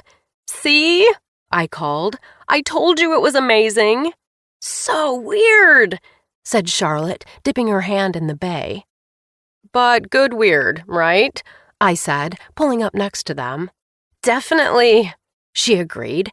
I can't wait to tell Cecilia and LaToya about this. Still smiling, I ran my fingers along the water's surface. Though the sparkling reflection was no longer a surprise, it was still every bit as incredible as it had been the first time I saw it. Warmth filled my chest. Even more than Vieques itself, this bay was where Shiloh and I had become us. What had started as a conversation about stars, how the light we see in the present is really the remnant of an explosion that happened in the past, ended with us tangled up in bed, having what was the best sex of my entire life. But like Milagros had said, it wasn't even about the sex. Not really. It was about realizing that in spite of my grim prognosis and my inability to envision my life without Tom at my side, I still had a whole lot of living to do. When I looked up from the water, hoping to paddle over to Shiloh and tell him what I'd just been reminiscing about, I realized he was already several hundred feet away, and traveling fast. Wait, where was he going? I looked back and forth between him and the girls. If I tried to catch him, I'd leave Issa and Charlotte behind, and our guide was still near the shore, getting the final few tourists into the water. As I watched the glowing light on the front of Shiloh's kayak growing fainter in the distance, it occurred to me that I didn't want to have to tell him to spend time with us. Hadn't he said he wanted to make this a special day? But that was before he'd gotten the phone call on the beach. I didn't know what or why or how, but that call had changed something. And honestly, I was a little afraid to find out what. The girls were splashing each other, but as far as I could tell, they were enjoying themselves for a change rather than attempting to mortally wound one another. So I leaned all the way back in my kayak and looked up. The last time I'd been here, the sky had been a carpet of stars. Now the moon was half full and the clouds were dark and heavy, so I could only see a few pinpricks of light. I stared at the ones I could see, wondering if my parents were up there somewhere. I wasn't sure when, but I'd begun to cry. And I don't mean a few tears here and there, which was starting to be an everyday event for me, even if I didn't like to dwell on that. No, this was the chest-heaving, twisted-up, ugly face kind of cry. The only saving grace was that I was so busy gulping for air that I wasn't actually making any noise, so I couldn't freak out the twins or anyone else within earshot. I wasn't even crying because Shiloh had abandoned me in the middle of what was supposed to be a rousing rendition of our greatest hit. I just really missed my father. My mother was always with me. Not so much a voice in my head telling me which battle to choose and how to fight it, but rather a soft hand on my back, subtly guiding me in the right direction. The last time I'd been at the bay, I'd felt her looking down on me and sending her love. And I guess deep down I'd expected that, once I was out here again, my father would make the same sort of appearance. After all, I'd waited 6 whole months for some sign he'd made it to the other side, wherever that was. Now I felt a whole lot of nothing. In fact, it was not unlike the doctor's office. I'd been expecting a thunderbolt, but had barely registered a slight breeze. "Mom, what are you looking at?" said Charlotte. The girls had just paddled up beside my kayak. I swallowed hard and pushed myself into a seated position. Thank goodness it was too dark for them to tell I'd been sobbing my face off. "I was trying to see the stars, but it's too cloudy for that." "Yeah," she said, glancing overhead. "It's still nice here, though." "I'm really glad you think so." "Thank you for bringing us," said Isa. "This is really nice." "It really is," I agreed, trying not to think about how I wished I were having this conversation with Shiloh, too. After all, my mother would have given anything to have had this experience with me and Paul. Having Isa and Charlotte with me was enough. "I'm so glad you two are here," I said. "Me too," said Isa softly. I blinked several times, trying to keep my tears at bay. So much had been riding on this trip, and so far it had been a bust. But at least one day Charlotte and Isa might look back on the tour and feel the same sort of reverence I felt about this place. The guide was in the middle of the bay, calling for everyone to join him, so I motioned for the girls to follow me. Together we cut through the water, our paddles softly slapping the surface and sending sparkling ripples out to the sea. In the moonlight, I saw that Shiloh was making his way back. "Hey," he said when he reached us. "I just followed this huge school of fish around the bay. They were right near the surface, so some of them were making the water glow. It was incredible. I wish you'd seen it." "No kidding," I said, but inside I was thinking, fish? Fish? Bad enough that we would not be swimming side by side in the water tonight, or, if our tour guide was to be believed, ever again. Now Shiloh was trying to explain his 15-minute absence as a nature excursion? There wasn't a lens of gratitude from here to Mongolia that was going to make the truth any more palatable. This truly wasn't about sex. Because Shiloh and I, we had far bigger fish to fry. 18.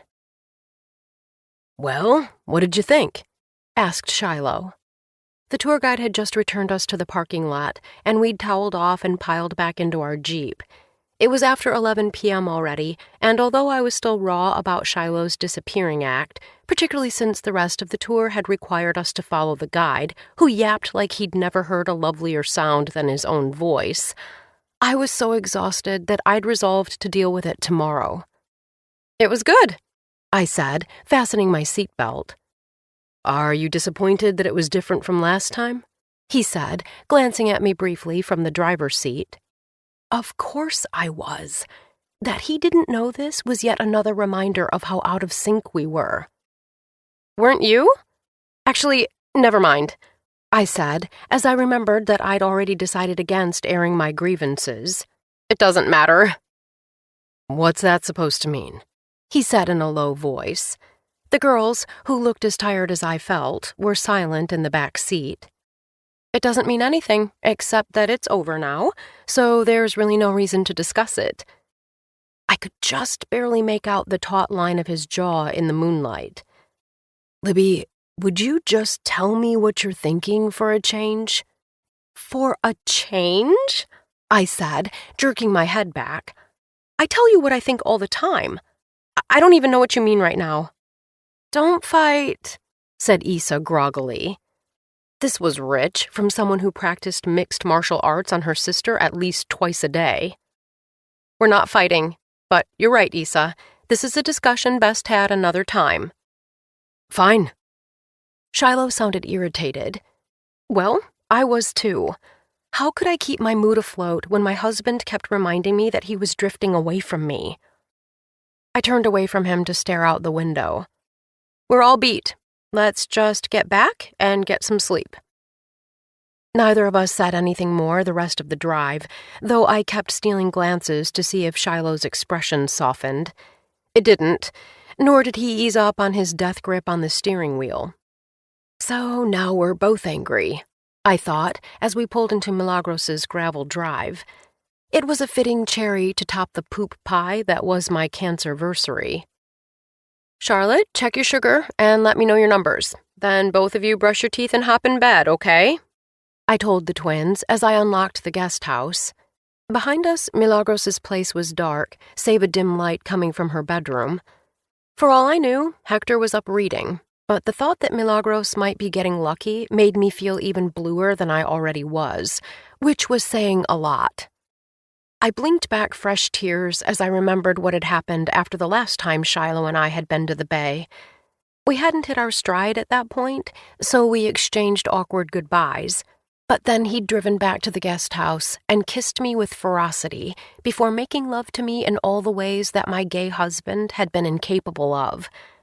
Though I wasn't aware of it at the time, it was the point at which my life finally began to turn around. I didn't need a crystal ball to know that would not be happening again tonight. Shiloh was standing at the counter now, drinking one of the soft drinks Milagros had put in the fridge for us. "Libby," he said. When you've been married to someone long enough, a single word can contain a soliloquy. He wanted to know if we were okay. "Shiloh?" I said, looking pointedly at the bathroom where the girls were getting ready to make sure he understood that this really, really wasn't the time to talk. His eyes washed over me.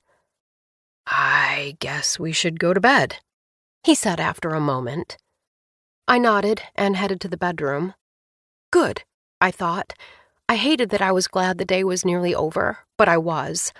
I'd never been big on my own birthday, and Christmas had been anticlimactic since my mother had gotten sick, though I was sure to throw on my elf hat and a big eggnog-guzzling grin every year, so my girls didn't inherit my secret holiday humbug.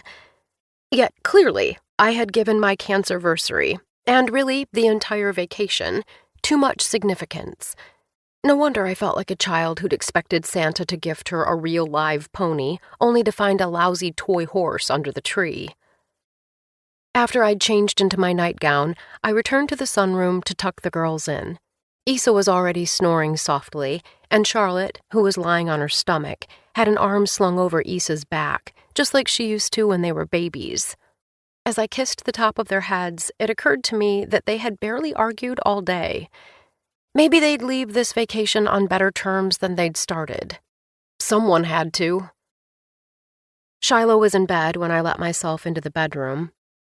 "Sorry," he said quietly as I slipped beneath the covers and pulled them up to my chin. "For what?" I said, but as soon as I heard how wooden I sounded, I felt terrible.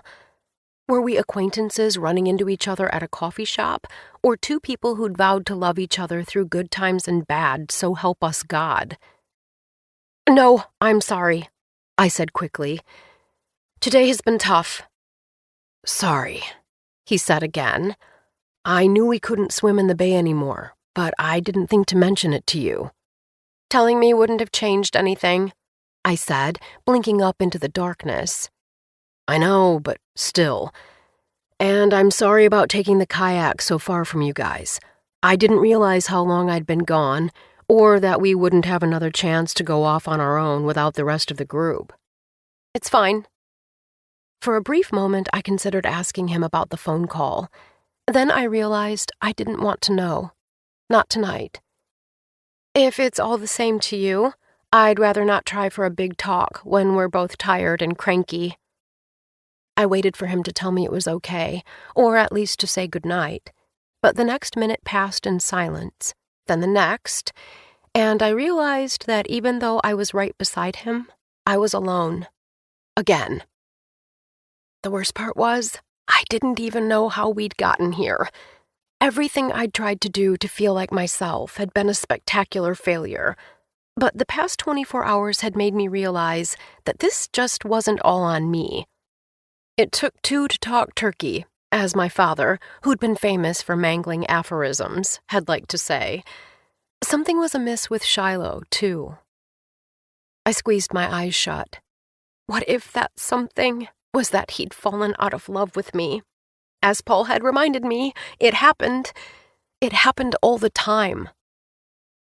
Hey, he said, reaching for my hand. Can we start over tomorrow? I opened my eyes. The alarm clock on my nightstand read 12:02. It was already tomorrow. I opted against mentioning that we'd already missed our shot, lest that turn into another conversation I didn't want to have. Okay. I love you. And I did. Wasn't that what was most important? I love you too, he said, leaning over to kiss me. But his lips were on mine so briefly that I almost wondered if I'd imagined it. Then he rolled over to face the wall. My husband's back was barely visible through the bit of light streaming in through the shutters. I stared at it for a very long time, trying to convince myself that this was all unfolding exactly as it was supposed to. As I'd learned the first time I'd been in Vieques, sometimes you have to hit rock bottom before you can bounce back to where you're supposed to be. But as I finally closed my eyes for the night, I had a terrifying thought. What if this wasn't rock bottom at all, but rather the very beginning of our fall? I was dreaming. Shiloh and I were at Tom's apartment in Chicago, and Charlie was sitting at the end of the dining room table. "Hey, Libby," he said when he saw me. "You should probably know that Tom's the friend who took me to Fire Island. He's why Paul and I are divorcing." "You can't do that," I said, turning to Tom. "You already broke up our marriage. Don't break up my brother's." "Sure I can," said Tom. "You of all people should know that happy marriages never stay that way. That's life, Libby." But now Shiloh's voice was pulling me back to reality. Libby, wake up. Good, I thought, only semi-conscious. I don't want to have this dream anyway. Libby. What is it? I must have been even more upset than I'd realized if my subconscious was sending my ex-husband to inform me that a happy long-term marriage was an oxymoron. But I was mostly alert now, though I felt like my head was filled with sand. I pushed myself into a seated position and glanced at the clock. 4 a.m? "Is Charlotte okay?" I said, already scrambling out of bed because if Shiloh was waking me at this hour, it had to mean she was in trouble. "She's fine," he said, but I realized then that he was dressed in a t-shirt and shorts and looked like he'd been awake for more than a few minutes. "What is it?" I said, wondering if he was so upset about our fight that he'd been unable to sleep. Just then the room, which was dimly lit by the lamp, became blindingly bright for a split second. A moment later, a crack of thunder rang out, and I jumped. "That's what woke me up," said Shiloh. "I'm actually surprised you slept as long as you did, and that the girls aren't in bed with us right now. We're in for a bad storm."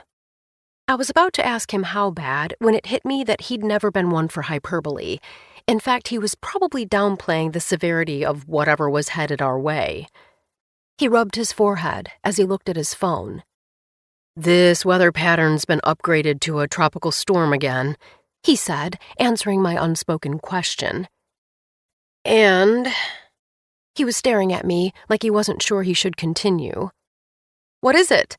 I pressed. He grimaced. "There's a hurricane watch in effect."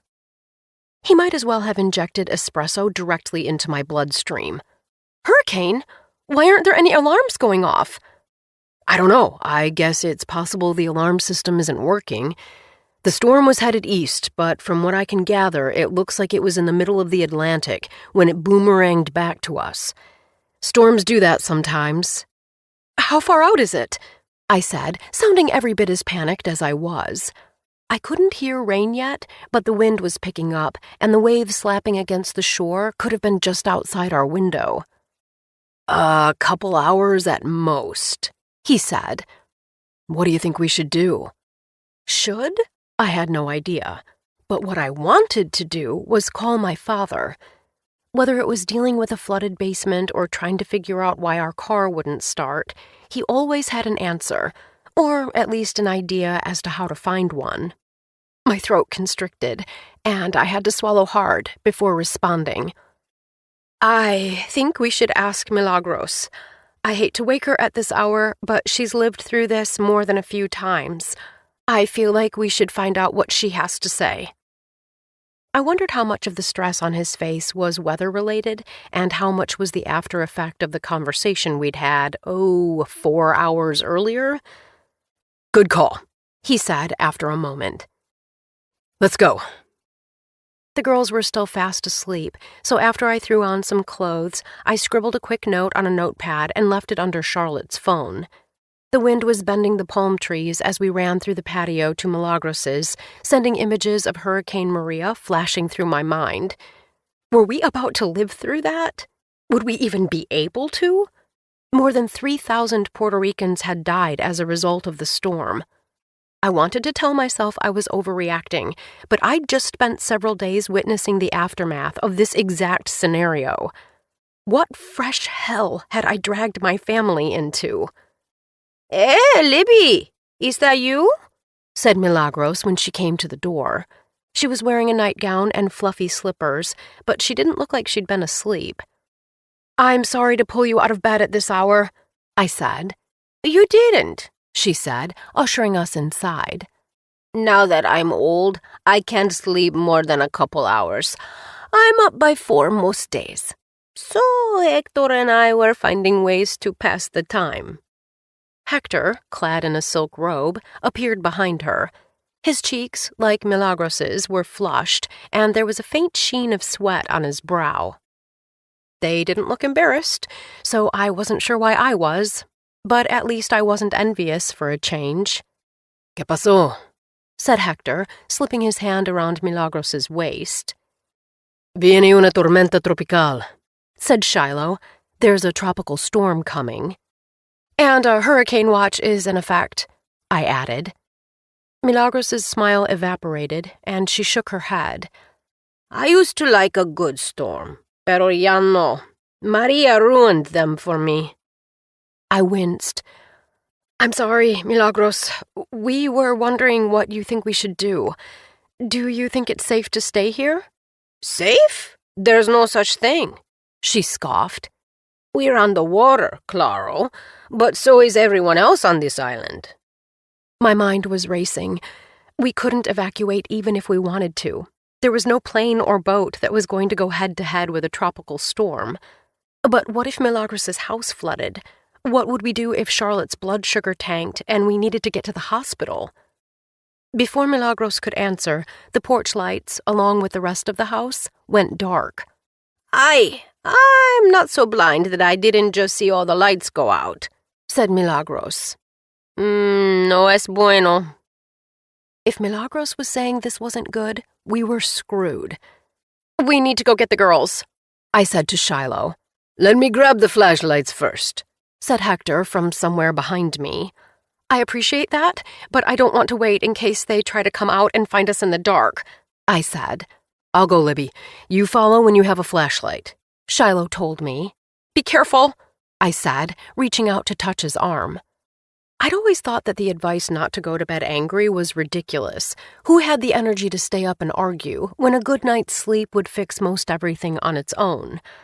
Now I saw the wisdom in it. What if our last real conversation ended up being the one I couldn't manage to have? I'll be right behind you, I told him.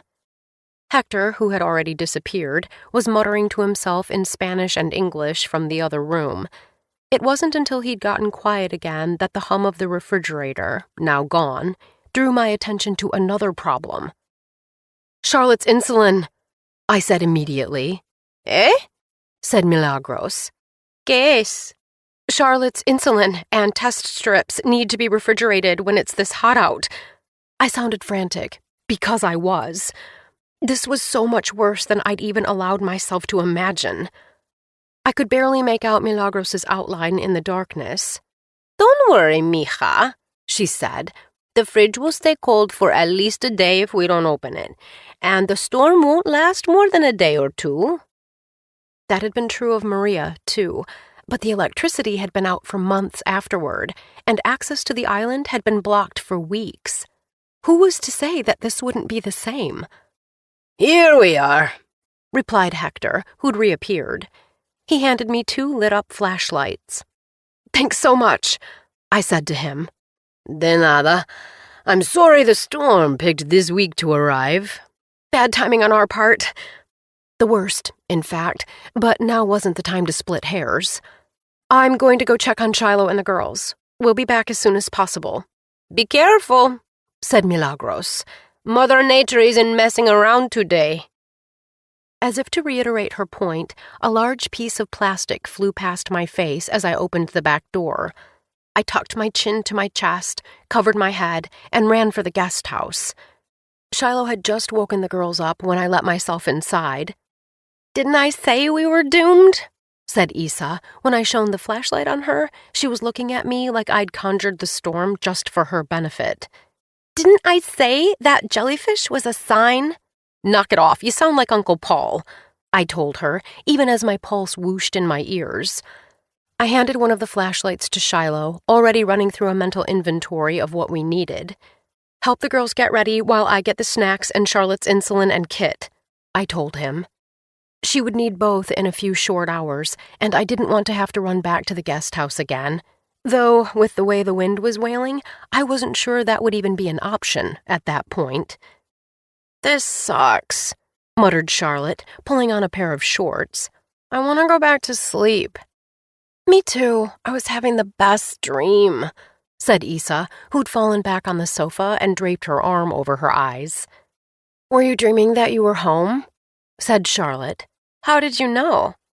"Because I happened to be with you on the..."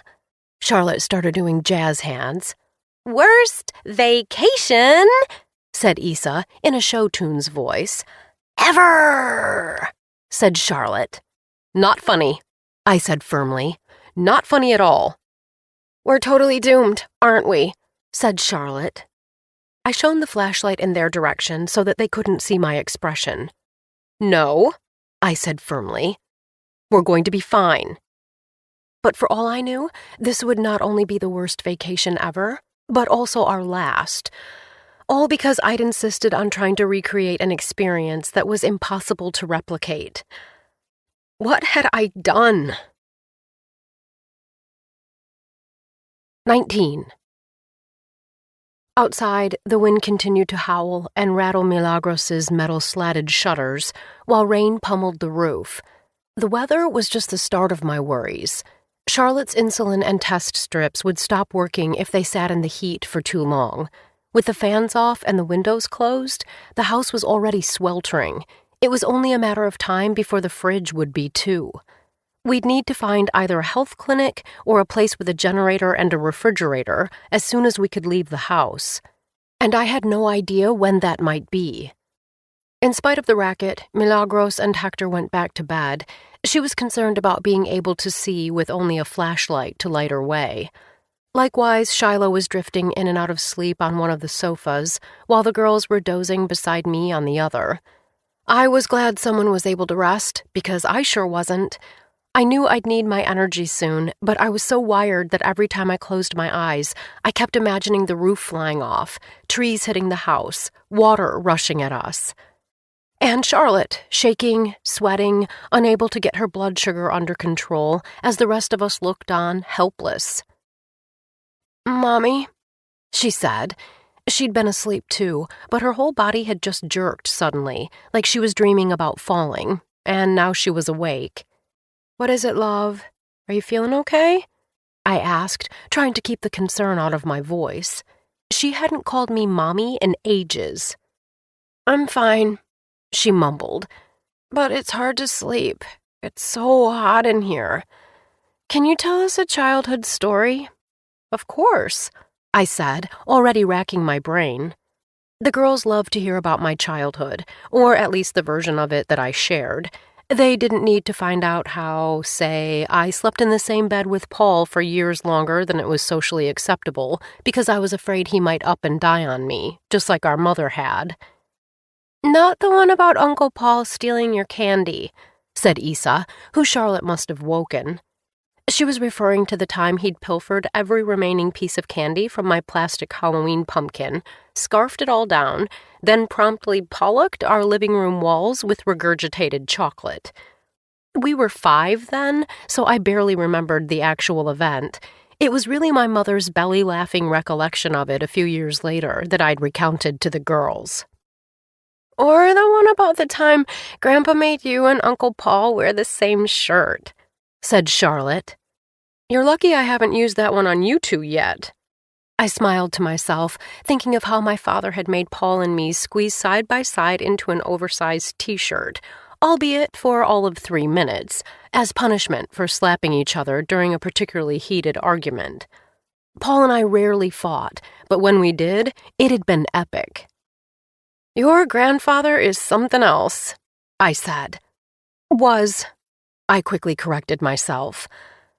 A sob was bubbling up from deep within, and I did my best to swallow it. It wasn't as though my father would have been able to airlift us off the island, but if I'd been able to talk to him, I might actually believe this was all going to work out, which was pretty much the exact opposite of how I was currently feeling. "You guys have already heard all my good stories," I said. "What about one about Grandma?" said Isa.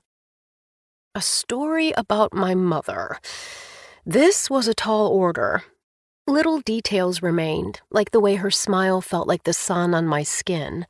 But many of my memories were tinged with sadness from the years she spent in treatment, and worse, the ones that followed. I was about to admit the well was dry when something came rushing back to me. "Actually, I do remember something I haven't told you before," I said. "Is it sad?" asked Charlotte. "I don't mind," said Isa. "Some of my favorite stories are a little bit sad." All stories were a little bit sad if you stayed with them long enough. But eventually my girls would learn that for themselves. "Depends on how you look at it," I said. "You know your Grandma Charlotte had cancer, right?" They nodded. "Not the same kind as me, and unlike me, she never went into remission," I said, making a mental note to finally tell them about my test results if we ever got through this storm. Anyway, Grandma's treatment made her hair fall out. "Was it scary?" whispered Charlotte. I could still remember opening the bathroom door and finding her in front of the mirror, examining a bald patch. I startled at the sight of her scalp, but her smile in the reflection calmed me just as fast. "Kind of, because I wasn't used to seeing her like that," I admitted. But she wanted to make it less scary for me, so she put on a hat and asked Grandpa to watch me and Uncle Paul while she went to the store. Grandpa took us to the park, and when we got home, our car was in the driveway, so we knew Grandma was back. But when we went into the kitchen, there was a woman with a bright red clown wig standing over the sink. Your Uncle Paul took one look at her and began to scream bloody murder, which scared the pee out of me, so I ran and got a big umbrella and ran back to the kitchen. I was ready to attack when I saw that Grandpa and the clown were both bent over laughing so hard they could barely breathe. It wasn't long before Uncle Paul and I were cracking up too. "But why did Grandma do that?" asked Charlotte. I smiled, thinking of what Paul had said about using humor to digest hard things.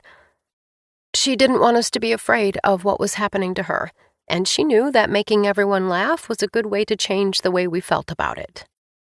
"Now," I said, reaching out to run a hand over their heads. "Close your eyes and try to sleep, okay? We'll need to get up soon enough." In just a few hours, Charlotte would have to test her blood sugar and take the long-acting insulin she injected each morning and eat some of our quickly dwindling food supply. After that, well, I had no idea what came after that, but whatever it was, I would need to channel my mother and find a way to keep my children from being as petrified as I secretly was. I waited until their lids had grown heavy and their breathing had slowed to check my phone. The cellular network was down, so the text I'd tried to send Paul still had an exclamation mark next to it, indicating that it was unsent. I squeezed my eyes shut and sent him another kind of message. Help! The sun was still shrouded by clouds a few hours later, but daybreak was just bright enough that we could get around the house without flashlights. After we'd thrown together a simple breakfast of bread, cheese, and instant coffee, Shiloh pulled me into the hallway. "I think we should move inland," he said. His calm tone belied the fear in his eyes. "I know we need to find a fridge, or at least some way to cool Charlotte's supplies, but it doesn't look safe outside," I said. We'd cracked the shutters a few times to see how the yards were faring. Debris was strewn across the front lawn, and Milagros's patio was a pond. "I don't think it's safe here either," he said, gesturing toward the ceiling. Water had started to seep through a few weak spots in the roof, and the buckets we'd placed beneath the leaks were filling fast. "If this place floods, and I think it might, then it may be too late for us to get out of here safely." Sure, but evacuating was so terrifyingly real. I must have been secretly hoping I'd click my heels 3 times and discover this entire thing was nothing but a very bad dream. "Where do we go, though?" I said, glancing over my shoulder. We'd done our best to reassure the girls, but there was only so much we could do. Now they were pacing like a couple of caged panthers. "There's a school a mile from here that operates as a shelter during natural disasters," said Hector, who'd just come out of the bathroom. He mopped his brow with a handkerchief. "I hope you don't mind, but I overheard you just now, and I have to agree. I don't think it's safe for us to stay here." "You think this qualifies as a natural disaster?" I said, but no sooner had I said this than the house shook violently. Issa squealed, while Charlotte threw an Afghan over her head. Shiloh glanced in the direction of the yard, then looked back at me with alarm. "I'm thinking the tree that just toppled says yes." "Dios mío!" cried Milagros from the dining room. "What's happening out there?" Hector was already running to her. "A tree fell, amor, but not on the house, gracias a Dios." "Are you okay with leaving?" Shiloh asked me. His forehead was beaded with perspiration. "No," I said, "but I'm not okay with staying either. We should go see what Milagros thinks." He nodded. "I think we should. It'll be tight, but the 6 of us can squeeze into the Jeep. That seems safer than trying to take Hector's sedan. We should get out of here as fast as we can." Milagros, however, wasn't nearly as eager to leave. After we'd told her our plans, she gazed at the front door sadly. "I don't want to leave mis perros," she said, referring to her gaggle of strays. "They were already abandoned during Maria. I can't do that to them again." When I took her hand, her skin was paper soft beneath my fingers. "Milagros," I began, but then I had to compose myself, because I'd just started to think about how her dogs weren't the only ones who'd lived through this before. What if she wasn't strong enough to survive it a second time? But the thought was as galvanizing as it was terrible. Shiloh was right. We had to get out of there while we still could. "The waves are only getting higher, and the next tree that falls might not miss your house," I continued. "I know it will be terrible to leave the dogs, and I promise I'll personally come back and feed them myself the minute it's safe. But for now, we have to go." "I believe you, mija. And so we go." Her grip was weak as she squeezed my fingers. "Hector, I need your help putting together a bag." Hector wrapped his arms around her, and she instantly seemed calmer. "I'll get everything, Millie. Don't worry." "Libby, I'll get a change of clothes for us and start putting together some food," said Shiloh. "Can you make sure Charlotte's kit is packed?" "On it," I told him. I found a cooler in Milagros's cupboard, but when I went to get ice packs, I realized they, like the rest of the contents of the freezer, were no longer frozen. Equally alarming, the fridge's temperature was rising fast. As much as I wanted to believe that the cooler would serve its eponymous duty, all signs pointed to it morphing into an easy-bake oven before the day was over. I stashed the kit with Charlotte's insulin, test strips, and meter inside, then said a prayer as I zipped it closed. Through the kitchen door, I watched Charlotte, who was sitting beside Milagros at the dining room table, smiling softly about something Milagros had just said to her. At any other time, I would have celebrated their burgeoning relationship. Now, however, my heart was pounding and adrenaline zipped through my veins. Stay calm so everyone else can too, I commanded myself. Soon you'll be at the shelter, and surely it will have a generator and refrigerator. It had to. 20. Shortly after we nearly crashed into the ocean, Shiloh remarked to me that life is a near-death experience. While I'd had plenty of opportunities to test his theory over the years, it felt particularly apt as the 6 of us piled into the Jeep. The rain was coming down so hard that the wipers couldn't keep up, and the roads were flooded and strewn with debris and fallen trees, causing us to reroute again and again. I'd begun to wonder if we'd ever make it when we finally pulled up in front of the elementary school that was doubling as a storm shelter. All around us, people were clambering out of cars and running through the rain with duffel bags or stuffed trash bags in hand. "I'm going to drop you guys off under the awning, then go park," said Shiloh. "Are you sure?" I said, eyeing a car that had been abandoned next to the school's entrance. He nodded. "The parking lot's all of 200 feet away." "I know, but the lot looks completely full," I said. "Libby," said Shiloh, swiveling toward the back seat, where I was squeezed between Hector and the girls. "I don't want all of you out in the storm, and I don't want to leave the car somewhere where it's going to block other people from getting into the building. I'll be fine." I nodded numbly, watching Hector help Milagros out of the Jeep. I knew she was just as tired as the rest of us, but it still pained me to see that she looked so much older than she had when we'd arrived. "Hey," said Shiloh, reaching for me just before I was about to climb out after Issa and Charlotte. He barely managed to smile. "Where's my Libby? It's going to be okay." Did he really not know that his Libby had been missing for weeks? Maybe even months, though I couldn't put my finger on the point at which I'd lost my way. Now this fatalistic imposter was trying, and failing, not to imagine her husband flattened beneath a tree or fried by lightning. "I'm here," I said weakly, waving for the girls to follow Milagros and Hector into the school. "And I'm sorry about our fight. I didn't mean to give you a hard time." "There was no fight, Libby," he said, looking at me quizzically. "That was kind of the problem, wasn't it?" When he said it like that, I was forced to admit most of the fighting had happened in my head. "Still, it was a bad way to end the night. I didn't want that to be how we left things if he didn't make it back. I want to make sure we're okay." "Of course we are. You're right that we should discuss that. But you don't need to apologize, all right? Go take care of the girls.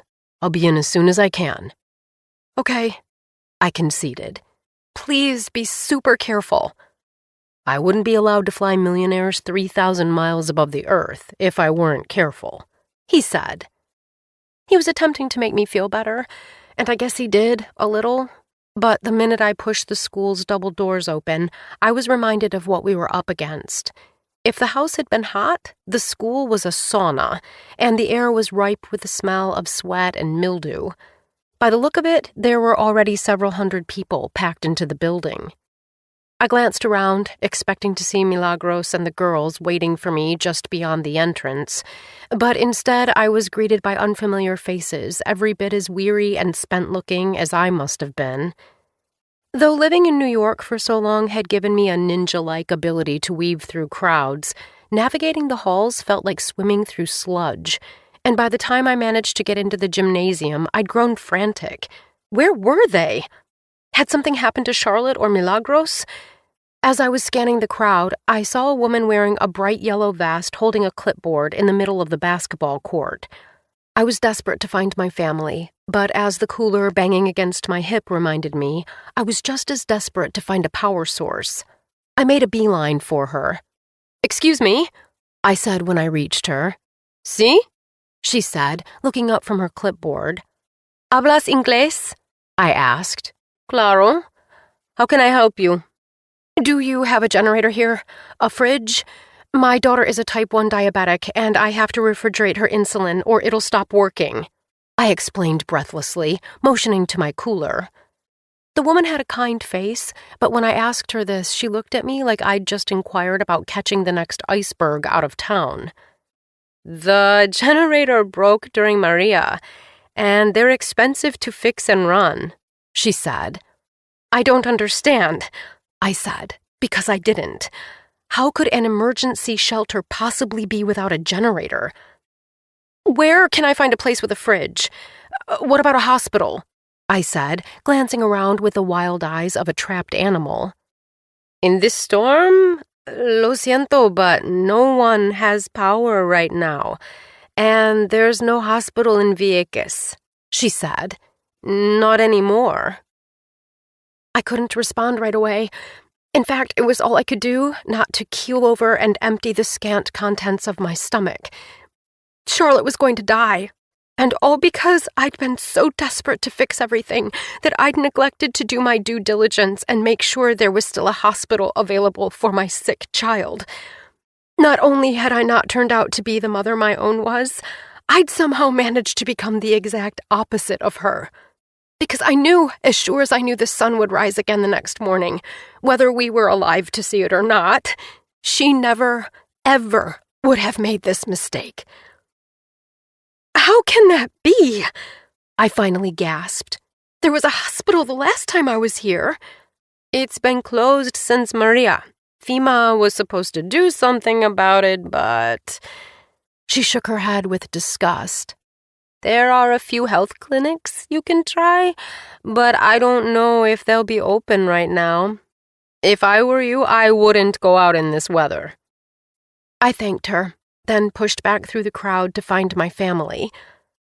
After nearly 10 frenetic minutes, I finally spotted them in a kindergarten classroom at the far end of a hall.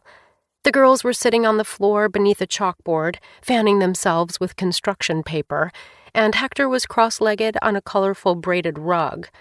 Milagros was seated on a cot beside him. I ran to them, then knelt down and hugged the girls so hard that Charlotte sputtered a little. "Weird, Mom," she said. "Are you okay?"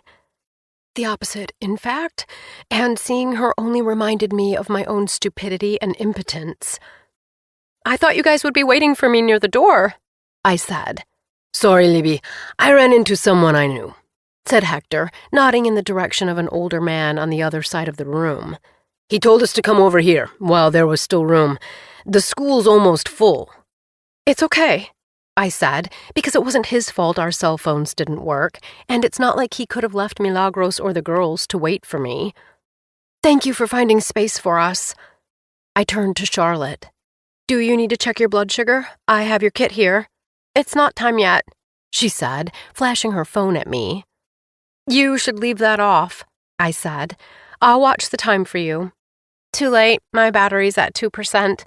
It'll be dead in another minute." Her eyes scanned the room. "When are we getting out of here, anyway?" "Soon," I said, more a prayer than a promise. "Have either of you seen Shiloh?" I asked Milagros and Hector. "Not yet, mija," she said. Isa looked up from the picture book she'd grabbed off a shelf. "Is Papi okay?" "Fine," I fibbed, because if they were somehow managing to stay calm amid this chaos, I wasn't about to ruin that. "He's just parking the Jeep." That part was true, at least. The question was, what was taking him so long? I shot Isa a tight smile, then turned to examine Charlotte. She was sweating, but so was everyone, and she didn't look clammy. I began running through a quick mental inventory of the food we'd brought. The last of the protein bars, a couple of unripe pears, some cheese sticks, which we'd need to eat soon before they spoiled. At any rate, we'd be lucky if it lasted through the next day. And while the emergency coordinator was handing out packets of crackers, they were pure, simple carbs, guaranteed to send her blood sugar soaring. I wished I could turn my mind off, or at least put it in low power mode, because the more I thought this through, the worse it became. "Libby," said Milagros. "you okay?" For someone with poor eyesight, the woman didn't miss a thing. "Just really tired," I said. "How are you, though?" Unlike me, she didn't try to sugarcoat it. "I don't like it here," she said, jutting her chin out. "I want to go home, to my comfy bed and my own bathroom. My dogs are probably waiting for me right now and thinking I'm dead." I winced because she'd said the only D word worse than divorce. But then my eyes darted to the door, where a man about Shiloh's height, wearing a black t-shirt, as he'd been, had just arrived. I'd already risen to my feet when I realized it wasn't him.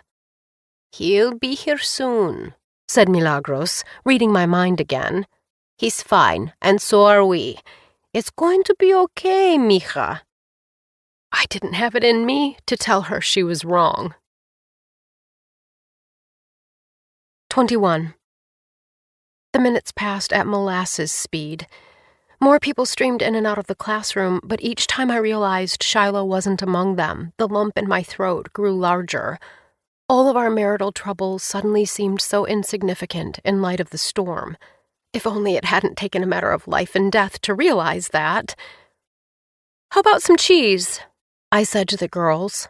I could tell they were getting squirrely. Charlotte was pacing back and forth in the narrow space between where we and another family were seated, while Isa kept opening the books she'd taken from a shelf, only to discard them seconds later. "Ugh," said Charlotte, like I'd just offered her snails. "Please don't wait too long to eat," I said. "I know," she said, in the same annoyed tone. Did she, though? "I'll take your cheese," said Isa, holding out her hand. No you won't," I said, but before I could launch into a lecture about how I was rationing food for everyone's benefit, I'd just realized that Milagros was starting to look a little peaked. "You doing okay?" I whispered, crouching in front of her. She was leaning on Hector, fanning herself with a piece of construction paper. "Do you want some food? Water? Anything?" She said softly. "I'm just warm. Don't worry about me, mija." It wasn't possible for me not to worry about her, but I was juggling enough catastrophes that she wasn't the only one on my mind. I turned to Hector. "Can I steal you for a second?" I said in the calmest voice I could muster. Though the thunder had let up, the wind was still howling, and I couldn't help but think of footage I'd seen of weather forecasters clinging to lampposts in the middle of a hurricane. What if Shiloh had literally been blown away trying to get through the parking lot? "Of course," said Hector, already on his feet and heading for the door. "What is it?" he said once we were in the hallway. The underarms of his linen shirt were dark with sweat, and the bags under his eyes seemed to have doubled in size since we'd left Milagros's. "I didn't want to worry everyone, but I'm concerned that Shiloh isn't back yet," I said quietly. "I am too," he said, glancing around. The hallway was filled with people who looked weary and exhausted. I blinked back tears as it occurred to me how many of them were probably thinking they'd gone through this already. "Do you think they closed the shelter and he's stuck outside?" I asked. "I think it's unlikely that they'd turn anyone away. But how about I go check?" I exhaled. "That would be really great. Thank you." "Don't thank me," he said kindly. "Thank you. Millie wouldn't have come to the shelter if you hadn't been here to convince her." Maybe not, but now that I knew there wasn't a generator here, I was starting to wonder if it had been a mistake to come. Heat killed all kinds of people, but especially the elderly, and the shelter was even hotter than Milagros's house. Hector headed for the entrance, so I went back to Milagros and the girls. When I sat down, Isa glared at me. "Where is Papi?" she demanded. "He's coming," I said, forcing my lips into a smile. "Hector just went to go get him, in fact." He's a good one, said Milagros, who had a faraway look in her eyes. I couldn't quite tell if it was love or exhaustion. He is, I said, sitting in front of her. He'll be right back. Hector or Poppy? Called Charlotte. It was then that I realized she'd just perched on a low stool and was trying to peer through the metal shutters. They were keeping most of the rain out, but the floor beneath the windows was wet from what was leaking through. Charlotte, get away from there, I said. That's not safe. A little water's not going to kill me, Mom, she said, wiping the mist from her forehead. No, but... Libby. When I spun around, Shiloh was standing in the doorway. He was drenched and splattered with mud, but he wasn't missing limbs and hadn't been charred by lightning, and none of the other terrible things that I'd imagined had happened to him. Oh, thank God! I choked, running to him. He caught me in his arms and pulled me in tight. I'm sorry I scared you, he whispered. Hector told me you were worried. I was helping a family whose car had gotten stuck in the mud. Of course he had. Don't apologize. That was so good of you. And you're here now. That's all that matters. I looked past him at Hector. Thank you so much for finding him. Hector smiled sheepishly. In spite of his polished appearance, I realized that he reminded me of Shiloh. No wonder I'd been jealous of Milagros. I didn't do much. He was already close to the door when I went to look, he said. All the same, thank you. I'm really glad you're here, I said, and he smiled shyly. Well, I kind of have good news, said Shiloh, looking back and forth between the five of us. My cell's still down, and I can't check the weather, but I spoke with a guy who just came from the beach. He said the waves are lower now and the wind is letting up. My eyes widened. So it's the eye of the hurricane? He cocked his head and gave me a funny smile. I said good news. Not bad, cutie. The guy I chatted with has lived here for 70 years, and he said that in his experience, that means it's passing.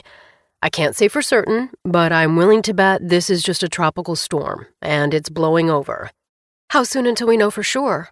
I asked. Next couple hours, most likely. If for some reason it's been upgraded to a hurricane and we don't know, the eye still wouldn't last more than 2 hours. His eyes flitted to Charlotte before meeting mine again. Want to go talk? Yes, I said, already starting for the door. In the few seconds it took to get out of the classroom and into the hall, his face had shifted from calm to deeply concerned. What is it? I said. He sighed deeply. Even if the storm does pass, and I do think it will, we're not out of the woods yet. I'm worried about Charlotte. As much as I wished he'd just told me she was going to be fine, I was relieved to hear I wasn't alone in my concern. Her insulin seems okay so far, but there's no way to know if her test strips will hold up, I said. Remember when I left the extras in the car too long last August, right after she was diagnosed? They'd baked in our ancient SUV for the entire weekend. After we'd finally retrieved them, her meter couldn't read the strip at all. We thought we'd learned everything there was to know about diabetes then, but no one had mentioned that the strips disintegrated in heat, too. It had taken 3 more tries and a distraught Google search for us to figure out that was the problem. Yeah, he said, shaking his head. There's no way the electricity is coming back anytime soon either. I grimaced. Did you know there's no hospital here? And the emergency coordinator said we shouldn't count on the clinics being able to help.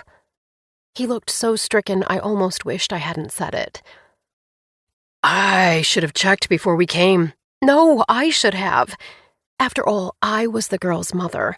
Protecting my children wasn't just my job, it was literally my purpose in life. This whole stupid trip was my idea. Hey, he said, reaching for my arm. It's not a stupid trip at all. I know it wasn't what you had planned, or what any of us had planned, but at least we have each other, right? We really did. And though I was still convinced I was on my way to winning a Darwin Award, hearing him say that eased my shame a little. We do, I agreed. But how soon do you think we can get off the island? Well, the ferries aren't going to be running until the sky's clear, and that's assuming they aren't damaged. Same with planes. We're stuck here for a little while. Then I'd better start figuring out a way to keep Charlotte's supplies cold, I said. Absolutely, he said. He smiled softly. Team? Tears pricked my eyelids as I smiled back. Team. After checking on Milagros and the girls, we spent the next half hour circling the school to see if anyone had a cooler that was actually cool.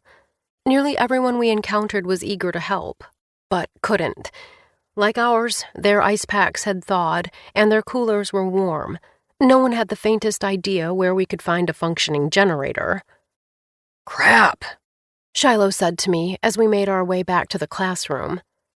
The relief I'd felt had already gone up in flames. We're going to have to find a plan C, I said. Maybe I can find a plane and fly us back to the mainland, he said, stepping around a woman lying listless on the floor beside her children. You know how crazy that sounds, right? Yeah, he admitted. He paused just inside the doorway. But, Libby. What is it? Crazy or not, we're going to have to do something. I know, I whispered. But what? I have no idea, he whispered back. But between the two of us, we'll figure it out. Okay, I agreed, because hadn't we tackled myriad other problems, from the mundane to the truly life-threatening, side by side for 13 years? Which is why it was so strange that I couldn't seem to believe we were ever going to find our way out of this one. 22. The afternoon stretched endlessly before us. The emergency coordinator passed out cheese sandwiches, which provided all of 5 minutes of distraction. Hector found a set of dominoes in the classroom and managed to engage the girls for another 10, but they'd since abandoned him, as well as the rug where we'd been stationed, and were sprawled out on the tile floor, which they claimed was the coolest place in the school. I didn't even bother warning them about germs, because bacteria and viruses had nothing on the heat. Although, or maybe because, the wind had begun to die down and the rain had slowed to a steady patter, the school felt even more stifling than it had before. I'd sweated through my t-shirt while we were searching for ice packs, and Shiloh's clothes, damp from the rain, had yet to dry. But I was most worried about Milagros, who had given up mopping her forehead with one of Hector's handkerchiefs and was murmuring to herself on the ground. How are you holding up? I said, squatting beside her. She tried to smile, but it came out like a grimace. I've had worse days, but not many, she said. My stomach sank. The heat? I'm used to that. Maybe he's having to sit in the same place too long. That's my secret to living so long. I don't stop moving. Except now, she said, motioning toward her legs. I'm stuck. Do you want me to walk you to the bathroom? I asked. I would have attempted circus tricks if it would have made her feel better. Charlotte's blood sugar had remained steady, and her test strips and insulin were still working, but I wasn't about to celebrate with Milagros looking so worn out. She shook her head. I don't have to go. She hadn't used the bathroom once since we'd arrived, which made me wonder if she was dehydrated. Have some water, I said, pressing a water bottle into her hand. Gracias, she said, but after struggling with the lid for a moment, she passed it back to me. Do you mind, mija? Of course not, I said, trying and failing not to worry about her weak grip. I opened it and passed it back to her. Anything else I can do for you? If you need something, Milagros, just say the word. Gracias, she said again. My throat tightened as she touched my arm. It wasn't as though she replaced either of my parents, but her hand on my skin gave me the same feeling of security and warmth that I'd always had when I was with my father. What I need, she added softly, is to leave. Shiloh? Hector? I said, turning to them. What do you think? Is it time? They looked at each other, then began speaking at the same time. "Not yet," said Shiloh, as Hector said, "Soon." "Escucha," said Hector. "Listen." Then he said nothing, and then the family next to us was quiet too, and within a few seconds the whole room was nearly silent, which was when I realized I could hear twittering from beyond the windows. "The birds wouldn't be singing if this was a hurricane," he explained after a moment. "The storm has passed." I looked at Shiloh, almost afraid to cheer, for fear it was a false alarm. "Maybe so," he conceded, "but it's probably a mess out there. There's no saying if we can get back safely. If we stay until it's dark, then we're here until the morning, or longer," said Hector, nodding pointedly at Milagros. "Millie wants to leave. And to be frank, I do too. With all these people packed in here and the heat only rising, this doesn't feel any safer to me." Shiloh looked at me, and I nodded. "Then we go," he said. That was when I realized Issa was peering up at me from the tile with alarm. "Mommy, are we going to die if we go out there?" I swallowed hard. "Of course not, sweetheart." "But you don't know that," she insisted. "No," I admitted, my eyes flitting to Charlotte. "But what I do know is that it's time for us to try."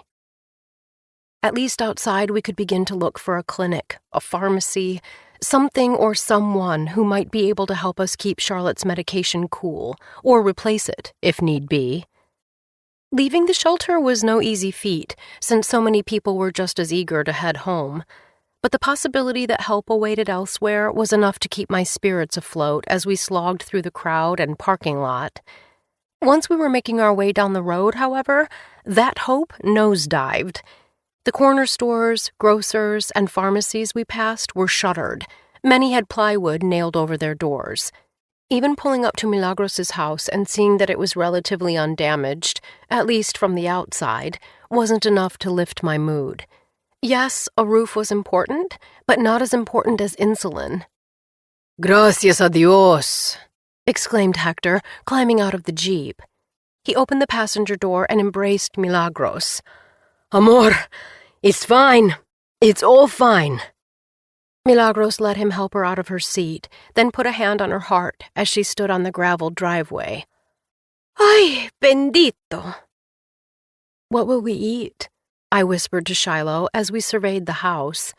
We had water. We'd filled several large pots before heading to the shelter, knowing that the pressure would slowly dwindle and eventually disappear until the electricity returned. But I only had 3 more protein bars, which would hardly be enough to get Charlotte through the day, and whatever had been left in the fridge would no longer be edible. "We have some canned goods and some dry rice. And if we can figure out how to cook the rice, that should be balanced enough to make sure her blood sugar doesn't tank," he said, glancing over his shoulder at Charlotte, who was in the kitchen with Issa and Milagros. "We still need to figure out how to get out of here," I said. He put his hands on his head. "I've been thinking that same thing myself. Do you think the ferry's running yet?" "Unlikely, but the sky's clear, so maybe we can get on the first flight out. Assuming there are flights heading out," I said. "Right. Do you think Charlotte's medicine will be okay for another day or so?" he asked. "I don't know, and I'm super nervous about that," I admitted. "The pharmacies aren't open, so it's not like we can get more. And even if we did, who's to say it would be in better shape than what we have here?" "The pharmacies might actually have functioning generators, though. I'll go for a drive, see if anything is open, or if I can find out anything more about flying out of here." I didn't even tell him to be careful. His leaving was a risk I was willing to take if it meant keeping Charlotte healthy. "Okay. Thank you," I said quietly. "Hey." His forehead was etched with all the worry he'd been working hard to keep out of his voice. "We're going to get through this." I squeezed my eyes shut and asked myself, what would Charlotte Ross do? Then I opened my eyes again, and though I couldn't quite force my lips into a smile, I made sure my tone matched Shiloh's. "I know we are." I said. After Shiloh headed out, Milagros and I sat on the front porch, which was marginally cooler than the house, while Hector mopped the floor in the places the roof had leaked. It wasn't time to check Charlotte's blood sugar, but I'd been watching her like a hawk and had asked the girls to come out front with us so I could continue to keep an eye on her. We'd just sat down when a gaggle of strays appeared next to the porch, wagging their tails and yipping for Milagros's attention. My babies! Mira, ¿cuántos son? Milagros asked me as she tossed the cold cuts, which she'd retrieved from the fridge and were no longer cold, onto the soggy lawn. I counted them silently. 6. Ay, there should be 7. I hope. Her voice trailed off as she glanced around, presumably to take in what she could. You looking for a little guy? I asked. A small fawn-colored dog was peering around a bush with one eye. The other one was closed, presumably for good. Tan, kind of scrappy-looking, half-blind. Pedro, mi vida! Milagros exclaimed, smiling genuinely for the first time since the storm had arrived. She was right. She had needed to come home. Pedro can't see so well, just like old Millie. Pedro! She hollered, extending her hand. The dog came trotting up to her, his tail swinging like a metronome. Can we pet him? Said Charlotte, approaching the porch. Careful, I warned as Pedro trotted toward her. He doesn't know you and might bite. Pedro wouldn't hurt a mosquito, Milagros protested. Right, but he probably hasn't been vaccinated, I said, glancing at his matted fur. He has, she said, patting his head. I had a vet come to my place last winter to take care of them. Couldn't get Coco or Benny to cooperate, so maybe don't pet the little black one or the brown one with spots, she said to the girls, who were both at the foot of the stairs. As you may have gathered, I'm not really a dog person, I told Milagros, grimacing as Charlotte bent before Pedro and put her hand out. He sniffed it, then stuck his head under it to get her to pet him, making her giggle. Everyone's a dog person, said Milagros.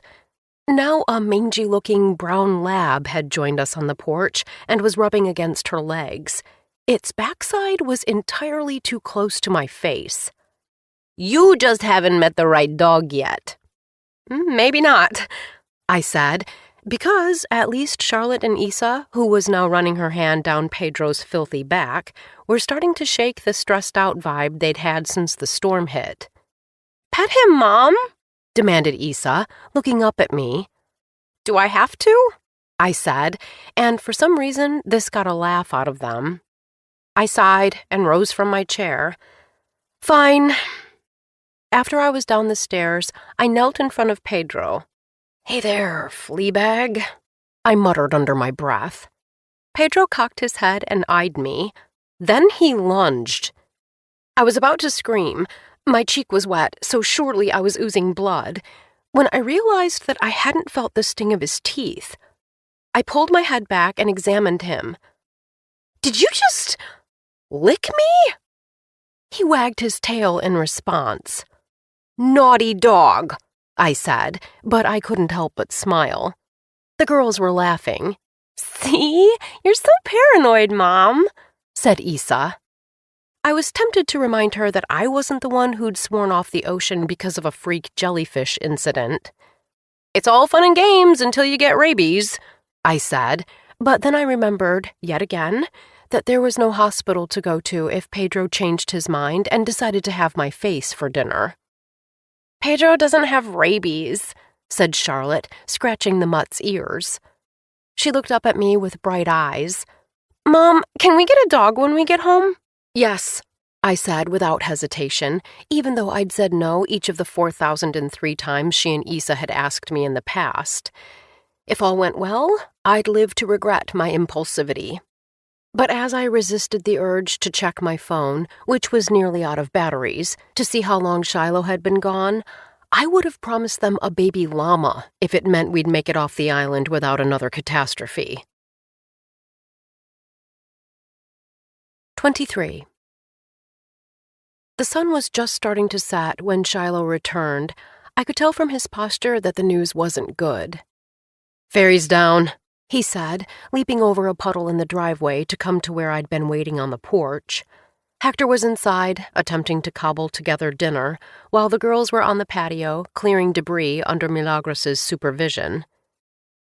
"The dock was damaged, and no one seems to know what's going on. There's no one at the airport either." "No one?" I said, incredulous. He shook his head. "Not a single person." "Pharmacies? Health clinics?" He met my eyes, but didn't respond. "Crap," I said. "I know, and the gas stations are closed, too." I was staring at him, but for a few seconds it wasn't him I was seeing at all. Instead, Charlotte was in my arms, just as she'd been a few days ago at the hotel in San Juan, only this time my attempts to save her weren't working. "What are we going to do?"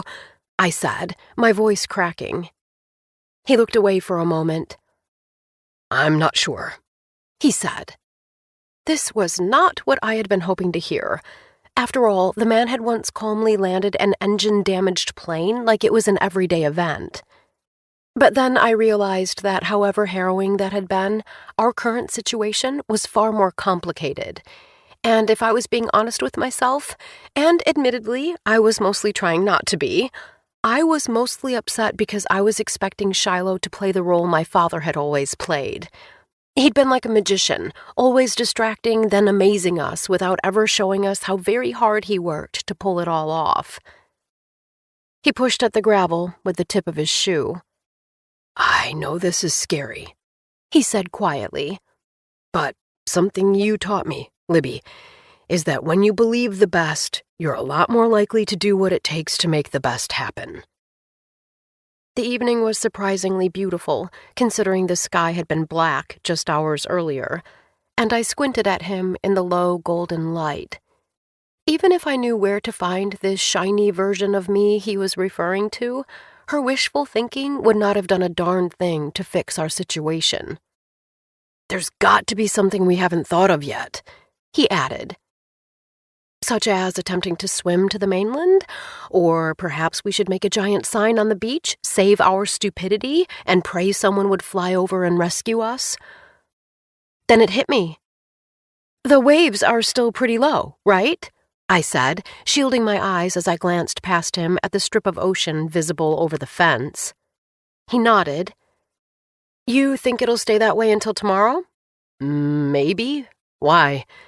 "Someone on this island has to have a boat that we can borrow. Let's go ask Milagros and Hector." He put his arm around my shoulders.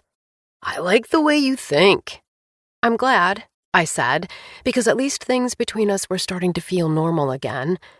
Maybe they'd even continue on that path, and we'd never have to discuss the secret phone call he'd gotten. As we opened the gate, I saw that the girls were on the patio on either side of Milagros, under a tree whose branches had once been host to at least half a dozen orchids. Now only one bright yellow blossom with fuchsia streaks in its center remained. But the girls were talking animatedly as Milagros listened on. I'd just started to smile about the three of them getting along so well when I realized the girls were actually arguing over Milagros's head. "I get to name the dog," Issa was saying. "No, I do," insisted Charlotte. "Mom told me we could get one, so I get dibs." "Do not!" Before I could interject, Milagros clapped her hands together. "Niñas! Let me tell you about the first time I got a dog.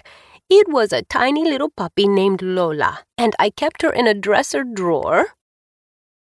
"Wait," I whispered, holding an arm out to Shiloh, who'd just taken a step toward them. We stood at the gate, listening to Milagros tell them a story about her first dog, who apparently had a thing about doing its business in her parents' bed. By the time she was done, the girls were rolling with laughter. "We have to name our dog Lola," said Issa. "Just so we can watch it poop in Mom and Poppy's bed," said Charlotte, still cackling. "Milagros will send you pictures. Do you know how to text?" "Hi, you guys," I announced. "For the record, no dogs will be pooping in my bed." Bienvenidos, called Milagros, but I noticed that she didn't hop up like she usually did. Hector is just finishing dinner for us. Just then, Hector emerged from the house, a large pot in one hand, a flashlight in the other.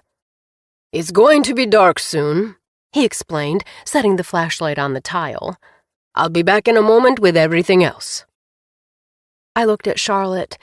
Hey, sweetheart, it's time to test your blood sugar, okay? The kid is inside. We'd moved our stuff back into the guest house after confirming that it hadn't been damaged. In fact, thanks to Hector's repairs, the roof hadn't leaked. I'll go get it. Isa, come with? She hesitated. It's dark in there. Isa looked at her like she was going to say no, but then she grabbed the flashlight and sighed. Fine. At least they were finally getting along.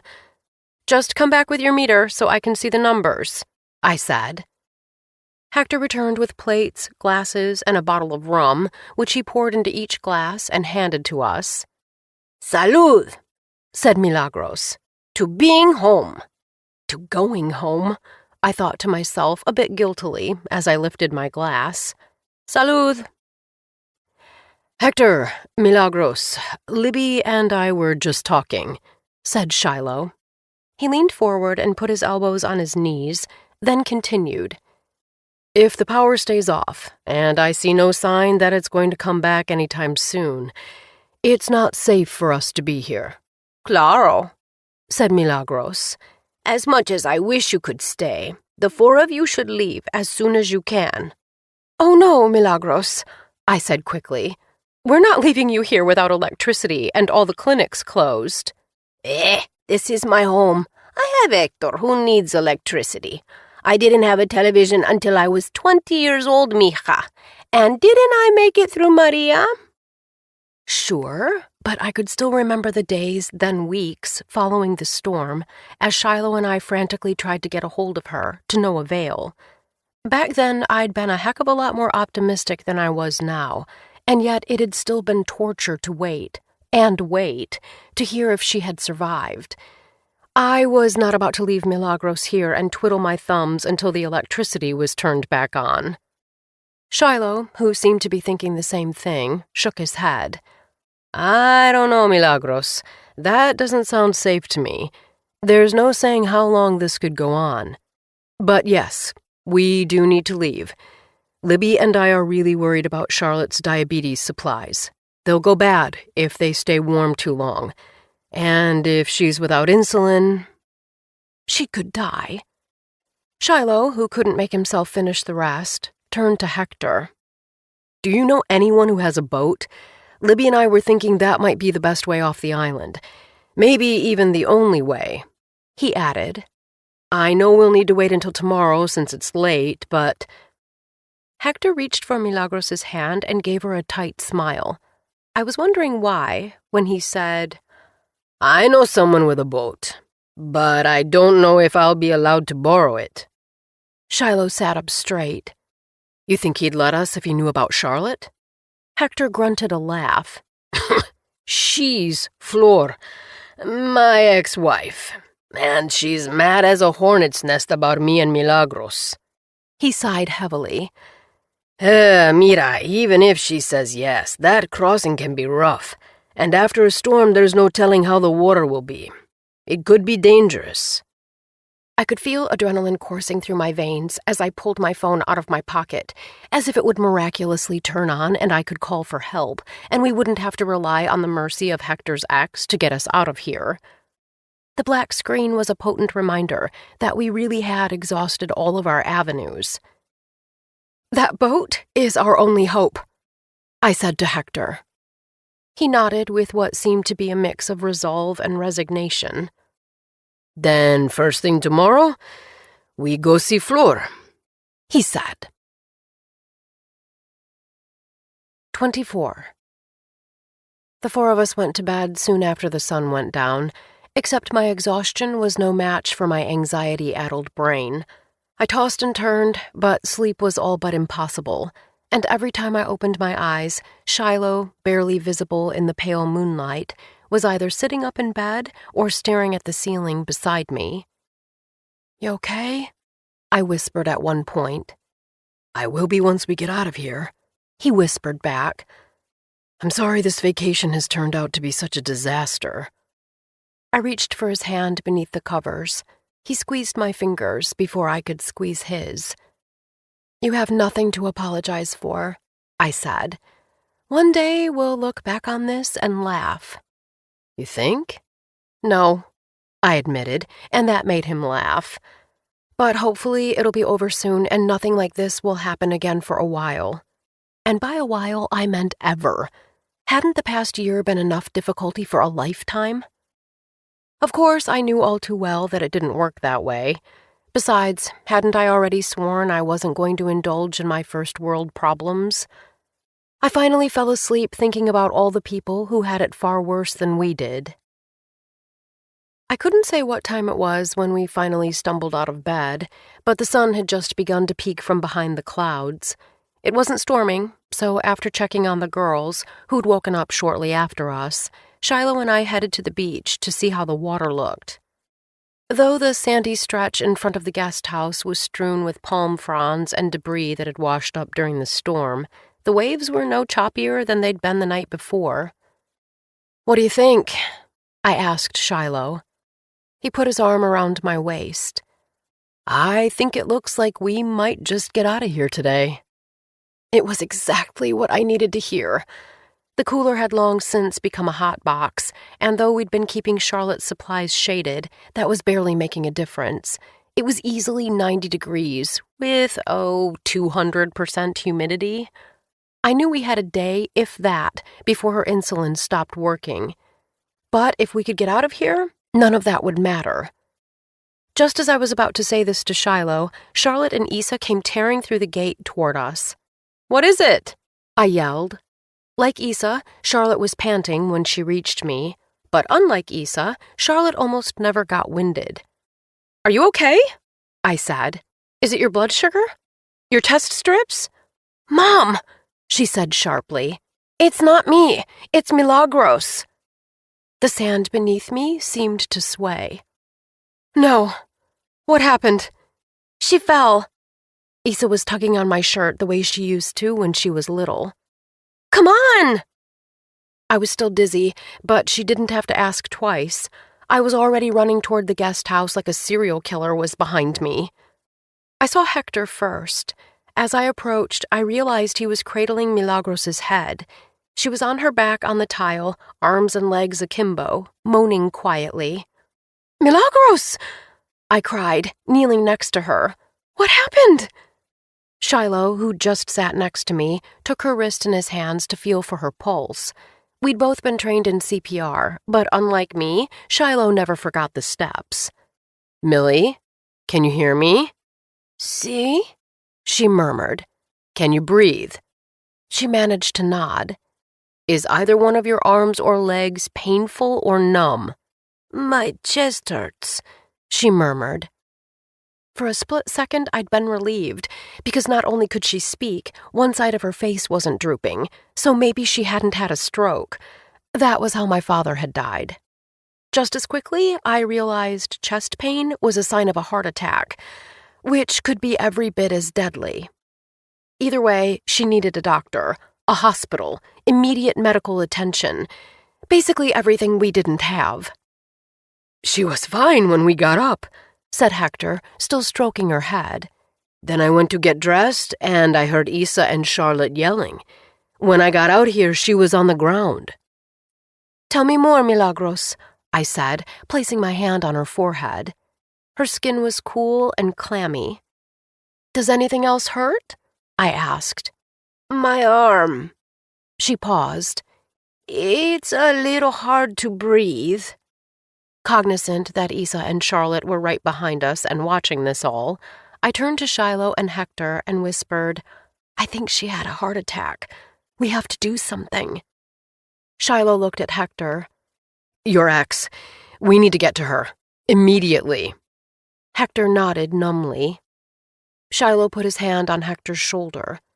"As fast as you can, pack an overnight bag for Millie and for yourself." He turned to Charlotte and Issa. Go pack your backpacks, quickly. Charlotte, you know what to bring, right? Insulin kit, protein bar, notebook, she said, watching us with big eyes. I'll help, said Issa. Thank you, I said. Don't worry about anything else, okay? We'll get the rest later.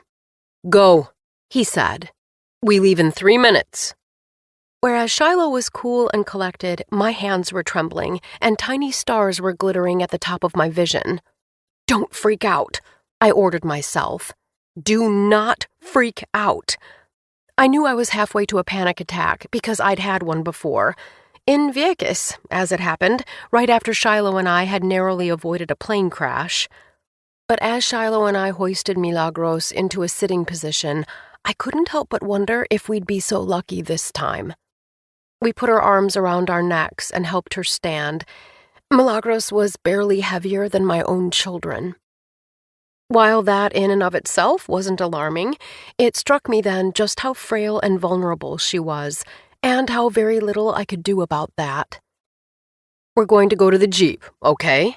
Shiloh said, and then we're going to borrow Hector's ex's boat so we can get you to the mainland and to a hospital. This perked her up a bit. That pollita won't let Hector use it, she muttered.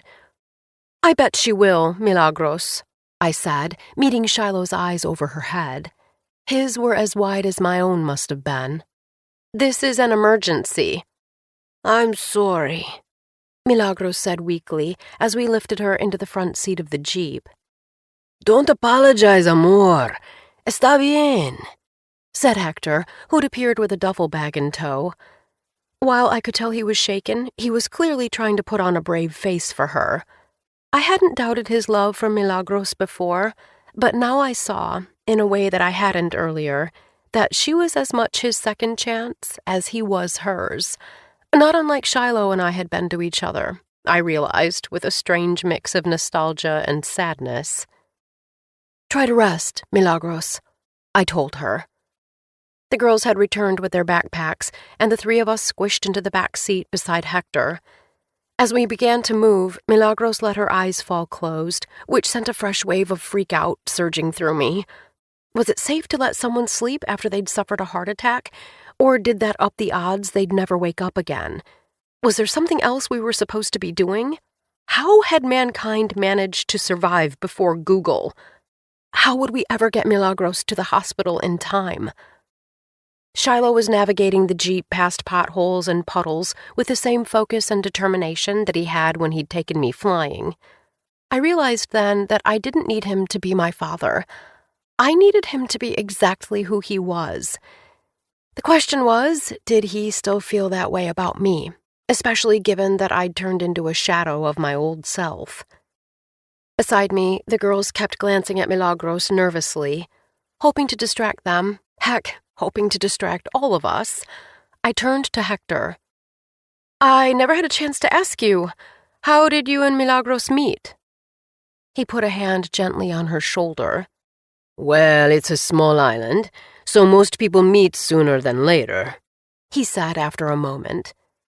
But Milagros was my high school English teacher and was the first woman I ever loved. It's not what you think, Milagros murmured. No one thinks anything, Millie, said Hector affectionately.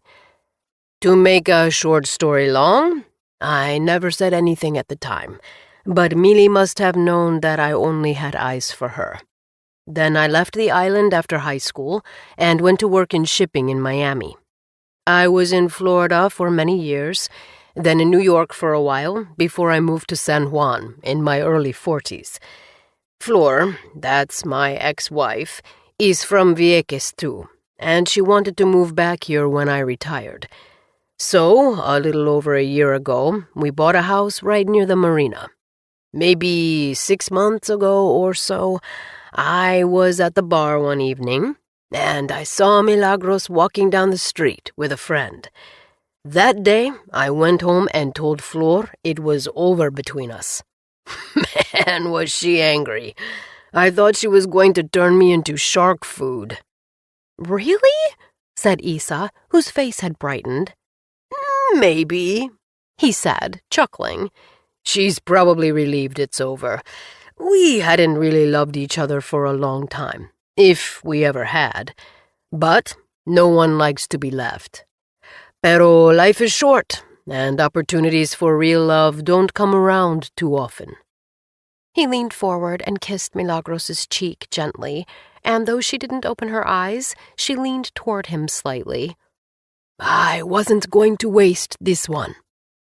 "Aww," said Charlotte. "For the record, I couldn't date my teacher," said Isa, "even if I was old." "Rude," spat Charlotte. It's okay. I hope you don't, Isa, said Milagros with a wan smile. Hector leaned over the armrest and pointed right. Okay, turn here. It's just up the hill. See that? The house was behind a large wrought iron gate. Hector gave Shiloh the code, and the gate opened, which was when I realized that the house was more like a manor. A sprawling stucco building that had been painted sky blue, it had a Spanish-tiled roof and a clear view of the ocean. Aside from a few leaves and branches in the driveway and a large puddle in the middle of the grass, it appeared to have been untouched by the storm. "That's a palace," said Isa. Charlotte rolled her window down and stuck her face outside. "Why can't we have a house like that?" Shipping can be a brisk business, said Hector. Milagros, ¿estás bien? Her bright pink house dress only accentuated her pallor, and my heart began to beat faster. I'd been hoping she would regain some of her strength on the ride over, but when she simply nodded in agreement, she looked as weak as she had at the house. I'll be right back, okay? Said Hector, hopping out of the Jeep. We watched him through the windows as a tall, thin woman wearing a flowing fuchsia caftan greeted him. Her blonde hair seemed to have just been blown out, and her face was expertly made up. She was significantly younger than Hector, and I wondered if maybe she was his daughter. Then she looked Hector up and down, and promptly slammed the door in his face. "I'm going out there," I said. "Are you sure?" said Shiloh. "We might need to let them work it out." "We don't have time for them to work it out," I said in a low voice. He glanced at Milagros. "Fair enough." I'd just opened my door when I paused and turned to Charlotte. "Hey, how are you feeling?" Her eyebrow was twitching, just like Paul's did when he was lying. "I'm fine, Mom." "The truth, Charlotte," I said. I'd been trying to be firm, but mostly I just sounded afraid. She glanced at Isa, who gave her a fierce look. For all their fighting, Isa was more protective of her sister than I gave her credit for. "I kind of have a headache," she admitted. "I'm thirsty, too." I grabbed my water bottle from my bag and handed it to Charlotte, who immediately drained it. "You just took your insulin before we left, right?" I asked. She nodded. "Just before I had the last of the rice and beans and a little papaya." I swallowed the boulder-sized lump in my throat. If this wasn't about her not eating, then her insulin had started to break down. There was no other way to explain it. "Please test your sugar," I told her. "I'll be right back, and then we'll figure out a corrective dose of insulin, okay?" She nodded meekly. "I'm coming with you," said Shiloh. "Good," I said. Given that Fleur still hadn't opened the door for Hector, it was possible I'd need him. "Come get us if anything happens to Charlotte or Milagros. Got it?" I said to Isa, who nodded. When I reached the house, I screamed Fleur's name so loud that Hector and Shiloh startled. When she didn't appear, I yelled again. "Fleur! Open up! Right now!" I was about to do it a third time when the door was flung open. "Who are you?" she asked, eyeing me. "I'm Libby, and one of my daughters is a type 1 diabetic, and Milagros—" She held up a perfectly manicured hand. "I don't need to hear about my ex-husband's mistress. Maybe not, but I'm guessing you don't want to hear she died because you didn't help," I growled. Fleur closed her mouth as fast as she'd just opened it, so I took this as my sign to carry on. "We're pretty sure she had a heart attack, and we need to use your boat." Now I waited for her response. but she said nothing. Well, I wasn't too proud to beg. "Listen," I said, staring into Floor's bright green eyes. "This is literally a matter of life or death. Not just Milagros. My daughter needs new insulin, immediately, or she will die. Please, Floor," I pleaded. "She's 12. Floor's gaze flitted from me to Shiloh to the car. She was softening. I could feel it, but I was almost afraid to look at her too closely for fear she'd change her mind. Then she sighed deeply and turned to Hector. "The boat only takes 6, and Mummy is wilting in the heat," she said to Hector. "And Papi needs dialysis in the next day or 2. They'll have to go with you." "What are Chaco and Maria doing here?" asked Hector, peering behind her into the house. "Not that it's your business, since this is my house now," she said pointedly, "but they live with me. Can you take care of them if I send them with you?" I held my breath, waiting for him to respond. After a moment, he sighed and said, "Si." "Hector, wait," I said. "You, Milagros, me, Shiloh, and the girls make 6. 2 of us will have to stay behind." Floor was staring at the sky now. She seemed to be working something out in her head. After a moment, she looked at me again. "How old is your other daughter?" "Also 12, I said. "They're twins." "Then they wouldn't weigh down the boat too much." She turned back to Hector. "I have 1 extra life jacket. One of the girls can use it. But my parents go or none of you go. Okay?" My knees were weak. Charlotte and Milagros were actually going to get off the island. Hector, too, seemed overcome with relief. "Gracias, Flor. So the girls, Chaco and Maria, Milagros, me. Can either of you drive a boat?" he asked me and Shiloh. "It's best if we have an extra driver." His eyes shifted to the Jeep. Through the glass, I could see that Milagros's eyes were still closed. "Just in case." I shook my head. I could barely manage a kayak, but Shiloh, who'd grown up on the water, nodded. "Lo siento, Libby," said Hector.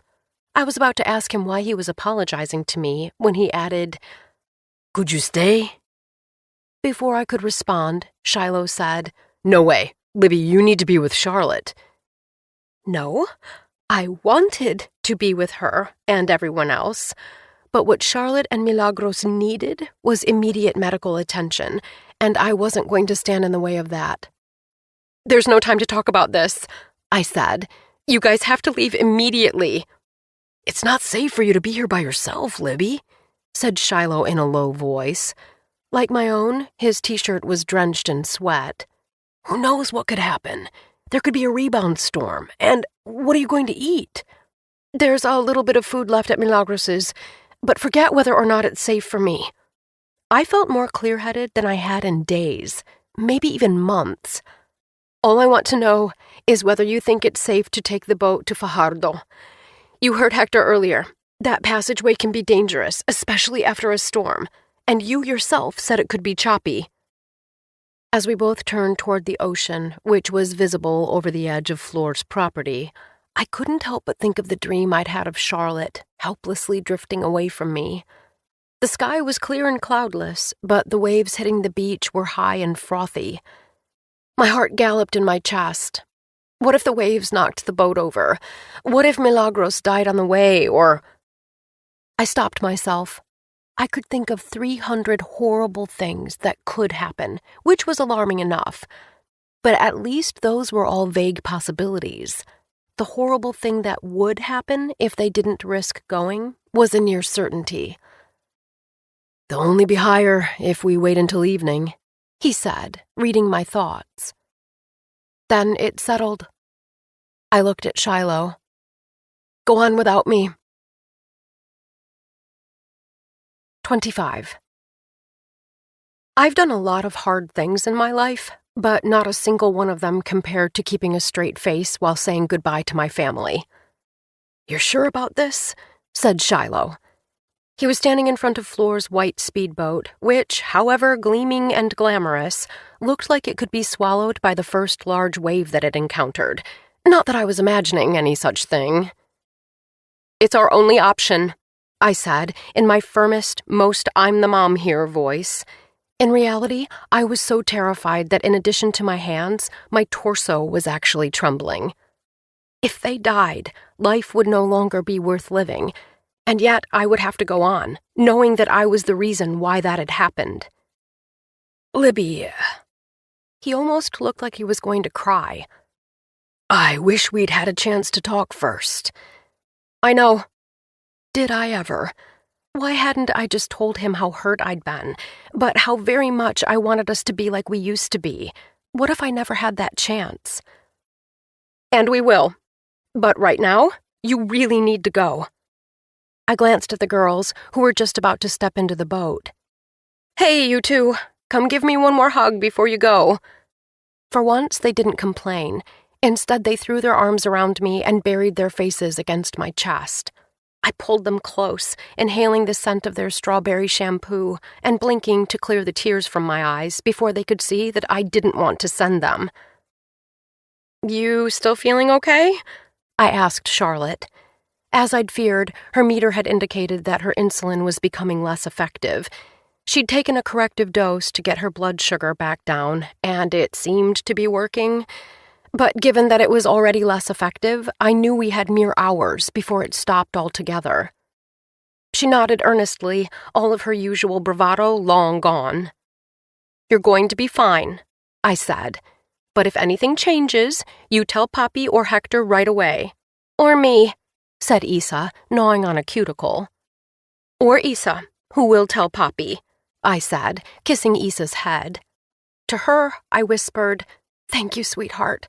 You've been so brave and so good to your sister. I really appreciate it." "Thanks, Mom," she said, pulling her hand out of her mouth to hug me again. "Okay, you guys," I said. "It's time to get moving." Shiloh put his hand on my lower back. "Cutie, be so careful, okay?" "Me?"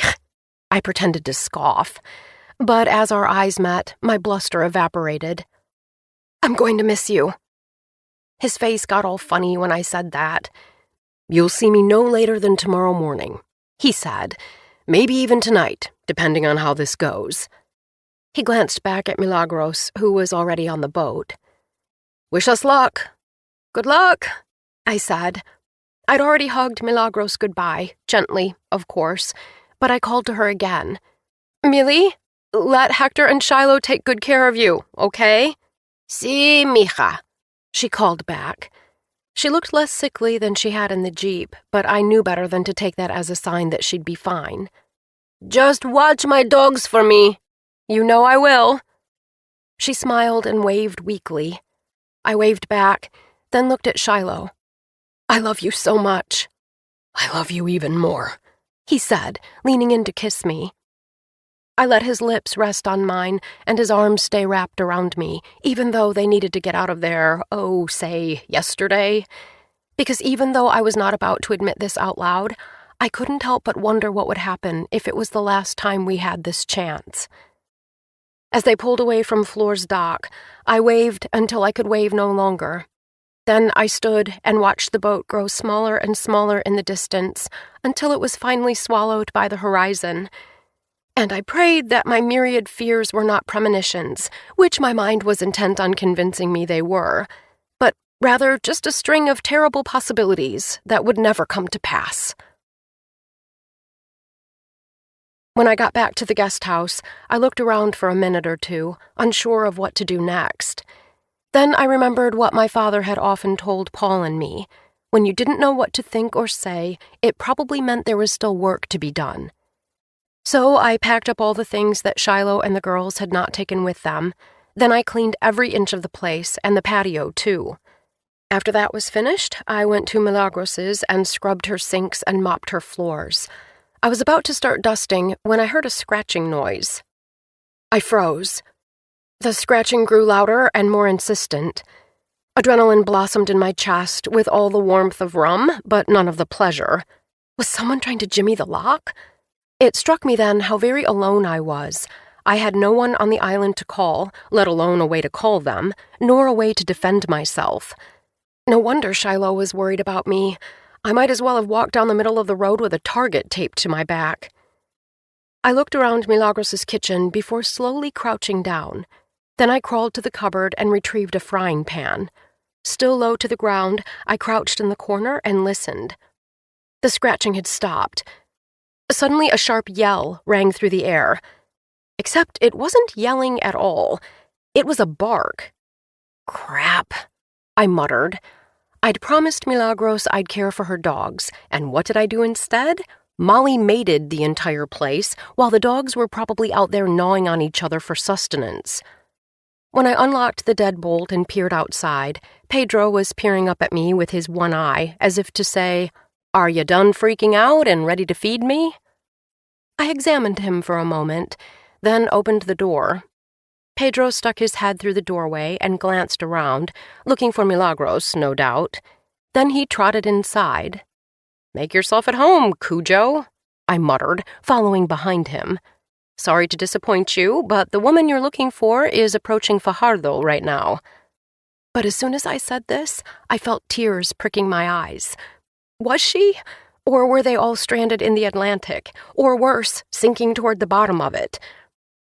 "Of course they're about to dock," I said, as though Pedro was the one who'd put this thought inside my head. How horrible to even put that kind of energy out into the universe. It occurred to me that I was talking to a one-eyed dog. It was better than a volleyball with a face painted on it, but still. I'd ended up back in the kitchen, though I hadn't remembered walking there, and Pedro plopped down right in front of my feet and cocked his head, like he was listening. Maybe that's why I added, "I'm not really used to being alone, if you must know. You're welcome to stick around if you want to." He whimpered a little. "You're hungry, right?" I said, and he barked. In spite of everything, I laughed. "I'll take that as a yes. We're low on food over here, but I think Milagros has some dog food, and lucky for you, I have a key, so I can feed you. Come on," I said, like he was one of my kids. I found the food in a far cupboard and put it in a bowl, but when I set the bowl in front of him, he plopped down on his hindquarters. "She doesn't let you eat inside, does she? And you're not some dumb puppy either. You've been around the block a few times." I eyed him. He had a white little dog beard, and, well, maybe this is a strange way to describe a dog, but he had an aura of knowing about him. "If I had to guess, you're probably 47 in dog years. Midlife isn't for the faint of heart, am I right?" I said. He looked down at his paws, then back up at me. "All right," I said, picking up the bowl. "Let's go outside. When you're done, I'll feed your friends." I let us both out the back door and set the bowl in front of him on the patio. I'd say he ate the whole thing, but really he inhaled it. The bowl was empty before I heard a single crunch. He glanced at me and licked his lips, or whatever it is dogs have over their fangs. Then he darted under a hole in the fence that I hadn't noticed before. "Hey, dine and dash isn't allowed around here," I called after him, but he was already gone. He was just a dog. I knew that, but I felt horribly alone after he left. I went to see if the other dogs were out front, but even after I waited on the porch and called for them, they didn't appear. After some internal debate, I left a couple bowls of food on the front porch, though I had a feeling that the iguanas would make a meal of it, and went back to Milagros's to finish wiping down the shutters. 10 minutes later, I was done, so I returned to the guest house. Without a fan running or air conditioning, the air was oppressively hot, and though I had no way to tell time, the position of the sun suggested to me that there were hours to go before it set. Attempting to relax was out of the question. When I sat on the patio to try to read one of the novels stocked in the guest house, the words blurred, and I found myself imagining Charlotte's meter with a deadly number across the screen, and Milagros clutching her heart and keeling over. After 10 or so minutes of this, or who knows, maybe it was an hour, I finally gave up and went back inside to arm myself so I could go for a walk. I chose a fork with sharp-looking tines, stuck it in my pocket, locked the door, and then headed out. Milagros didn't live in a neighborhood, not in a traditional sense. Instead, the homes along her stretch of the southern coast were on large lots, each set back several hundred feet from the main road. It was eerie seeing so few cars out, and though I didn't wander onto anyone's property, I couldn't hear a single person either. I supposed I'd been looking to see if anyone needed help, or maybe I was just hoping to see another human being. No such luck, but I probably would have kept walking if I hadn't started getting woozy. I'd never been the kind of person who had to be reminded to eat, but then again, I'd never had to send my family across the ocean without me, and so I hadn't had a single morsel of food since the night before. I turned and began to walk back, hoping I wouldn't pass out before I got home. I was nearly at Milagros's when Pedro came shooting out of the bushes. His little legs were going so fast I thought for sure he was going to charge me. But when he reached me, he immediately began running circles around my feet. "No more running away and then surprising me," I scolded as he continued to spin. "I almost peed myself." He cocked his head. "Okay," I admitted. "Maybe I did already. But you try giving birth to 2 children at once and see how your bladder holds up." Pedro circled me for a moment, then started for the house. "Right," I said, following him. "Let's go hold down the fort." As the sun began to set, I was forced to admit that Shiloh would not be making it back to Vieques that night. I wasn't worried about being on my own, though. I just feared his absence meant something terrible had happened to Milagros, or Charlotte, or maybe all 7 of them. Worse, I would have no way of finding out for at least the next 8 to 12 hours. Why wasn't the electricity back on yet, so I could charge my phone and call them? Was there some magic carpet I hadn't thought of that would get me out of here? Maybe Fleur had another boat, or a rich friend who could lend me one, as well as a captain with a jaunty cap. Or maybe just someone who knew how to navigate a boat through choppy water. I let myself continue down this pointless path for a few minutes. Then it occurred to me that it was probably cocktail hour. I wasn't feeling particularly festive without Milagros there, but I knew she'd have wanted me to keep up her tradition. And, anyway, I had nothing else to do. So I let myself back into her house to get some rum. I was prepared to down this stuff straight, but I located an unopened container of guava juice in her cupboard and decided to see if it made a decent mixer. Spoiler alert, indeed it did. An hour later, I'd finished 2 tumblers of island elixir, and the guest house had started rotating faster than the earth.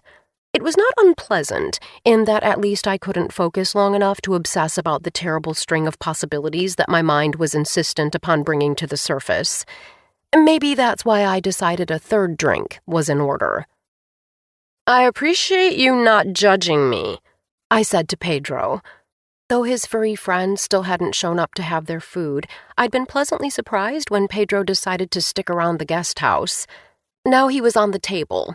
I wasn't sure how he'd gotten there, exactly, but sanitation had quickly made its way down my list of priorities, and I had convinced myself his perch made him more effective as a watchdog.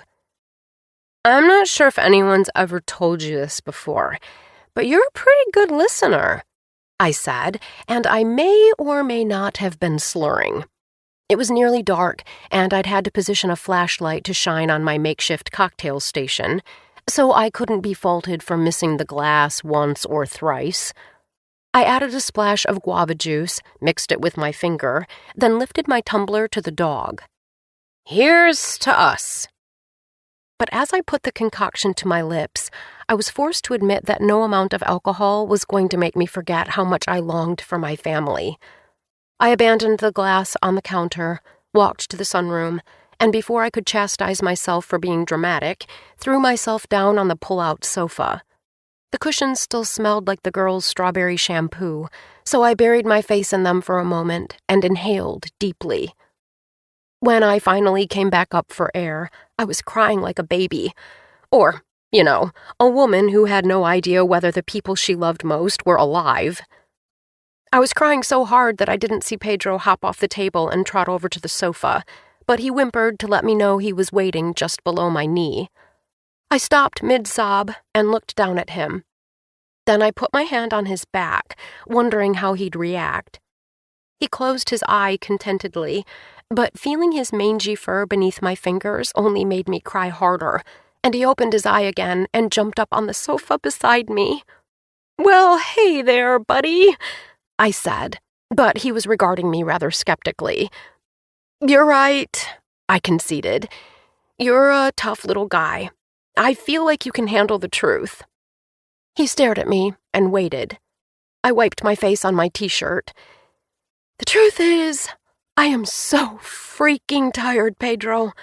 I've been trying to keep it together for—" I was about to say weeks now when I realized what a vast understatement that was.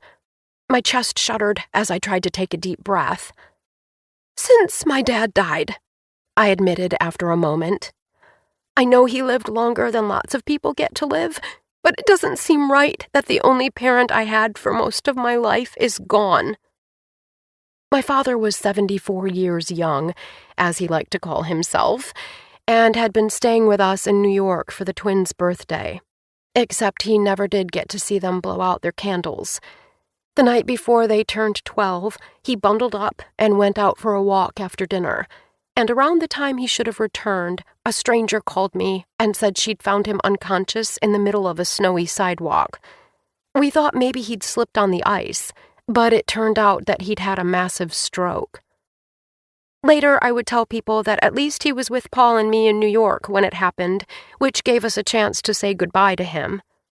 That was true, but to be clear, it was awful. When we could finally see him at the hospital, he was barely conscious, and half his face was just hanging there, like it had forgotten what his bone structure was for. The worst part was that he'd always said he wanted to go out with a bang when he was 100, or while he watched the Tigers win the World Series, whichever came first, though he was the first to admit that the former was more likely, as his beloved baseball team had been disappointing him for as long as he'd been a fan. Come to find out, he'd end up exiting this world the same way my mother had, tethered to a hospital bed, forming a final memory that involved leaving behind everyone who loved him most, and being unable to do a damn thing about it. But just before he slipped out of consciousness for good, his eyes met mine, and he tried to speak. I couldn't understand the first part of what he'd been trying to say, but his last words, there was no mistaking those. They weren't goodbye or get Paul or even Charlotte, which was my mother's name. They were Libby Lou. It was the name he'd been calling me since I was old enough to respond to it, and it was synonymous with I love you. And he had. How could I live without that? I didn't even bother wiping my tears away as I looked at Pedro again, because in spite of all my worries and heartache, it felt good to let myself go, to admit the truth, even to a dog. You know what really sucks? He tilted his head as if to say, go on, so naturally I did. After Charlotte was diagnosed with diabetes, I thought, okay, we've used up our bad luck for a good long time. But only an idiot would think it works that way because 6 months later my dad died. And guess what, Pedro? Dunderhead that I am. Once again, I thought, we're finally in the clear. But it turns out that this existence is just a bottomless well of bad things, because my brother just announced he's getting a divorce, and my husband is being as sneaky as my ex-husband was, and my family might be dead right now because I was so insistent on dragging us here and acting like everything was fine. But as anyone who lives on Vieques can attest, there's no amount of wishful thinking that's going to change that it's not fine at all. Life is just so damn hard, no matter how good you have it. He barked once, but it wasn't a mean bark. It was almost like he was agreeing with me. Thanks for listening to me, Pedro, I said, blinking back new tears. But for once, they were tears of relief, not sorrow. Maybe honesty really is the best policy. Or something. The sun had slipped beneath the horizon, but the moon was high and bright, and its reflection on the water filled the guest house. So I flung an arm over my eyes to block the last of the light. And then, before I could think any more terrible thoughts, my brain took mercy on me and shut off. 26. The next thing I knew, Pedro was barking his mother-loving head off, and someone was banging on the door. My sleep-crusted eyes sprang open, but it took me a moment to remember why I'd woken up on the sofa. "Coming!" I tried to yell, but the rum and weeping must have taken a toll on my vocal cords because I sounded like a bullfrog at the height of mating season. Pedro was still yapping and running back and forth in front of the door. I tried to shh him as I reached for the lock. "Who is it?" I called, because my mental fog was slowly lifting, and it had occurred to me that Shiloh, who I'd been expecting, had a key and would have let himself in. "It's me, you lunatic. Open up." "Paul?" As thrilled as I was to hear my brother's voice, I had no idea what he was doing here. Sure, I'd sent him a telepathic cry for help, but where were Shiloh and the girls? I flung the door open and found him standing there wearing an enormous smile. "The good news is," he announced as he stepped inside, "Charlotte has new insulin and test strips, Milagros is in the hospital, and, obviously, in addition to being a stellar pilot, Shiloh is one hell of a boat captain. Everyone is okay." "Oh, thank God," I said, reaching for the wall to steady myself. "I go by Paul these days, but you're welcome." I would have laughed if I hadn't just burst into tears. My family had survived. Milagros was fine, and I was wrong, just like I'd been about my diagnosis. "Libby," said Paul, examining me. "You do realize I just gave you great news, right?" Instead of responding, I threw my arms around him. I was hugging far tighter and longer than he normally allowed, but I must have looked particularly rough because he patted my back and said, "It's okay, Libby. I'm not sure why you're crying, and I'm going to assume it's stress, but it's all right." "Thank you," I whimpered, spreading snot all over his $300 shirt. "Thank you for coming here and telling me that, and being you. I love you, Paul." "I love you too," he said slowly. "But are you okay?" "No, but I will be," I said, finally releasing him. I wiped my eyes. Only then did I realize I still had no idea what he was doing in Vieques, especially since he had a fear of flying that was impervious to cognitive behavioral therapy, hypnosis, and hard liquor. "Where's Shiloh? And how did you get here?" "It's called flying private. Perhaps your spouse has mentioned it to you," he said with a wry grin. "Ignoring you. Now, details, please." He smirked. "As a frequent consumer of media, including but not limited to national and international weather reports, I saw the news about the storm, and when I couldn't get hold of you after calling and texting 42 times, I knew it was bad. After procuring some perfectly legal sedatives from my doctor, I got on a commercial flight to Florida last night. It was super unpleasant, for the record, but this morning I finally spoke to your husband, then flew private from Orlando to Fajardo, and had a helpful man named Jose jet me to Vieques in a boat, where I flagged down a lovely taxi driver named Luisa at the marina. In fact, she's outside waiting for us." Now he smiled. "You do know I'd sell the brownstone if it meant keeping you safe." "Thank you," I said sincerely. "But how did you manage all that this early in the day?" "It's—" He examined his watch.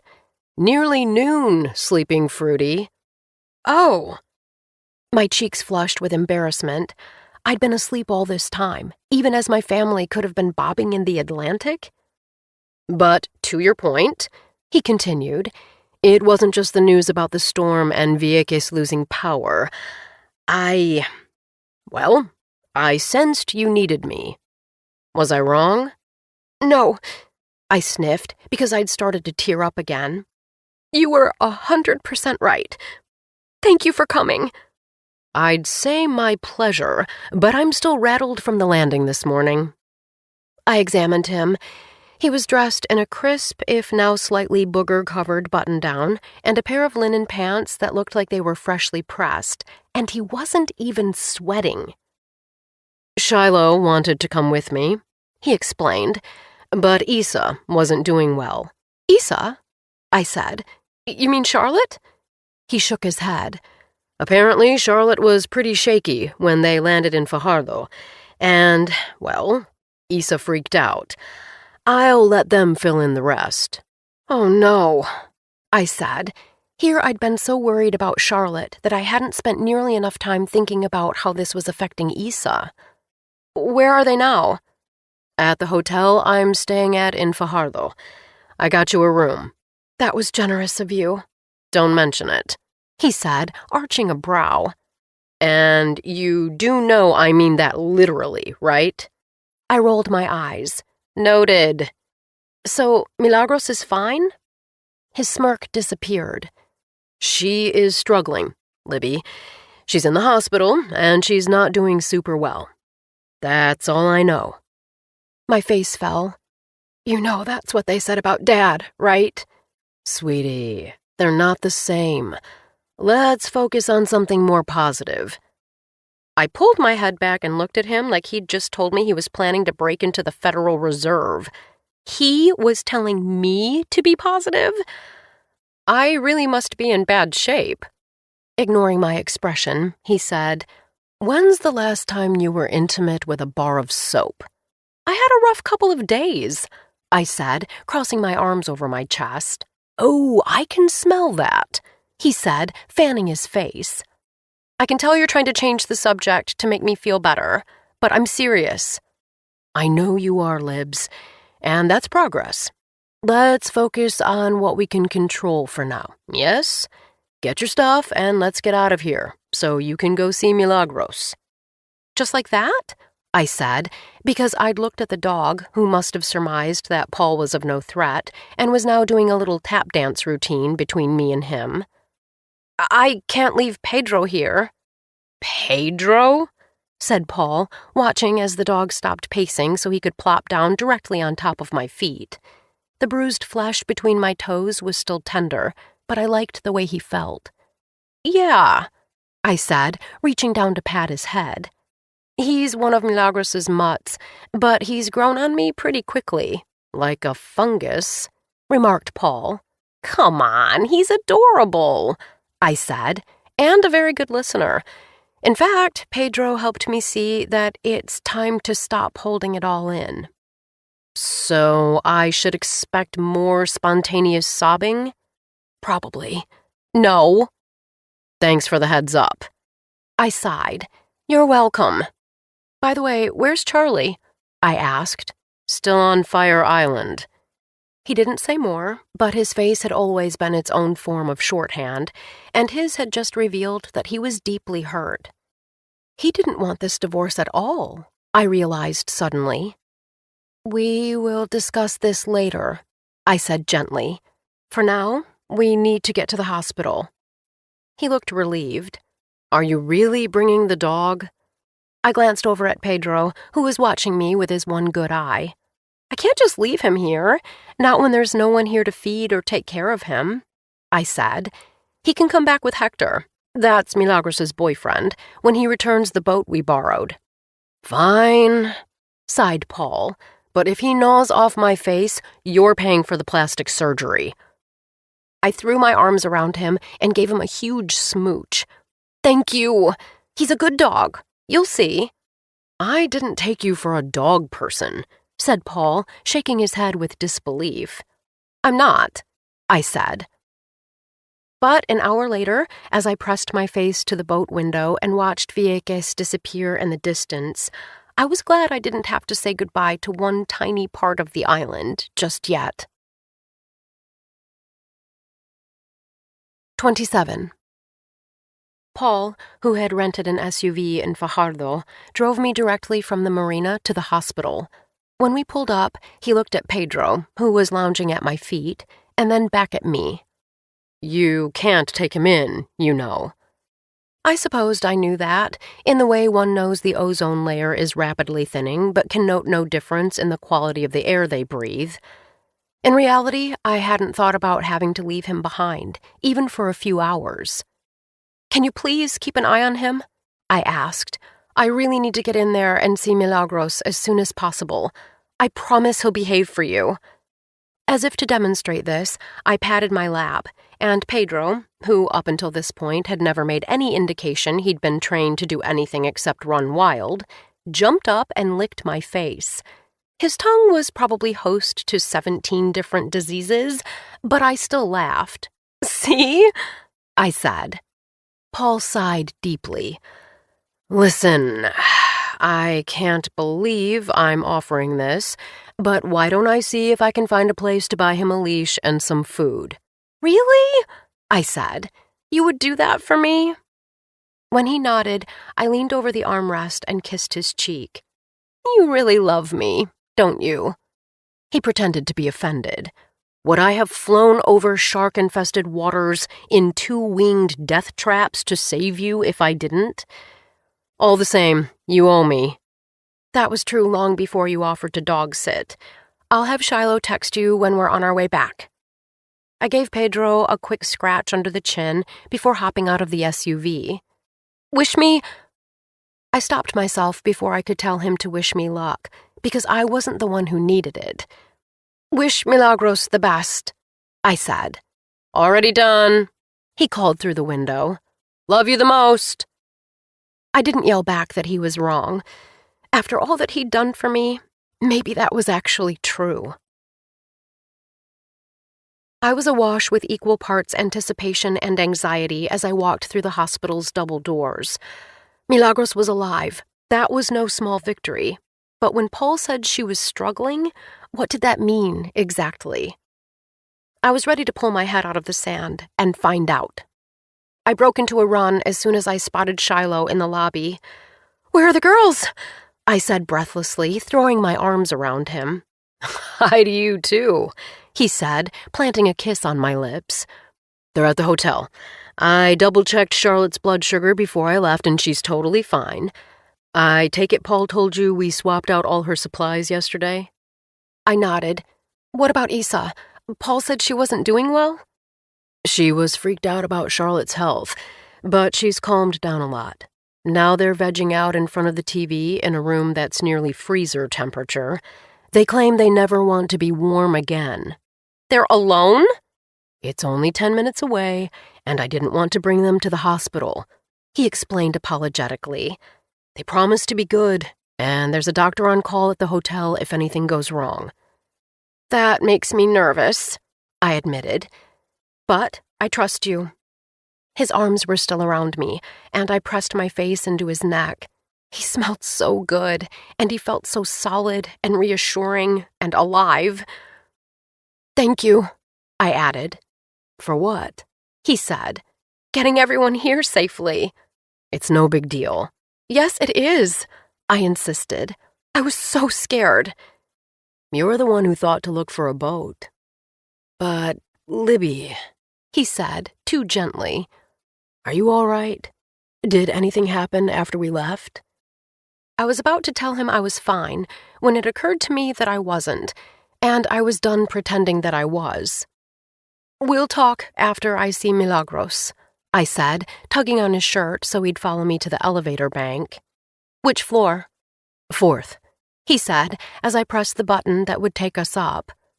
"Have you seen her recently?" I asked. He nodded. "I've been here for about an hour." "And?" I said. He hesitated. "I can handle it," I said. He exhaled audibly. "The damage to her heart muscle was pretty extensive, Libs, and the longer you wait after a heart attack, the worse it is. She probably wouldn't have made it if we'd waited any longer." "Thank you for being honest with me," I said, touching his face. His usual stubble was now a short beard, and with the deep tan that he'd somehow managed to get in the middle of a storm, he looked as handsome as he ever had. "I don't tell you often enough how much I appreciate you." "Libby, you don't have to," he said, giving me a quizzical look. "I know that." "I know you know, but—" There was a ding, and the elevator doors opened before I could finish. "You ready?" he said. I had been until he said that. "No," I said, stepping off the elevator. "But I want to see Milagros, so let's go." Save for the beeping of machines and the sound of someone moaning down the hall, the floor was eerily silent. Then I saw Hector. He was bent over, making a terrible, wheezing sort of cry, and as soon as he lifted his head, I recognized the agony in his eyes, because it was the same pain that my father had shown when he told me and Paul that our mother was gone. "No!" I cried. I started to run, but I'd only taken a few steps when a wailing sound filled the hallway. It took me a moment to realize that it was coming from my mouth. I didn't even bother trying to stop myself. Shiloh was rushing toward me, but I held out my hand to indicate I didn't want to be held or comforted. I was done pretending things were fine. It was time to face reality. I steadied myself and took several lurching steps past Hector into Milagros's room. Tears blurred my vision, but I could see that her eyes and mouth were shut. At least she looked peaceful. But it was little comfort, because after all that, I hadn't even had a chance to say goodbye to her. "Oh, Milagros," I said, taking her hand. Her fingers were still warm, and her skin felt like crumpled tissue paper beneath my fingers. "Did I even tell you how much I loved you? Or that you saved my life? Not just when I had that infection, but at least a dozen other times, just by being there for me?" I said, and now I was sobbing again. "I'm sorry I didn't tell you that I loved you so much. I'm sorry I didn't thank you half as much as I should have." But just as I bent to kiss her cheek one last time, her fingers tightened around mine, and her eyes flew open. And then I'm sorry to report that I screamed and lurched backward like I'd just seen a ghost. "Livy," she said hoarsely, "estoy aquí. Tú estás aquí. Todo está bien." I'm here. You are here. Everything is fine. "Milagros!" I cried. "I thought you were muerta." "Not yet, mija," she said, her lips curling into the faintest smile. "Soon enough, but ya no." Now I was crying with happiness. "I'm so relieved. I'm sorry I thought the worst. I just couldn't seem to turn off my worst-case scenario mode." Hector appeared in the doorway, with Shiloh just behind him. "Lo siento, Libby. I didn't mean to scare you. Millie was asleep," he said apologetically. "I just needed a minute." Through my tears, I managed to smile. "Yeah, I figured that out." "It's okay," I told him, because it was. Milagros was alive, and maybe because of that, I felt that way too. "Hector, Shiloh, can Libby and I talk for a second?" said Milagros. "Claro que sí," said Shiloh as Hector nodded. "We'll let you know when we're done," said Milagros, and Hector nodded. Milagros gestured to the chair beside her bed. I sat in it and reached for her hand again. "This has all been so scary for you. How are you doing, mija?" she asked. I frowned. "I'm not the one who just had a heart attack." "Don't worry about me, Libby." The lines around her eyes deepened as she smiled at me. 83 is a good long life. If the time comes, I'm ready." "Milagros, please don't say that," I said. "I need you, now more than ever." "I'll always be with you, even after this body's long gone," she said, squeezing my arm. I spoke before I could think. If that's true, where's my father? I said. It's been 6 months, and I'm still waiting for some sign that he's still with me. She looked at me for a moment. Mija, she finally said. You just got your family, and me, and Hector, out of a disaster. Do you think your father wasn't with you during all that? I blinked hard, but the tears streamed down my cheeks anyway. Yes, I said softly. You're right. Like I said, I'm always right most of the time, she said, winking. But then her face grew serious again. You're having a hard time. I see now that it's even harder than we talked about earlier. And don't tell me how great your life is. We're all entitled to feel pain, no matter how good we think we have it. You've had a whole lot of stuff thrown at you lately. And now this, she said, gesturing toward her hospital bed. I bit my lip, then said, Yes, I've really been struggling. And on top of that, I've felt horribly guilty. Good girl. Say it. Let it be hard. Wasn't I already doing that? What do you mean?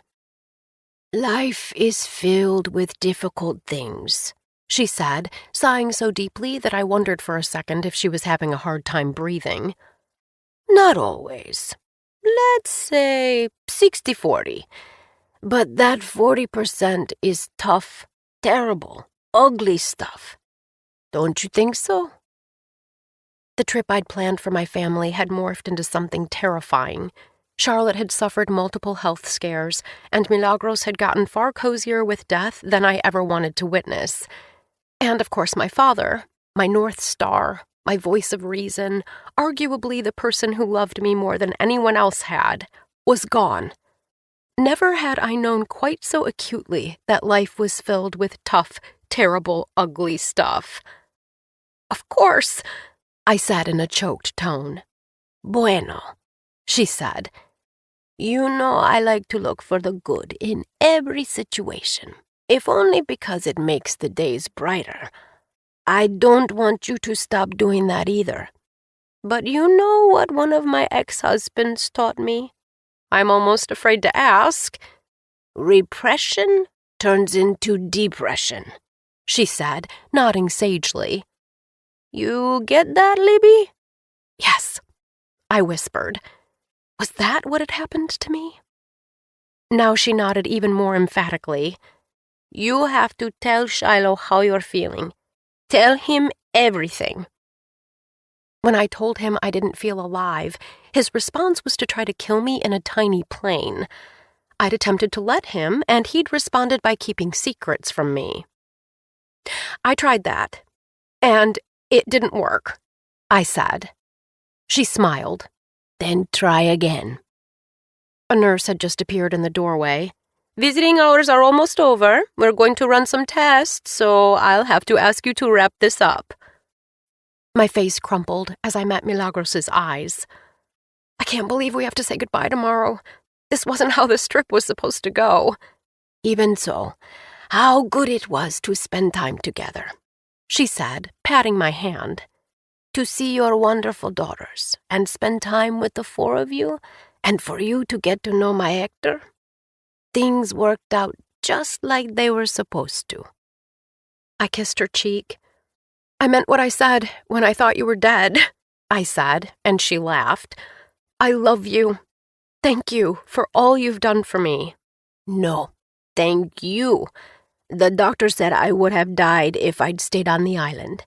If you hadn't been in Vieques and made me come to Fajardo, well, it's a good thing you were there.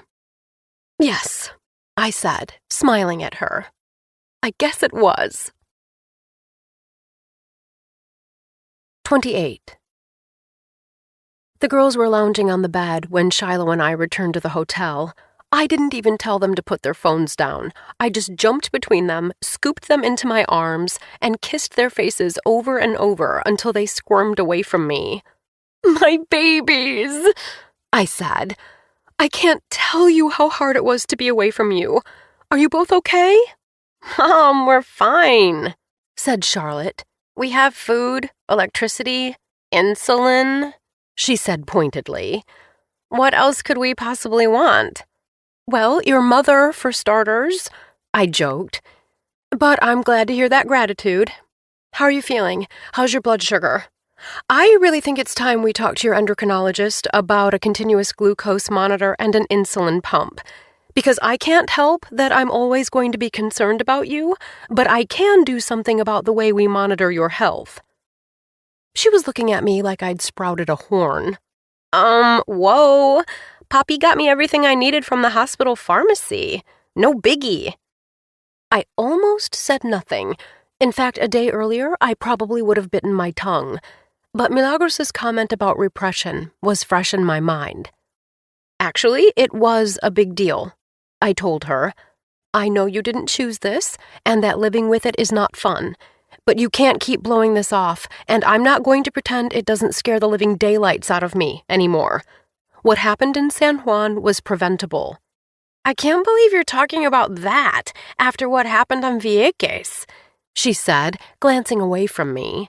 I mean, hello, I didn't ask for the electricity to go out. You're right, and there's a lot about that trip that I should have done differently. Still, that's not my point. I could feel Shiloh's eyes on me, but I kept going. Charlotte, maybe hearing how much your father and I love you and want to keep you healthy isn't that important, but at least think about Isa. Your sister was terrified in San Juan, and from what I heard, when you guys got off the boat in Fajardo. This affects her too. A lot. Oh, you finally noticed? Remarked Isa, who was lying on her back on the bed. That's fair. I owe you a big apology. Your father and I, but especially me, I clarified, shooting him a look that I hoped conveyed solidarity, have been paying so much attention to Charlotte's health that you've gotten the short end of the stick. That's not how it should be, and it ends here and now.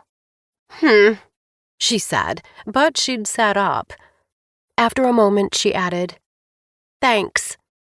I put my arm around her shoulder. You're welcome. Listen, you two, I said, glancing back and forth between them.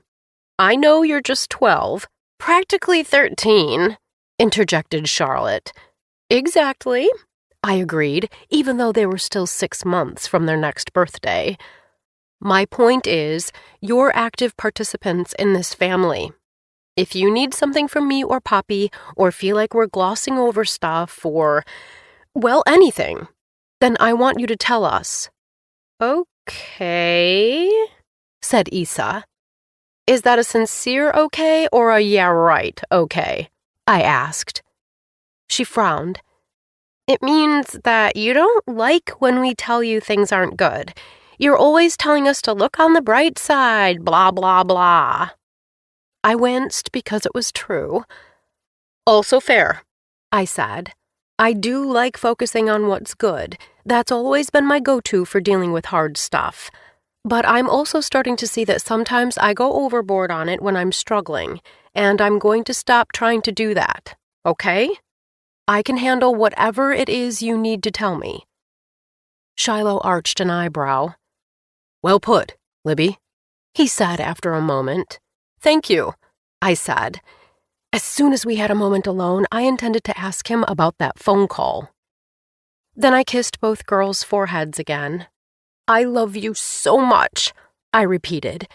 I don't know if I tell you that nearly enough. Oh, you do, said Charlotte, but she wasn't scowling anymore. Ditto, said Isa. But, Mom, what is it, love? You're still acting really weird.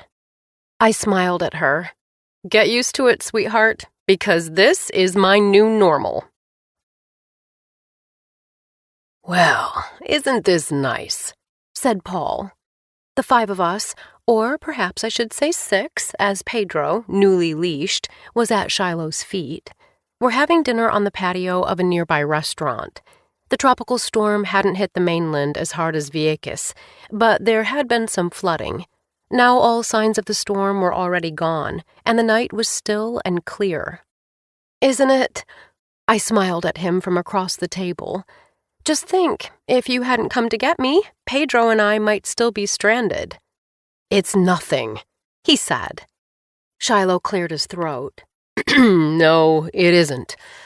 Paul, I can't thank you enough for going to Vieques to get Libby. And then booking a hotel room for us. Well, you really shouldn't have. Paul smiled to himself. I help where I can.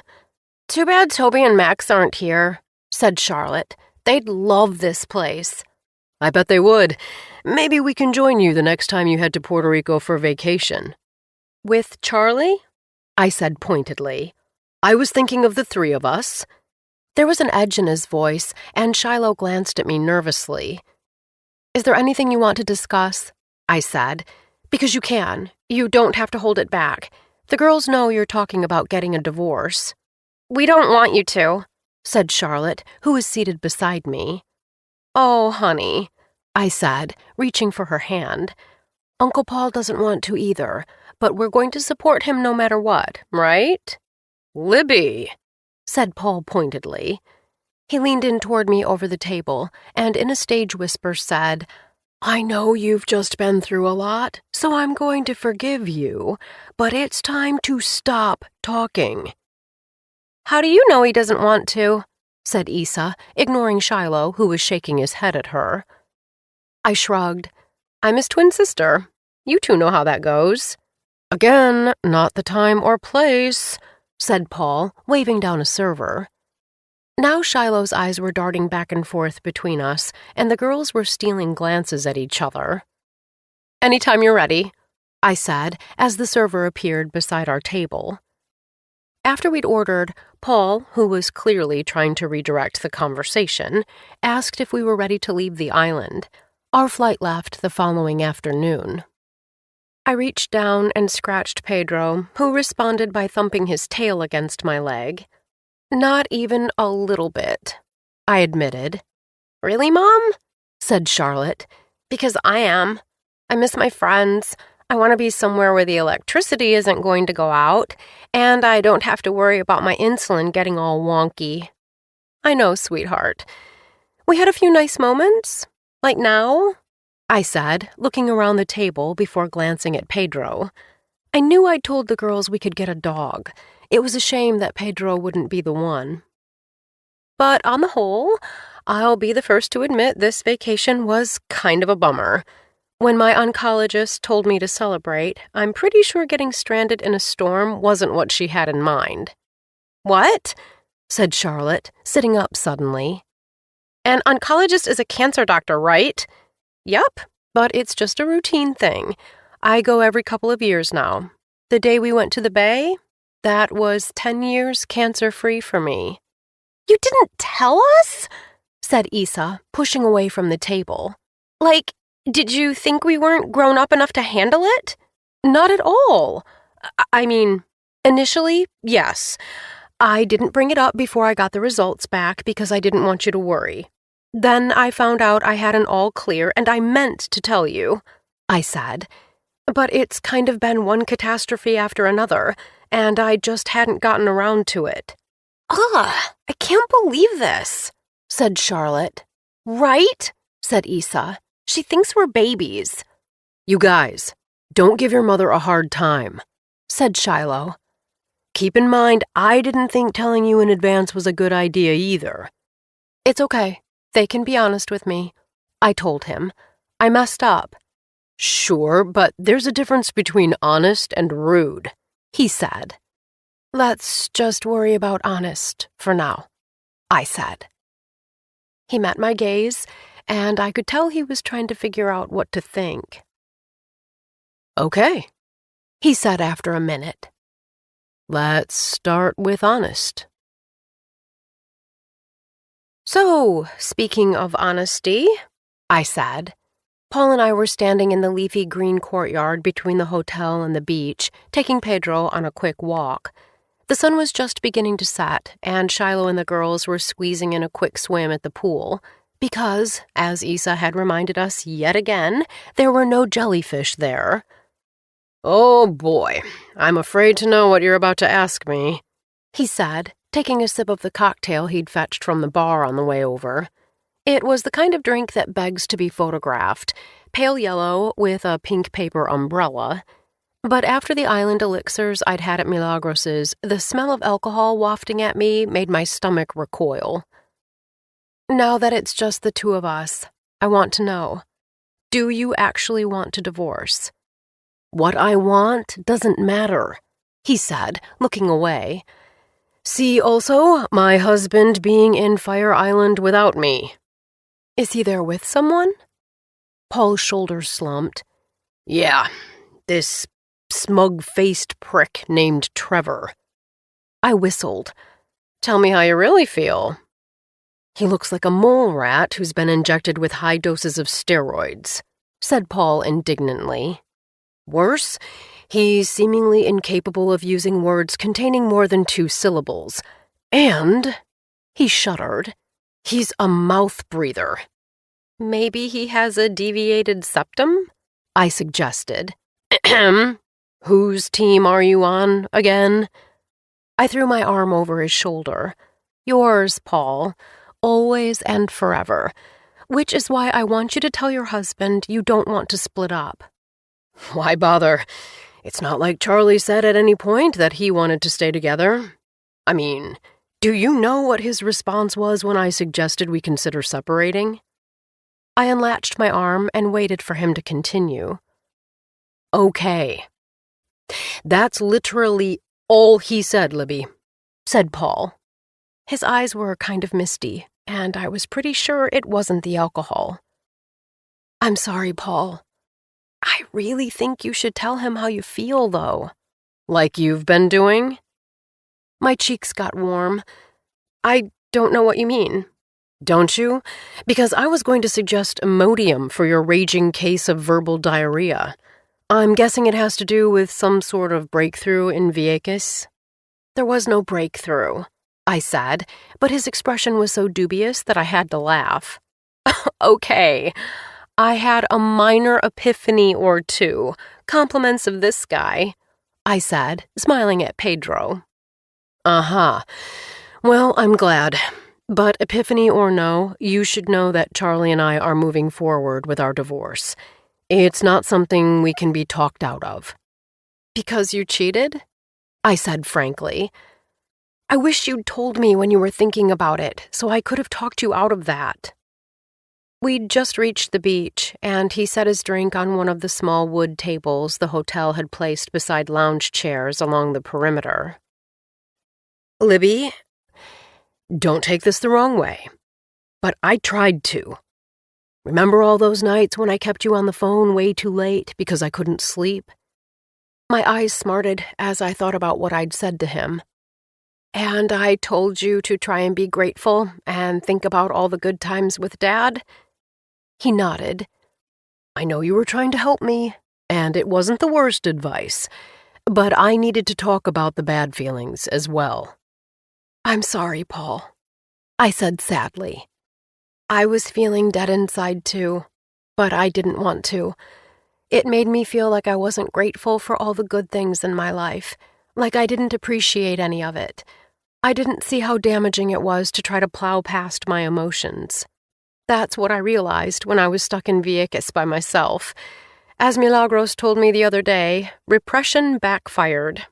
Instead of feeling better, I felt worse. I know what you mean. He managed a smile. You and I were having yet another parallel experience without even realizing it.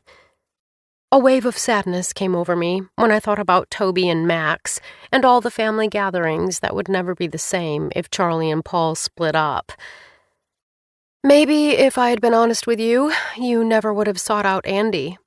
No, he said, shaking his head. Libby, as much as I wanted to be able to open up to you, my actions and our divorce, well, that all comes back to me and Charlie. I really needed my partner to be there for me, and he couldn't be because he was working all the time. Like, he makes my hours look sane. And because he has a couple months off when he's not working, he seems to think that's okay. I knew Charlie's schedule could be grueling when he was shooting the show, but because he and Paul had always seemed so solid together, I'd never considered that it had the ability to wear away at their marriage. "I'm sorry," I said, and I was. It was heartbreaking to see him so crestfallen. "Did you say that to Charlie?" He frowned. "I guess not. At a certain point in marriage, you figure your needs should be met without having to post a billboard outside your bedroom window. As much as I want to tell you I understand, that's basically backfired on me. But it's not too late for you to talk, you know?" I said. "Do you still love him?" "Andy? I never loved him," he scoffed. For such a smart person, my brother could be incredibly dense sometimes. "Charlie, you dodo!" "Oh, yes, obviously. I always will." "So, do you really want a divorce?" He hesitated, then said, "Yes and no. I know you want me to focus on the no part of that answer and vow to save my marriage, but I need you to give me the room to work this out, even if the outcome isn't what you're hoping for." He was right. I didn't want them to get divorced, but he was also right that I owed it to him to let him figure it out. "Okay," I told him. "I can do that." "That means more to me than you know," he said with a small smile. Then he narrowed his eyes. "Hey, when you said you were feeling dead inside, more like not alive," I clarified. "Fair enough. Either way, is that why you haven't wanted to bury Dad?" I glanced out at the ocean, thinking about what Milagros had said about him being with me, even if I hadn't realized it. "I think so. Yeah. I knew it was going to make me feel awful, and I was telling myself that I could somehow avoid that by looking on the bright side. But pretending only made it worse, you know?" Paul leaned forward and hugged me. "Of course I do, Mad Libs. I was just waiting for you to figure that out." 29. "I wish we didn't have to leave today," I said, leaning into the overstuffed pillows lining the back of the bed. Our room was actually a suite with a small living area where the girls were still asleep and a balcony overlooking the ocean. "Me too, but maybe we can come back over the holidays," said Shiloh from behind the newspaper he'd picked up in the lobby. Pedro was dozing at his feet, looking like there was nowhere in the world he'd rather be. I knew it was irrational to wish we could take him with us. He probably needed 10 more shots and a mountain of paperwork just to get on a plane. And anyway, he belonged to Puerto Rico, if not Milagros. Nonetheless, I couldn't help but imagine him wandering around our apartment or playing fetch with the girls in Prospect Park. "I'd like that," I said. "Well, provided the weather cooperates." "Definitely. Speaking of which..." He peered at me over the edge of the paper. "I'm waiting. The power's back in Vieques. There's a story about it on the first page." I exhaled. "Oh, what a huge relief!" "For sure, and it'll certainly make life easier for Hector," said Shiloh. In the hospital the day before, he'd told us that Flore's parents were ready to return to Vieques, and that he intended to bring them back on her boat as soon as he was able. Pedro would also be making the trip with them. "And Milagros, when she's ready to go home." "We should get up and ready if we want a chance to say goodbye to her before we leave." "You want to wake the girls?" he asked, glancing toward the pull-out sofa where they were both snoring lightly. I smiled at him. "No. Do you?" "Not even a little bit." "Hey, Libs." I cocked my head and waited for him to continue. "I liked what you said to Charlotte yesterday. To both of them. I'm sure it wasn't easy, but Charlotte needs to hear that however unfair it is that she has diabetes, she has to take it seriously." "Thanks," I said. I just wish it hadn't taken a couple of life-threatening moments to get to that point. "I know, but what you said to Issa was important too." It was probably good for her to know we know she's been on the back burner, and that we're going to try to remedy that. We're a team, remember? He stood from the small table where he'd been sitting and strode over to the bed. Then he leaned in and kissed me. It was the best kind of messy, lingering kiss, and when he pulled away, we were both smiling. I love you, you know, he said to me. I do, I said. I love you too. We're going to get through this, he added. What's this? I almost asked him about the phone call, but the girls had started to stir, and it felt like a conversation that was best had when they weren't around, especially because I intended to bring up our erotic embargo. He gave me another smile, smaller this time, but still reassuring. This stage of life, it's hard now, but it won't always be. Then it'll get hard again, I said, recalling the chat Pedro and I had in the guest house. Maybe, he said, and he bent to kiss my forehead. But we'll get through that too. I almost told him I sure hoped he was right, when I realized that was a reflex and wasn't actually what I believed. Yes, we will, I said. He grinned. Welcome back, Libby. An hour later, Paul dropped us off at the hospital on his way to the airport. After the girls hugged him, Shiloh took them to Milagros' room so they could say goodbye. Lunch when I get back? I said to Paul. How about a funeral date in Detroit? He said. I had to laugh. Fine. Labor Day weekend? Believe it or not, I think Charlie and I are free. I'll text you. Charlie? I said, arching an eyebrow. He loved Dad too. More later. Okay. I agreed, but we will talk more soon. Safe travels. They'll be safe, provided I take a sedative before jetting off into the sky. Love you. Love you more, I called as he sped off. Once he was gone, I walked Pedro over to the small park next to the hospital. 10 minutes later, Shiloh and the girls reappeared and traded places with me. How was it? I asked. Kind of sad, said Issa. She's really sick. I was tempted to tell them she was getting better, but I didn't actually know that, and anyway, it wasn't what they needed to hear. She is, I agreed. It's difficult to see. I'm glad we got to see her, though, said Charlotte. I touched her arm lightly. I'm so happy to hear you say that. I am too. She really adores you both. Yeah, said Charlotte. Oh, and before you ask, I just checked my sugar. I'm fine. I grinned and ruffled her hair. Maybe, just maybe, she had taken what I said to heart. Thank you, I said. Don't mention it, she said with a smile, grabbing the leash from me. Seriously. I will, but nice try, I told her. You want me to go with you? Shiloh asked, giving my arm a quick squeeze. I shook my head. Thank you, but I'm good. Milagros' eyes were heavy when I walked into the hospital room, and my heart sank. Then she called to me.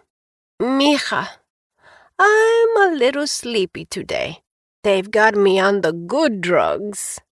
I laughed. I'm glad. And I won't stay. I just wanted a chance to see you before we flew back. How are you feeling otherwise? Like someone who just had a wire stuck in her veins, she said. The doctors had put a stent through her artery the previous afternoon. But otherwise, full of life. I'm so glad. I smiled at her, but then my face crumpled, because this was not how I'd planned to see her, let alone leave her. I'm going to miss you so much. Sure, until I call you 2 days from now. Then you'll say to yourself, why doesn't this old bat leave me alone? Never, I said, taking her hand. You mean the world to me. And you to me, Libby. I'm so glad you found your way to my island all those years ago. She looked exhausted, and I knew I needed to let her rest. I am too, I said. Come, give me a hug before you fall to pieces, she said, sticking her arms out. My throat was tight, and I was about to cry yet again, because she was so small beneath the sheet, so fragile and, well, so mortal. Goodbye, Milagros, I whispered. But a tiny voice in me said, this isn't goodbye. And, to my surprise, a louder one said, even if it is, you can handle it. Goodbye is for quitters, said Milagros, squeezing me hard. Hasta pronto, mija. I laughed and kissed her cheek. See you soon. Hector followed Shiloh and me to the park to get Pedro. Don't worry, Libby, he said as Charlotte scratched behind Pedro's ears and Issa snapped photos of him with her phone. We'll take care of him. I know you will, I said, sniffling. Then I bent down to look Pedro in the eye. Now, Pedro, I said, I want you to be extra good for Milagros. She's recovering, so don't bark too loud or go missing, okay? She's going to need someone to help take care of her. Well, she has someone great to do that, I clarified, looking up at Hector with a smile. But he might need a little help from time to time. In response, Pedro licked my face. I laughed and wiped the slobber off my cheek before standing and surprising Hector with a hug. Thank you, I told him.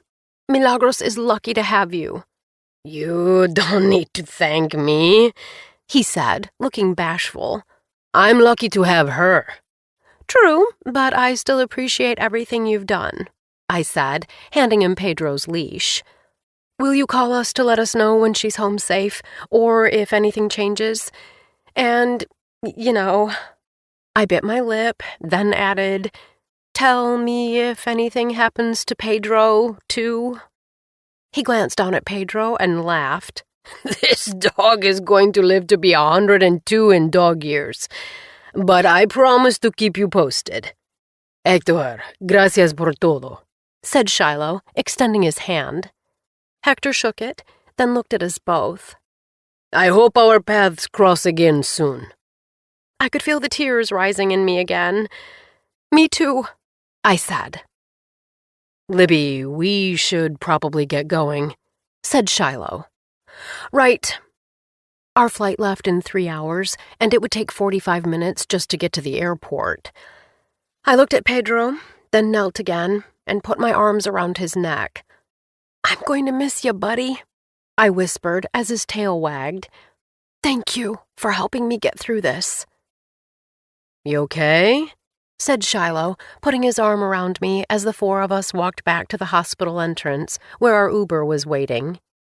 Not really, I said, glancing over my shoulder to see if I could spot the dog one more time.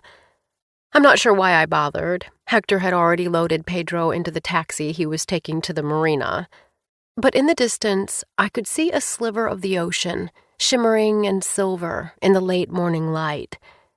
So much had changed since the last time I'd been to Puerto Rico.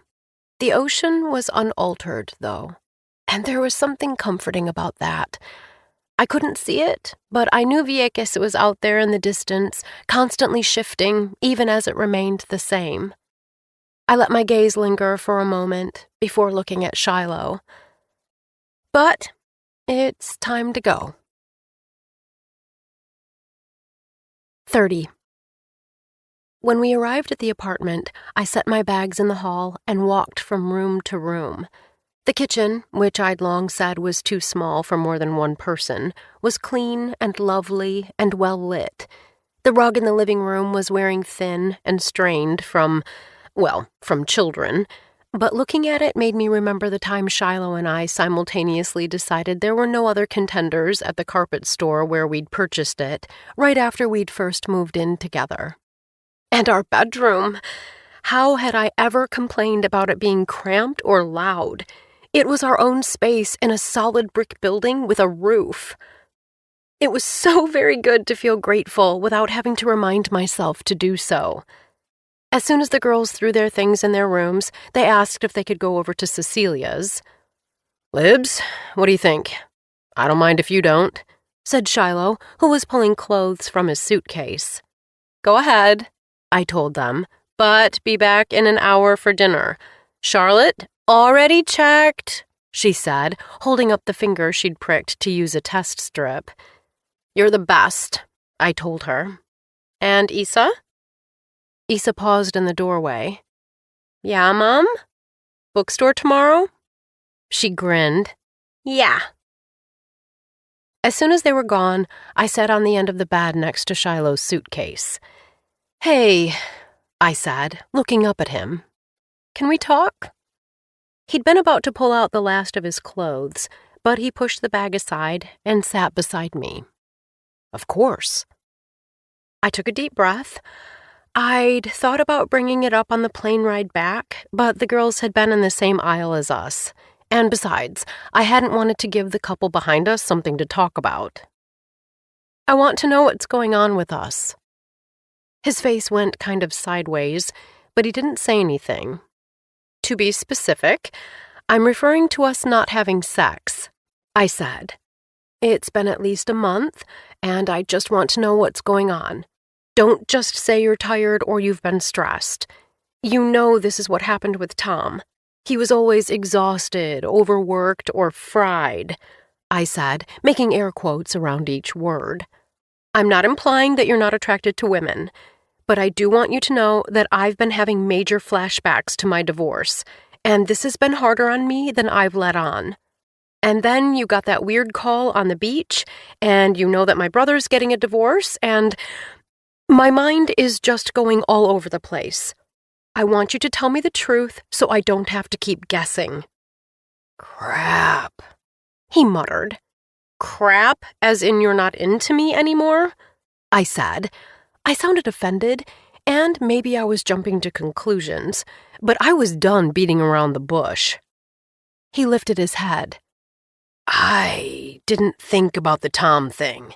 "Yeah, well, I have." He looked away, and I suddenly felt more afraid than I had when I'd been sitting in front of Dr. Malone waiting for her to give me my test results. "Oh, Libby," he said after a minute. "You really think I don't want to sleep with you?" I almost said no. I wanted to say no, but I lifted my chin and stared him straight in the eye. "Yes," I said. "That is what I think. Because if you wanted to, we would have. I know I've been opaque about a lot of stuff lately, but I've been pretty darn clear about wanting to do the deed with you." "That call I got on the beach," he said, putting his head in his hands. After a moment, he raised it and looked at me. "That was my doctor." For all they'd done to keep me, not to mention my husband and daughter, alive, the very word doctor hit me with the same kind of panic beachgoers got when they heard someone say shark. "What did your doctor want?" I made myself say. Shiloh looked at me, like really looked at me, so raw and vulnerable that I was tempted to burrow under our covers before he could go on. "I found a lump." The breath flew out of my lungs. "What kind of lump?" His face was drawn. "The kind that showed up in my groin. I found it in the shower at the end of June." That was how he'd discovered he had leukemia in his 20s. "June," I said quietly. "That was 2 months ago. Why didn't you tell me?" But as soon as I heard myself say this, I knew why. "Were you afraid?" He looked like he was going to cry. "I'm sorry, Libby. I know you've been having a tough time since Charlotte's diagnosis. Then your dad died and..." He took my hands in his. "You were concerned about your own tests, and I didn't want to give you one more thing to worry about. And every time we were going to be intimate, I thought about how I was keeping this thing from you, but then I started thinking about the fact that I might have cancer again and I couldn't get into it. So when I say it isn't you, I really mean that. It isn't. Oh, I said. And then I didn't say anything else for a solid minute, because I was too overwhelmed. Finally, I said, I'm sorry you were afraid to tell me that. I know that since my dad died, I've been pushing everything hard under the rug and pretending I'm fine with all of it. But I'm trying not to do that anymore. I'm trying to get better with letting myself feel fear and shame and anger instead of just pushing them away. I know, he said. I could tell by the conversation you had with the girls the other day, and when we were seeing Milagros. I bit my lip. Then, it is cancer? I don't know yet, he admitted. I'm waiting on test results. I'm sorry, I said again, as my eyes filled with tears. And I was so incredibly sorry that my own self-protection had gotten in the way of my family's ability to connect with me. Sorry that he was having to grapple with the possibility of having cancer. Again. Sorry about all of it. Are you okay? He looked at me with such tenderness that my heart broke. All that time we were on our trip, and he was carrying around this terrible secret. You don't have to apologize for being a human, Libby, he said. No matter how you were going to take it. I should have told you. I guess... He sighed. I just didn't want you to tell me it was going to be fine. I thought about all the people who told me that I was going to be fine after I was diagnosed with cancer. It turned out they were right, of course, but that wasn't really the point. When someone insists that you're okay and everything is going to be just dandy, well, it makes you feel like all of the fear and terror and sadness you're experiencing aren't legitimate. But they are. They're as real as your own two hands, and it's horrible to have to pretend otherwise. How can I help? I said. Do you want me to go with you to the doctor? He shook his head. I wish I'd taken you, but I went in 2 days before we left. The doctor did an ultrasound and a needle biopsy. The results are in, but I haven't called yet. I was waiting until we got home. I'll call Monday. It was Saturday, but naturally I wanted to tell him to find out his doctor's home number and call immediately. I wanted to tell him to break into the diagnostic center, if that's what it took to get rid of the uncertainty hanging over us, like a slab of concrete dangling from a crane. All right, I said. I sounded surprisingly calm for someone who wasn't. It was entirely possible that his leukemia had returned, or that it was another form of cancer. Maybe he'd have to get chemo and radiation. He would spend months out of work, and depending on the outcome, he might have to retire early. The medical bills might bankrupt us, and we'd have to sell our apartment and make all kinds of choices that would devastate the girls and our plans for the future. Or maybe not, I thought suddenly. And damned if that thought didn't feel like bumping into a long-lost friend. All right, he said. Yes, I said, nodding. We don't know what we're dealing with, but whatever it is, I'm here for you, and so are Charlotte and Isa and everyone else who loves you. He didn't respond, but the worry had left his face. How intent are you on unpacking right now? I said. On a scale of 1 to 10? I'm a 2, he said, cracking a grin. How about we just lie here and cuddle for a bit? I smiled. Thought you'd never ask. 31. The next morning, Charlotte asked if she could talk to me. Real quick, she said. I know you and Isa are going to the bookstore soon. Not for another half an hour or so, I told her, gesturing to the newspaper that I was still in the middle of reading. It was a Sunday, and I'd just made the girls their favorite brunch, bagels and bacon. What is it? She pulled up a chair beside me at the dining room table. I think we should go back and talk to Dr. Ornstein, she said, referring to her pediatric endocrinologist. Really? I said. What about? Getting an insulin pump and one of those monitor thingies. My mouth hung open.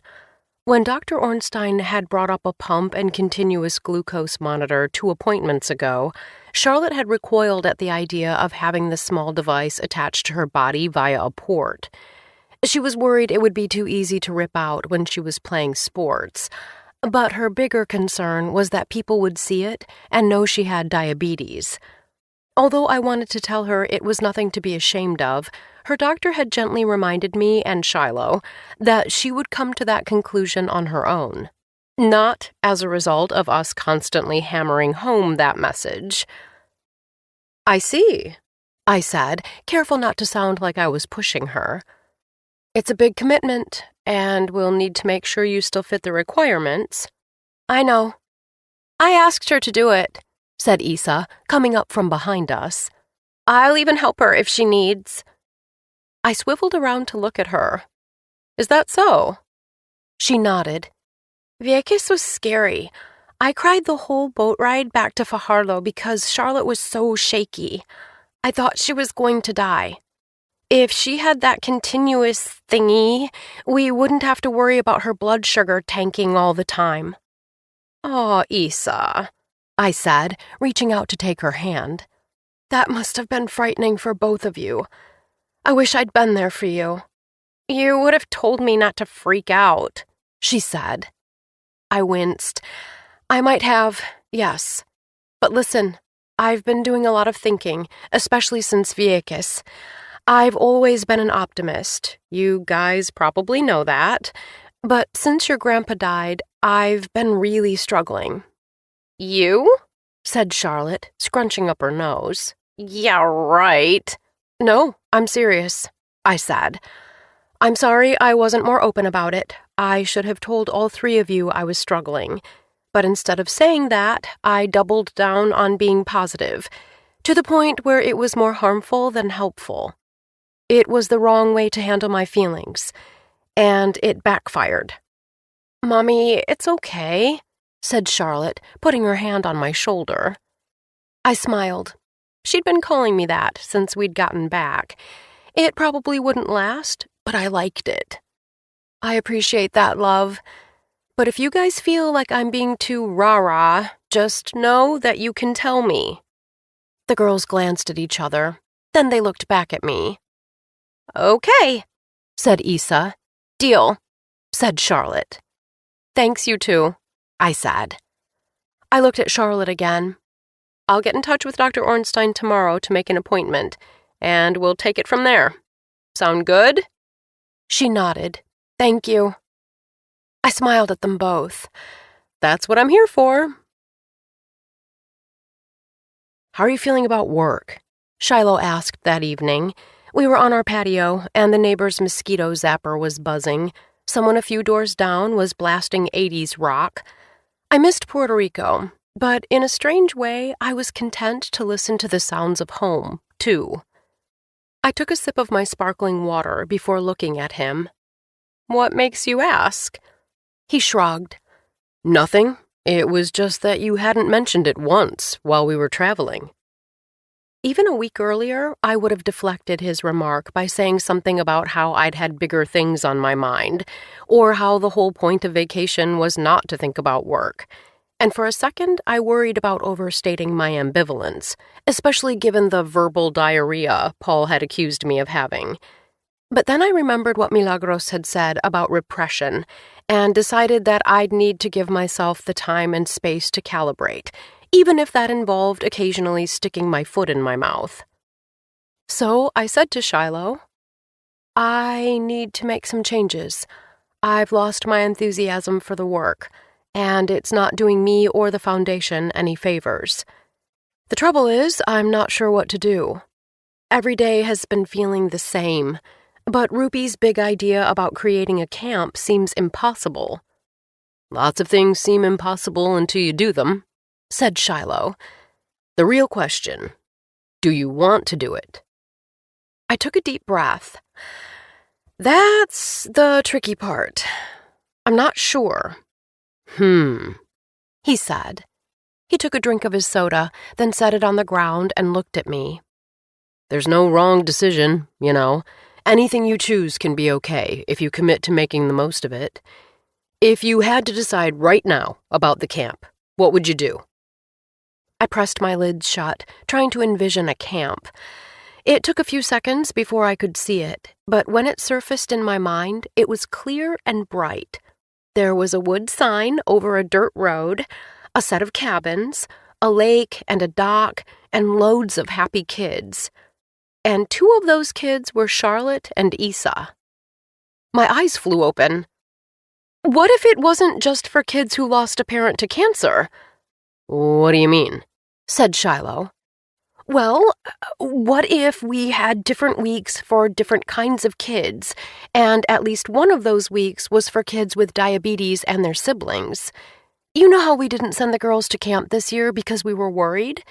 We could have nurses on staff, more than usual, a doctor or 2, and all the meals could be the kind of food that won't cause problems. We'd set it up so that it was as normal as possible, but with all the help that was necessary in case anything went wrong. Huh, he said, looking impressed. Then it hit me.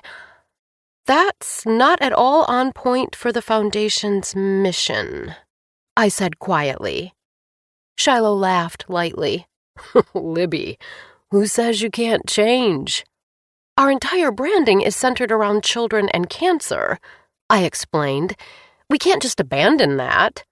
Right, but you're steering the ship. What would your mom have thought about branching out? I answered without even thinking about it. She would have told me to go for it. He grinned. Exactly. But there's a lot to consider, I said. Sure, it's a huge project, but I can tell by the light in your eyes that you're excited about it. And you have a great team, Libby. You wouldn't have to do it on your own. I felt a smile form on my lips. I guess I was excited. I'm not sure what Rupi will say, I told him. You won't know until you ask her, but she's ambitious, and she's already told you she's up for a challenge. I bet she'll be thrilled. True. Still, it would be a lot of work, and the summers would be nuts. I wouldn't be able to be there for the girls the way I want to. They need me. Libby, he said gently. The girls do need you. They always will. They're getting older, though. I think it'll be okay for you to put more into your work, provided it's the kind of more you're excited about. I blinked hard, suddenly overcome by the thought of the 2 of them running out of their elementary school and across the playground with their arms flung wide open to me at the end of the day. That was our ritual. They ran, I scooped them up in one big hug, and then we walked home hand in hand. When we got to our apartment, they'd perch at the table while I made them a snack, which they would then devour, even as they talked over each other, mouths full, in an attempt to tell me about their days, which had always been the best part of my day. But things were changing. Now they needed me in a different way. And instead of a cheerleader or watchman, they needed someone who would listen to them and be honest with them, even when the truth wasn't pretty or palatable. They needed less hovering and more letting go. You're right, I told him. Then I looked up. Above us, only the thinnest sliver of moon hung in the sky. After a few seconds, my eyes adjusted, and the stars began to surface. They were fainter than they'd been in Puerto Rico, but I could make out a few of the constellations that Shiloh, who was something of an astronomy buff, had taught me. Though I couldn't find Lyra, I easily located Aquila and Hercules. I'd just spotted Sagittarius, which made me smile. I wasn't really into astrology, but I knew my father was a Sagittarius. When a shooting star shot clear through it. The star wasn't really a star, it was a meteor flaming out in the atmosphere. Though you could spend a whole evening stargazing without seeing one, they weren't truly rare. But my father had always said that everything was only ever what you made of it, and I knew what I'd just made of that shooting star. "Did you see that?" asked Shiloh. "Sure did," I said, smiling up at the sky. "Call me crazy, but I'm going to take that as a sign that I'm on the right path." 32. The following morning, I decided to walk the 1.5 miles to work instead of taking the F line 2 stops north as I usually did. I wanted a chance to gather my thoughts about the camp and to consider whether there were other ways to bring excitement back to my job. And if not, whether it was time to hand over the reins to someone else. Because I knew the camp, however invigorating an idea, wasn't going to be a silver bullet. It would not change the monotony of having to open and answer all those emails. It would not lessen the immense workload that I faced every single day.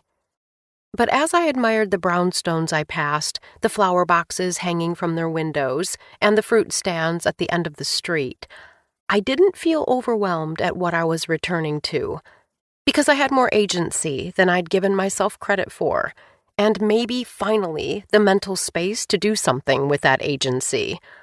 I didn't have to do it all on my own. Not anymore. "Good morning," I announced as I walked into the office. "Libby, hi," said Rupi, looking up from her computer. "How was your trip?" "Oh my gosh, where to even start?" I said, making my way toward her desk. "I got stung by a jellyfish, stuck in a mud puddle, then stranded without electricity in Vieques during a tropical storm. My dear friend had a heart attack, and Charlotte's insulin started to break down." "That sounds—" She cringed. "Horrible, actually." I laughed. It was the worst. But believe me when I say that in the strangest way, it turned out to be what I needed.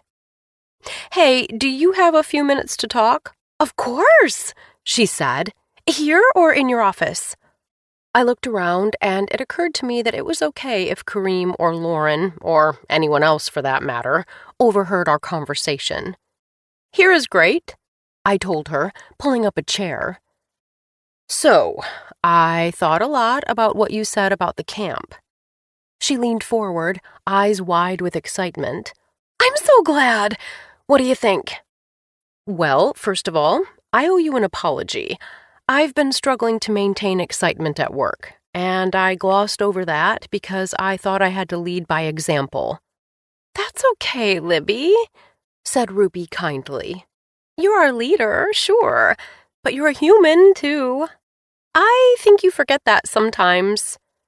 "You're right, and I appreciate that more than you know," I said, smiling at her. "With that in mind, I'm open to exploring the possibility of the camp. I think it'll take 4 to 6 months to research, and if we decide to go forward, about 2 to 3 years to fund it and get it up and running. But here's the catch." "I'm listening," she said, leaning in even closer. "I don't want it to just be for kids who've lost a parent to cancer. I want to have some weeks designated for kids who are differently abled or who have medical conditions like diabetes, and I want their siblings to be able to join them, maybe even their close friends. I haven't figured it all out yet," I said, "but I'm hoping you can help me with that." Ruby's eyes were saucers. "Whoa, really?" I gave her a pained smile. "Terrible idea?" She erupted into laughter. "How did you go from glossing over things to assuming the worst?" I had to laugh, too. I'm still figuring this all out. Bear with me. Happy to. And to answer your question, it's not a bad idea at all. In fact, I think it's pretty darn amazing. Is it going to take a ton of work? Absolutely. But that's not a reason not to do it. And we're going to have to get buy-in from the rest of the team, though something tells me that won't be hard to do. I beamed at her. I was hoping you'd say that. But I have to run one more thing by you. I was right outside the foundation office that morning when I realized that there was a way for me to lighten my workload, and the minute I thought of it, I couldn't believe I hadn't earlier. "Okay," she said, nodding. I'd like to make you co-director, effective immediately. We'll need to bring someone else on board to handle some of your current tasks, and mine, I said. There are parts of my job that are sapping my joy, and I'm sure you feel the same. I'd like to bring in someone new to help so that you and I can focus on bigger initiatives. I've been so focused on keeping our overhead low that I didn't realize how short-staffed we are. It's time to grow, especially if we want to make this camp happen. Her mouth hung open. Really? You're going to make me co-director?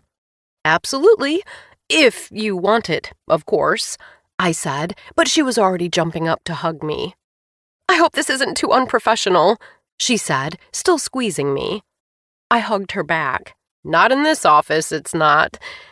Congratulations. And thank you. For what? I smiled. For keeping me from coasting. Shiloh wasn't due into work until Tuesday, so he told me he'd handle dinner. But when I got home, the kitchen was empty. He wasn't in the family room or dining room either. I went to the bedroom to change, figuring I'd text him in a few minutes to find out where he was. I'd just started to pull my shirt off when I realized he was on the floor beside our bed. His shoulders were shaking, and for a split second, I thought maybe he was laughing. Then I realized he was weeping. I'd seen him cry plenty of times, but I'd never seen him weep before. "Sweetie," I said, sitting down beside him. He startled, then wiped his eyes on his forearm. "I'm sorry," he said in a choked voice. "Don't be," I said, wrapping my arms around him. I wanted to assure both of us it was nothing, but I knew he was supposed to get his test results back today. I swallowed the lump in my throat. "What's going on?" His eyes were red and watery as he glanced at me. "I just needed a moment." "Take all the moments you need," I said. He looked at me again, then his face cracked open. "It's a swollen lymph node." I pulled back to look at him. "That's good news, right? Why are you crying?" "There was some sort of abnormal cell activity in the node." I couldn't breathe, because I knew exactly what caused abnormal cell activity. Cancer. That's what. "Oh, honey," I said quietly, wrapping him in my arms. "I'm sorry." "The doctor said it's not necessarily malignant," he said. His voice was raw. "I have to have the lymph node removed and have a full-body CT scan. Inhale, Libby. Now exhale. And again." "Okay," I said slowly. "When will that happen?" "Next month. That's the soonest they can get me in. My doctor said to try not to jump to any conclusions." "Right," I said, but in my mind I was jumping all over the darn place. Chemo, radiation, recovery, repeat. He would have to stop flying for at least a year, and depending on the prognosis, might be forced into early retirement.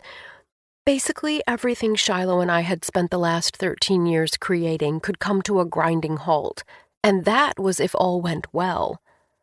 As Dr. Malone had once explained in more eloquent terms, a second cancer diagnosis was often particularly dire, because it meant those damn cells were determined to colonize. But then I looked at Shiloh, the fine lines around his eyes, which crinkled when he smiled, the freckle above his lip, his salt and pepper curls. "I love you," I told him. "I'm here for you, no matter what happens. We'll get through this." He buried his face in my hair. "I don't want to die," he said, crying softly. "I don't want to leave you here all by yourself to raise the girls without me. I want us to grow old together, Libby. That's all I've ever wanted. I'm not ready for that to end." I wasn't either, and the thought of losing him filled me with sorrow. "Me neither," I admitted. "That would be awful. But we're going to play this as it lays. right? And the one thing I can tell you is that as long as I'm alive, I'll be here for you. Because hadn't that been the commitment we'd made before God, man, and a whole bunch of random people walking down the beach where we'd gotten married? The good, the bad, the unbearable. But it was bearable when there was another person at your side. His choking sobs had slowed to a quiet cry, and after a moment his breath normalized. He gazed at me with bloodshot eyes. "Thank you," he said quietly. "For what?" I said. "Listening," he said. After a moment, he added, "For letting me say what I needed to say." Better late than never, I thought. I'm only sorry I didn't do it sooner. I don't know how long we sat like that, wrapped around each other. When I finally looked up, I realized Shiloh was gazing at me. Instead of saying anything more, he put his lips to mine.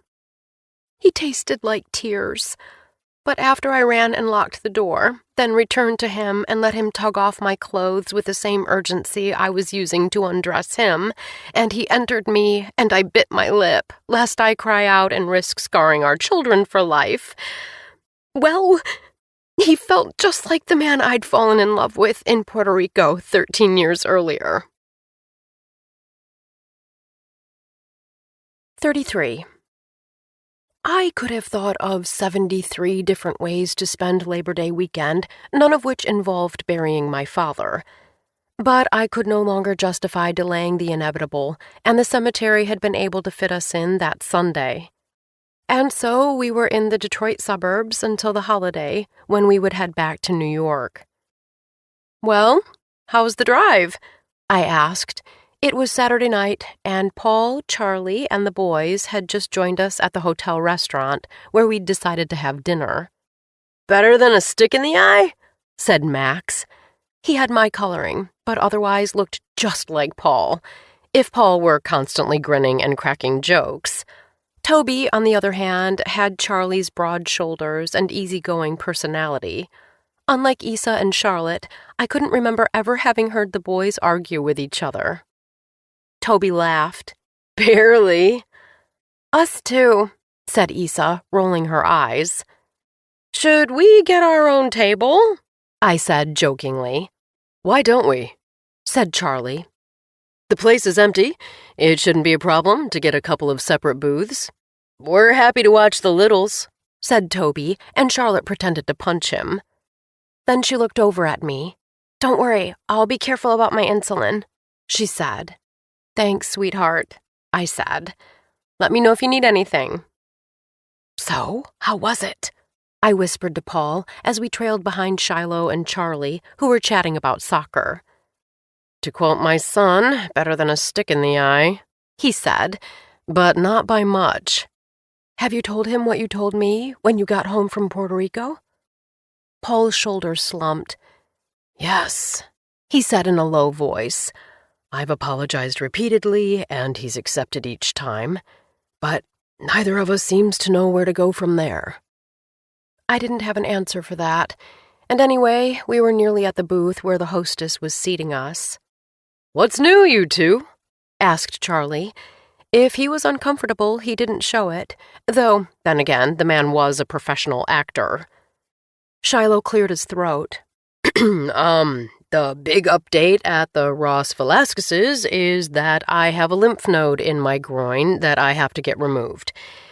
It's possible I might have cancer again, so I'll be going in for a full-body scan in a couple weeks." Charlie and Paul looked stricken. "Sorry to be the bearer of bad news," added Shiloh. "Hey, man, it's not bad news yet," said Charlie. "Agreed," said Paul. "Do the girls know?"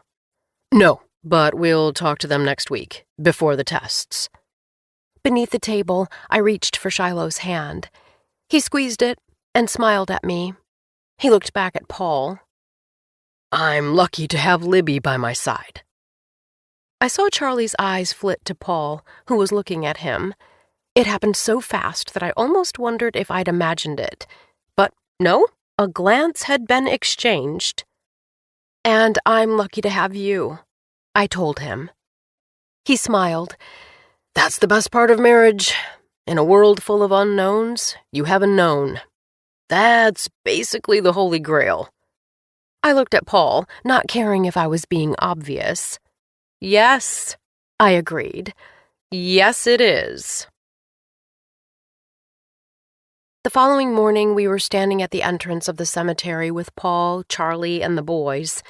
We'd awoken to the sound of rain beating down on the hotel room, but it had since slowed to a drizzle. We huddled beneath black umbrellas that Paul had the good sense to pick up at a drugstore on the way. "You ready?" he asked when I hugged him hello. "No," I said, but then I corrected myself. "Yes, I am. I feel like he's been waiting long enough." "I know. We should have done this a while ago, but we're here now," I said, and darn it, the dam had burst, and here came the flood. Before I could even sniff, Paul was handing me a tissue. I wiped my face. "Let's do this," I said. The cemetery was located in a small Detroit suburb. Our mother had been laid to rest there because it was where her parents and grandparents had been buried. I hadn't been to visit since Paul and I made the trip 13 years ago. As he took my hand and we made our way through the winding path down the center of the rolling hills, I was comforted that little had changed. But one change was unmistakable: the gray granite headstone that was now beside my mother's. Philip Edward Ross, 1944 to 2018. Beloved father and husband. Paul and I had decided on an informal event, knowing it was what our father would have wanted. After Paul spoke quietly with the gravedigger who was waiting for us at the plot, he took a spot beside the gravestone, holding the urn in his hands, and began to speak. "They say the mark of true character is what a person does when no one else is looking. But growing up as a gay boy, in a time and place where that was considered shameful, it was what my father did when everyone else was looking that showed me who he was," he said. Like me, he already had tears streaming down his face, but he didn't bother wiping them away. "Dad loved and accepted me, and made sure everyone knew that. He never asked me to change a thing about who I was, and because of that, I was able to learn to love and accept myself, too." He sniffled and paused for a minute before continuing. "I know. It was so hard for him after my mother died. And though he didn't pretend that he wasn't tired or that he always knew what he was doing, he never once made Libby and me feel like we were a burden to him. Instead, he acted like we were what made his days bearable. He was such a good man." Paul looked up at me and managed to smile. "Libby, remember what he'd say whenever he screwed up and we called him on it? 'Gosh darn it, you two, don't make me turn this life around.'" I nodded, laughing through my tears. "Philip Ross was the best man I've ever known," said Paul, his voice barely above a whisper. "And I will miss him every day of the rest of my life, even as I know those days are sweeter, because I had the luck of having him as my father." He was weeping, but before I could go to him, Charlie took him in his arms.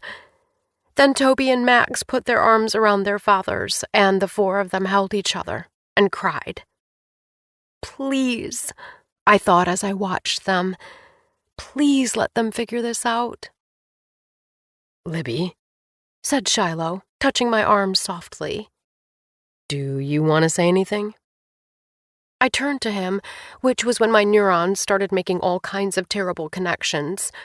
What if the next funeral I attended was my husband's?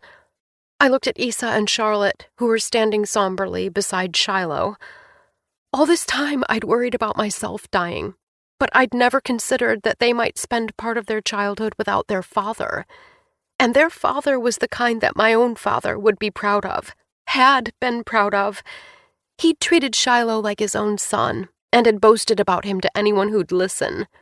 He'd loved to tell people how Shiloh switched between Spanish and English without missing a beat, and flew planes, and was the kind of husband he'd always hoped my daughter would have. He'd loved Tom, but he'd never once said that about him. I swallowed hard, even as the tears kept flowing, then went to stand behind my parents' headstones, where Paul had just been. I'd prepared something to say, but now it felt all wrong. I decided I would just share what was in my heart. I don't know if everyone has a soulmate, I began, looking at Shiloh. Like the afterlife, I think it's one of those concepts we all have to work out for ourselves. And even then, we're probably just guessing.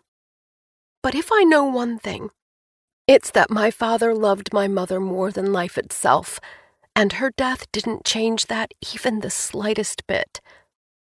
I keep thinking about this photo he sent me right after I was first diagnosed with cancer. The two of them were on the beach in Vieques. They were newlyweds, so in love that you could feel it beaming right out of the photo. My mom was pregnant with me and Paul then, actually, and she and my father had no idea about the difficulties that lay ahead. Paul was handing me another tissue, which I accepted, and I took a moment to compose myself. Already the sun was breaking through the dark clouds, and I could tell that the sky would soon be as blue as if there had never been rain at all. In a few short hours, the stars would appear. But I didn't need to watch them glitter to know that my mother and father were out there somewhere, somehow, smiling down at the legacy they'd left behind.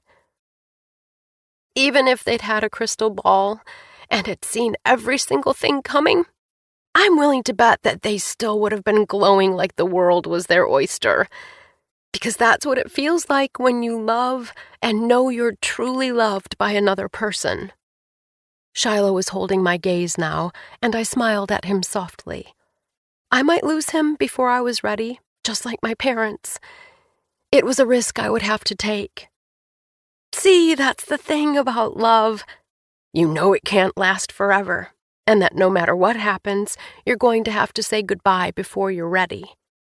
But that doesn't mean you don't do it. It means you just try to love even more and even better while you still have the chance. I took a deep breath and looked around at the wonderfully flawed people I had the good fortune of calling my family. Paul and Charlie, who were holding hands and standing between their sons. Isa and Charlotte, who were huddled together and smiling softly at me. Shiloh, whose warm eyes were still resting on me. Then I looked at the granite headstones that were but mere placeholders for my parents. I would always wish they were with me. I would always want more chances to love, to laugh, to take one more spin around the sun. That was what it felt to be fully alive. But this day, this moment, was a gift, and it was more than enough.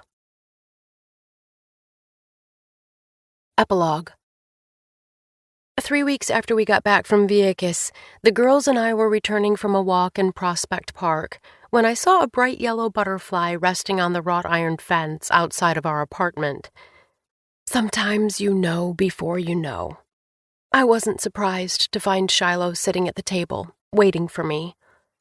When he looked up at me, his eyes were brimming with tears.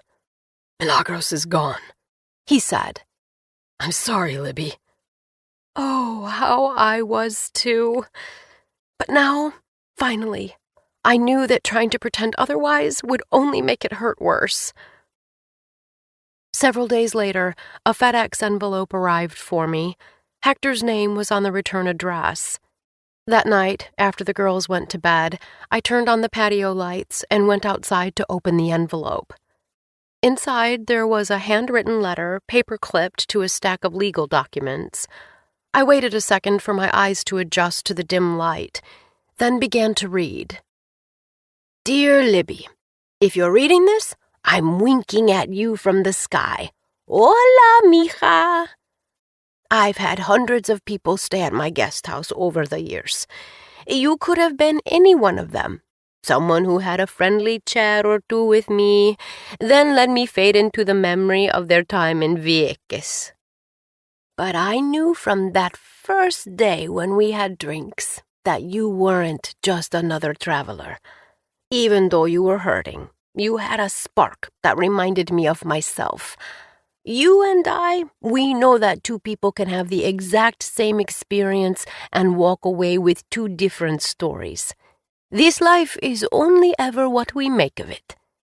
I know you've had a rough go of it lately, and that you feel guilty about that.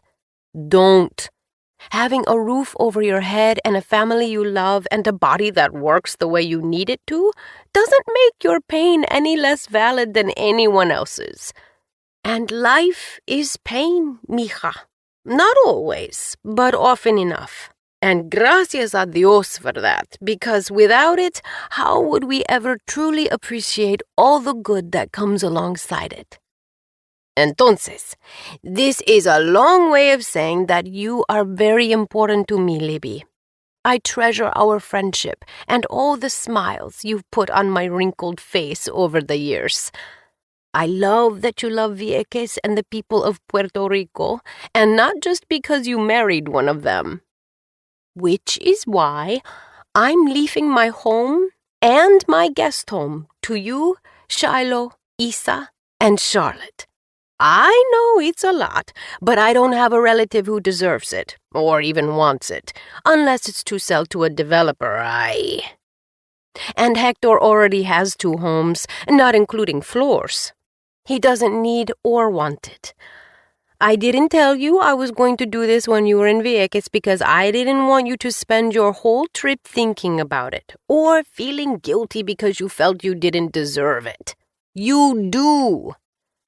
I'm sure you're wondering how you're going to manage to take care of a place that's far from your own home. I don't have that answer. But I've read your palm and seen your lifeline. Remember that time when you first arrived in Vieques? So I know you have time to figure it out. And isn't that the best gift of all? I know you miss me, and believe me when I say I miss you too. But remember, once you love someone, they're with you. Always. Te quiero siempre. Milagros. Libby? Said Shiloh, opening the sliding door. Are you okay? Yes, I said, wiping the tears from my eyes. I stood and handed him the letter and waited for him to read it. Wow, he said when he finished. I don't even know what to say. Right? I said. Even after she's gone, Milagros manages to surprise us. What do you think? I think we have a retirement plan, I said, breaking into a smile. I think it's generous and amazing and completely crazy. What about you? I have to admit I love the idea of living there, at least part-time. He wrinkled his nose. But what if it's back? He meant his cancer.